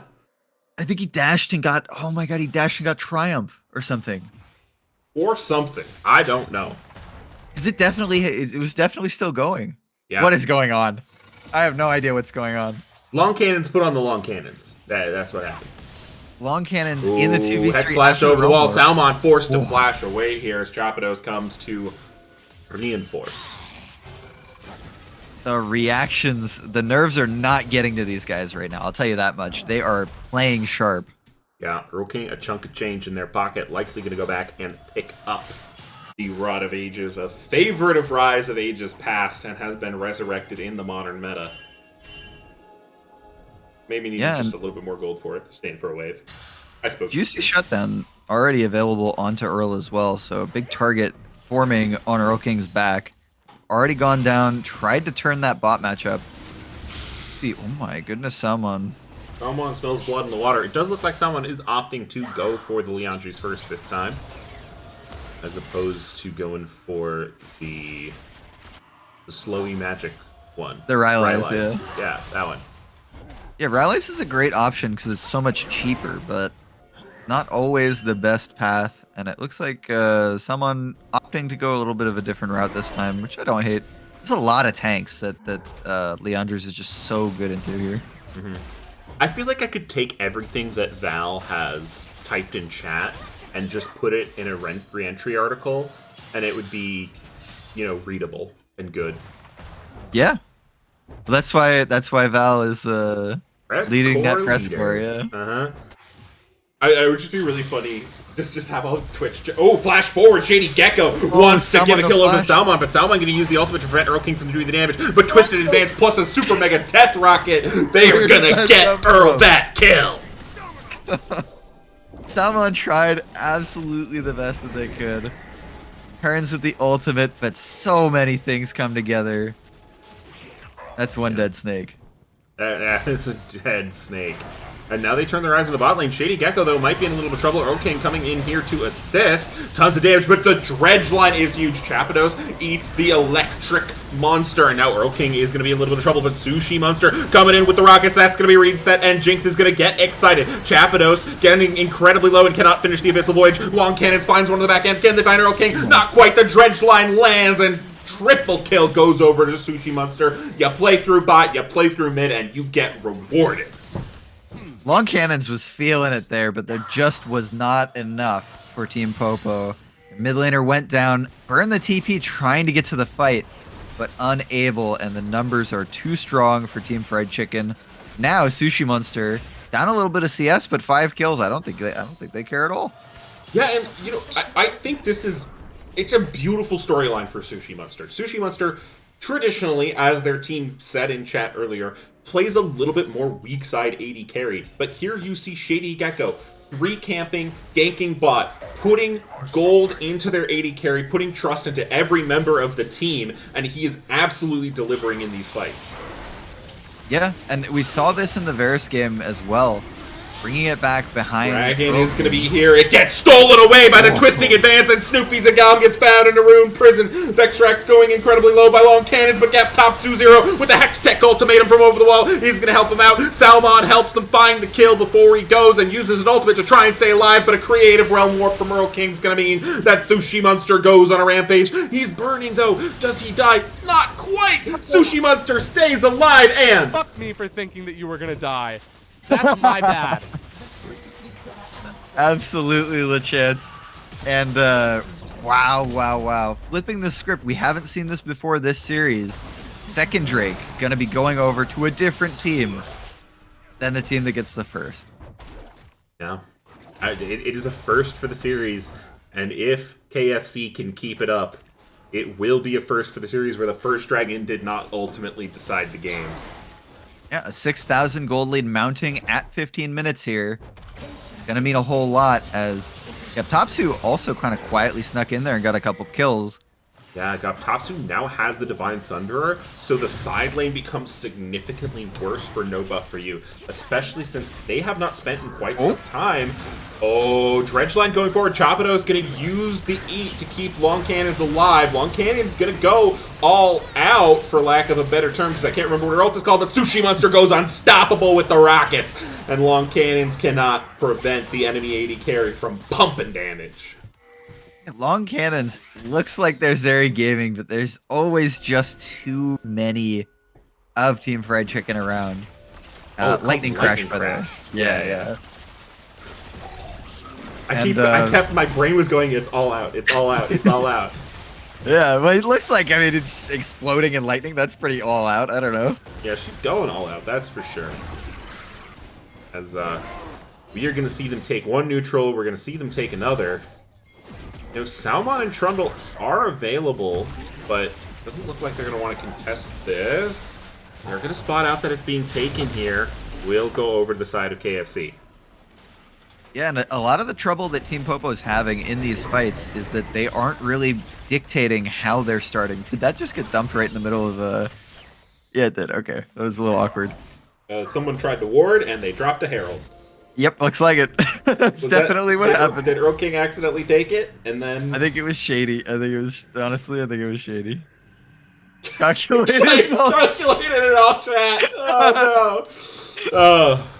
Less Force hitting us with the game's not over. Very true. I mean, Team Popo have shown themselves to be highly capable.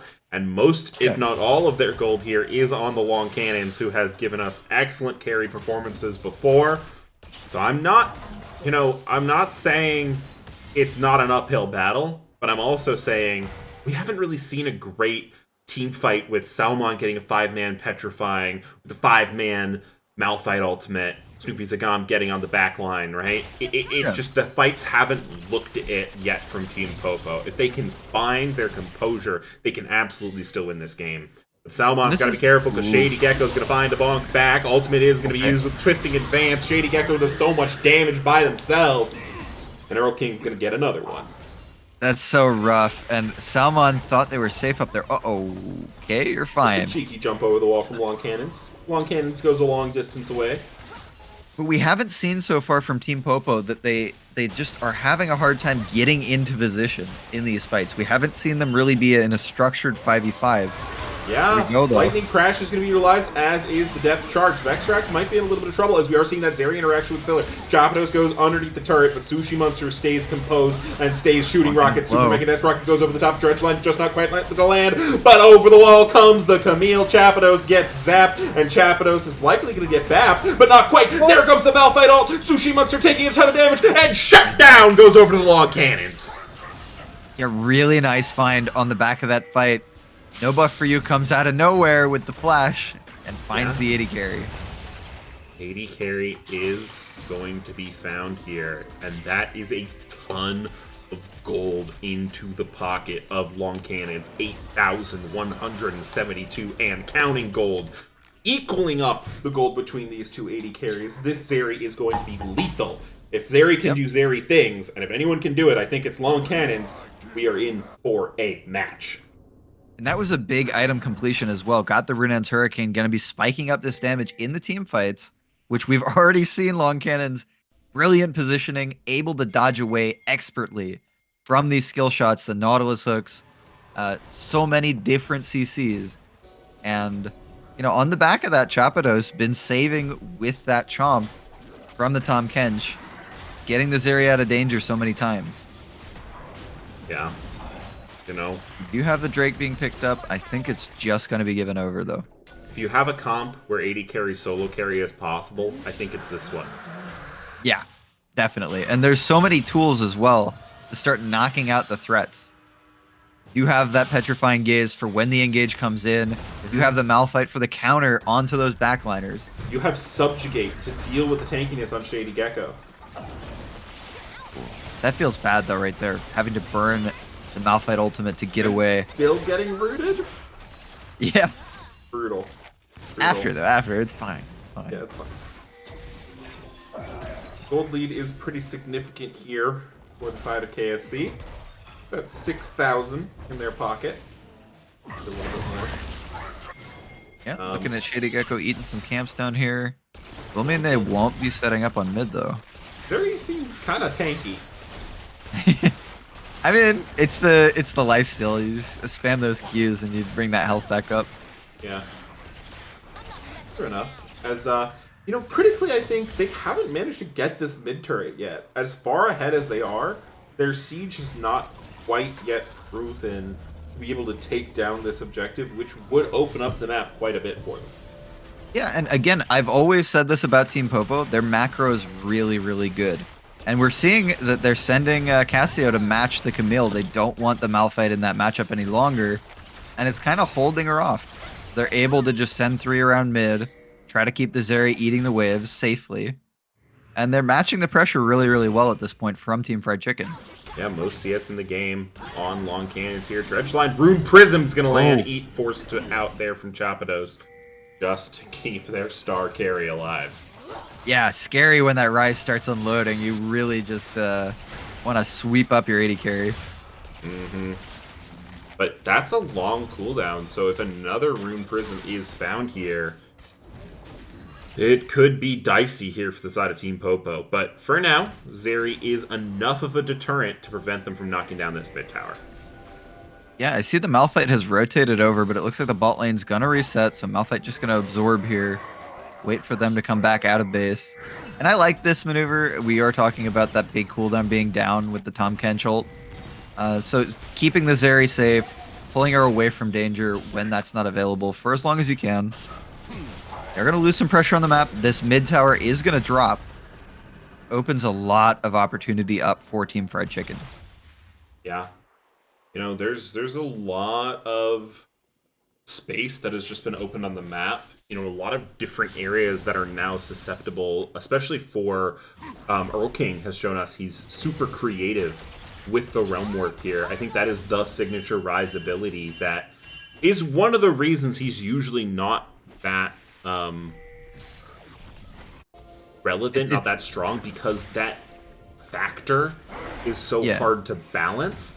And Earl It's certainly one of seems the to be more able to utilize difficult it. ones. Yeah, out of the globals that get you, you know, like Galio ult or Nocturne ult or all these repositions that it go super far, Rise is very powerful because he can take his team with him, but he's really hard to use. It's slow, it's visible, you know, and it's not that long range. Yeah.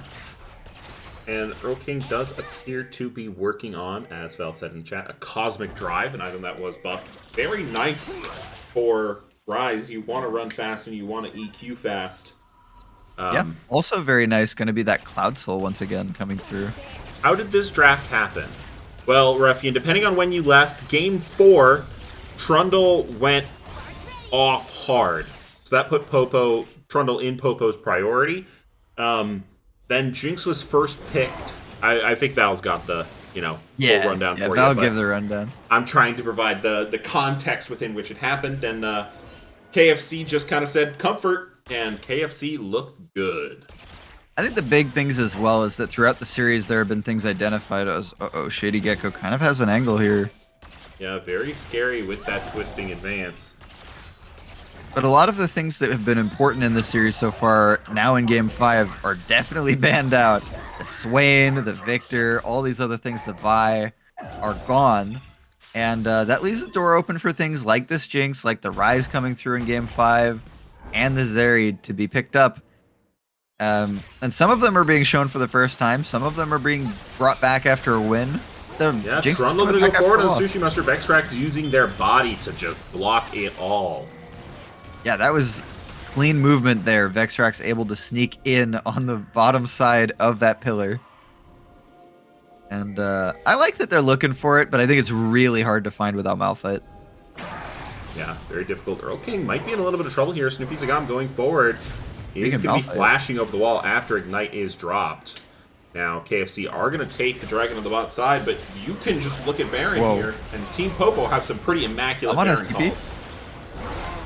Yeah, someone has TP. Cassio makes this way faster, too. If they get this low and the rotation's not quick enough.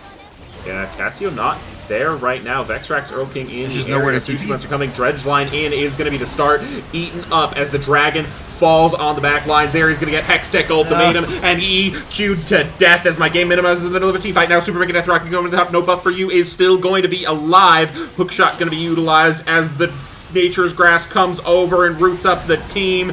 Salmon falls, and Team Fried Chicken are looking for more. Realm Warp forward from Earl King and Snoopy Zagam. That might not be where you want to be, Earl. Earl drops one bomb with the EQ, but is forced to walk out of there with the phase rush. Long Cannons has been so good at dodging these hooks, dodging away from the CC on this Zeri so far. That hook from Vextrax sealed the freaking deal. It forced the Tahm Kench ulti before Camille got there, and Camille was able to lock down Long Cannons and secure the back end of that fight. Really well played from the side of Team Fried Chicken. Picked the perfect time to engage. He knew he needed to engage soon so that the Baron didn't die. But he knew that if he engaged too early, he would just be bursted before any of his team could follow up. He waits just long enough for the Dragon rotation to be finished that the rest of the team can come in and support and secure that Baron fight. Yeah, and the rest of the team comes in, puts the damage down, and only 2 members, I believe, went down from Team Popo, but critically, that Long Cannons has all the gold. Yeah. Long Cannons still quite rich here on the Zeri. Still pretty much even with Jinx, about 800 gold down. But that is just going to be the difference of a pickaxe or so. It is 2 to 3 items completed, but 1,000 in the pocket for the Zeri here likely means that those Navori Quick Blades are just waiting for them in shop. Yeah, we see a siege going down on this mid turret. They're trying to use this Baron, and I don't think there's a whole lot with the map split up the way that it is that Team Popo is going to do about it. They're going to rotate through, try to push multiple lanes with this Baron as Rise gets the bottom lane turret. And that puts them up over 10,000 gold with the soul going point forward, available. Gap top 2 going to look up the Shaftos. Hextech Ultimatum going to be utilized. Twisting, advance, and a bonk back in. Vexrax going to find Hook on the other end. Lightning Crash going to be utilized, but a double kill found for the jungler. You are going to die underneath the turret, but it's a triple kill, and another Hook is found by Vexrax onto the Salmon. A quadra kill for Shady Gecko, and they are going to find it, and that is going to be the series. Team Fried Chicken are your Season 10 Financial League champions. Oh, Scumbag Sushi stole the penta. Scumbag Sushi Monster stole the pentakill away from my MVP of the series, Shady Gecko. Absolutely Huge in Game 5. Inspired performance from Shady Gecko. Definite MVP of this game, maybe the whole series, as that early game 4-0 start on the back of, I think it was 4 Shady Gecko gangs. Yeah. And yeah. All right. Let's do this quick, but I do want to interview people. Okay? Let's see who we got. If you're a we'll do fried chicken real quick. Go ahead and hop in community. I mean, they're in a call. We can just drag one of them if they consent. Are they still there? Yeah. Oh, okay. Well, who we taking? I want to ask. Let's see. Man, I keep capitalizing random letters. But time is of the essence. Interview? Oh, Shady Gecko went to community, so... All right, well, we know who we're Shady taking, Gecko, congratulations! Actually, you know what? Typically, for finals, we take the whole team if they want to come. So if the rest of the team wants to come, absolutely welcome. But absolutely congratulations on that last game. Congratulations on your victory. How are you feeling? I feel very good. It was quite the hard-fought series, but after the draft for Game 5, I was excited. I have been playing comp for a very long time, and it has been a very long time since I've won, so this was very exciting. We talked a little bit about the nerves being a factor in Game 5s especially. Was that something that you or your teammates, as I see they're jumping into community, I'm going to drag a couple of them in here. I'm dragging all of community. Can you do this, Popo? Yeah, I got you. There's an Earl King. There's a Sushi. Arcadius is trying to sneak in. You're not on KFC. All right, congratulations, gentlemen, one and all. You know, I'm going to put up a poll right now. I want to know who people thought the MVP of that of the series of the series was for me, because for that last game for me, it's absolutely Shady Gecko. I mean, you had a monstrous performance on the Maokai. We were asking Shady Gecko just a moment ago about the nerves going into Game 5 and throughout the series. Can we just start? Well, we'll start with Shady Gecko and work through. But how did you guys feel? I definitely felt nervous in the first 2 games, and then after that, like Game 5, I didn't feel nervous at all. I don't know why. Maybe it was because like that first gank worked well, but I don't remember even being nervous for that. So like I was too tired to be nervous. Eric I know what you mean. Earl King terrified. Don't let him say anything else. He was shaking. Shook? Earl King was shook? This man is like, what the hell do I play? What do I play for like Okay, don't do that. No. Don't leak that. Hey, listen, I understand after seeing Salmon's the Swain there, that was kind of crazy. Oh my god. Yeah, it was kind of, oh my god, I don't even know where my champ pool went. It disappeared. It was Victor and nothing else apparently. Rise came back from the grave to win the series. But Rise looked good, I do have to say. But let's step back in time. Let's go back to Game 1. Game 1, Team Popo come out, strong composition, and they take the victory. How were you feeling after that game? What was the vibe like in the call, and how did that adaptation go? I don't know. It was actually pretty fine. we sort of went like, okay, we're just gonna play more what we're used to. So like bot lane, maybe more engaged. Renata was kind of like an old pick that we haven't played much. Tristana, get rid of that. I played like shit. I played very poorly. And yeah, just like basically put people on champs that are more comfort rather than things that we think might work well for like specific lane matchups or something.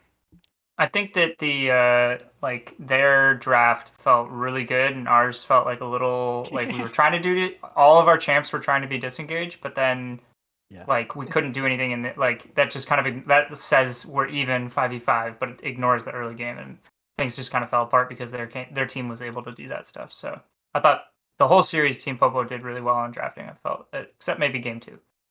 Yeah, as spectators, we were impressed like no other with the adaptations that both teams were making throughout the series. Talk to me a little bit about your opponents and kind of what kind of prep you guys did coming into the series. Were you expecting a lot of the things that you saw? Yeah, we were calling it before they picked it. Like it was like, oh, they're gonna pick Vi, and then what? Guess what? Yeah. Their next pick was a Vi. So Partic- I shout out to like shout out to Shady and Gotatsu. They did a lot of the drafting, which was really good. Yeah. Awesome. Particularly in game 1, we sort of knew it. Admittedly, by game 2, by game 3, I'd say drafting went out the window.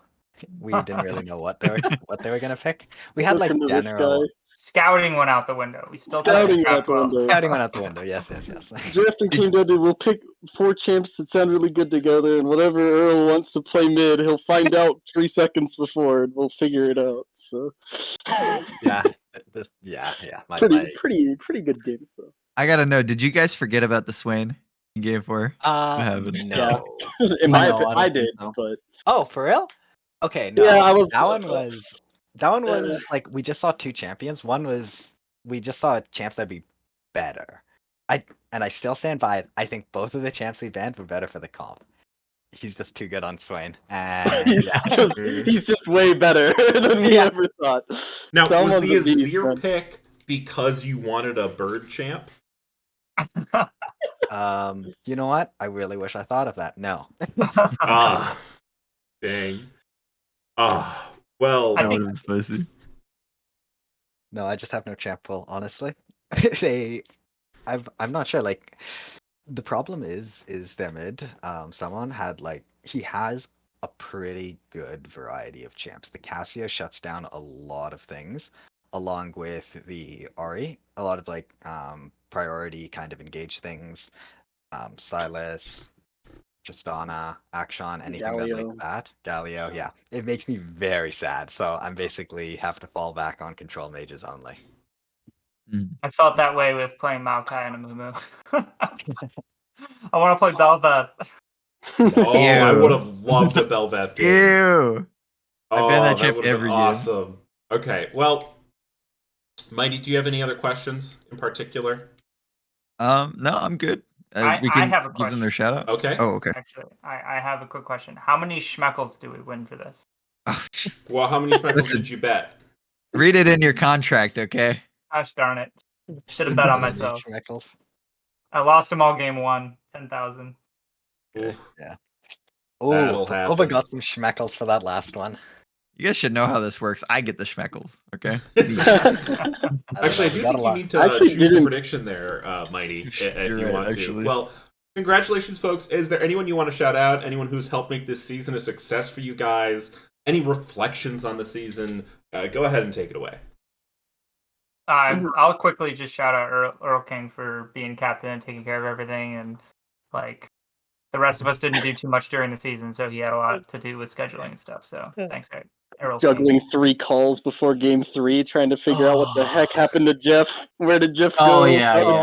Jeff die? My first 2 games was a mess because my internet was just I reset my router a total of like 6 times. I swear to God, I was sitting at like 28 ping, and then I jumped up to like 10,000 at one point. I think it was horrible. Yeah, me begging the admins. Yeah. No, I guess I would like to shout out top lane Gapotsu because we kind of poached him from his team, and then he carried us through many a series. So thank you. Oh, true. Thank you. It's been a I'm pleasure to gonna play. thank That's sort of wholesome, I guess. Yeah, we appreciate Oh, the team falling apart. It was very the team, more yeah, color. like our team. The only problem is just the like Tokufin's schedule is like really hard to put together. Wagababo at the time was moving between jobs a lot, so he wasn't sure if he'd be able to play. Getting a support that makes it so we're all able to play in financial, that was going to be rough. Points was going to be really hard. So, yeah, this team worked out pretty well. I liked it a lot. Yeah, I'm gonna This is thank so Vex much fun. Rax for Did pretty teaching well. me. We freaking won it. Oh, Yeah, pretty good. Yeah, but like Yeah, you pretty know, I good. just mean like I had a lot of fun with it. Like that's what matters for everything, right? Like this That's was a super absolutely fun team right. to be a part of. So True. All right. I'm gonna thank Well, Vex Rax, for teaching me to be an independent AD carry and teaching me how to sit under turret. That's all I learned from him this season. Well, it didn't look like that the last couple of games. I mean, you were getting ganks, you were getting gold. You did get left for some mid roams, I will say. Oh but, my! Yeah, That's the KFC classic, our team fight comms didn't include "I'm leaving Jeff to die," so that's really good. I'm really glad I didn't hear that this series. That's good. All right. On that note, congratulations on your championship. I hope to see you back again next season and throughout the summer for our various activities. But for now, Mighty, why don't you take us out? Thanks everyone for tuning in. We had a great stream, even better games, and I'll catch you all next time. Later, dudes.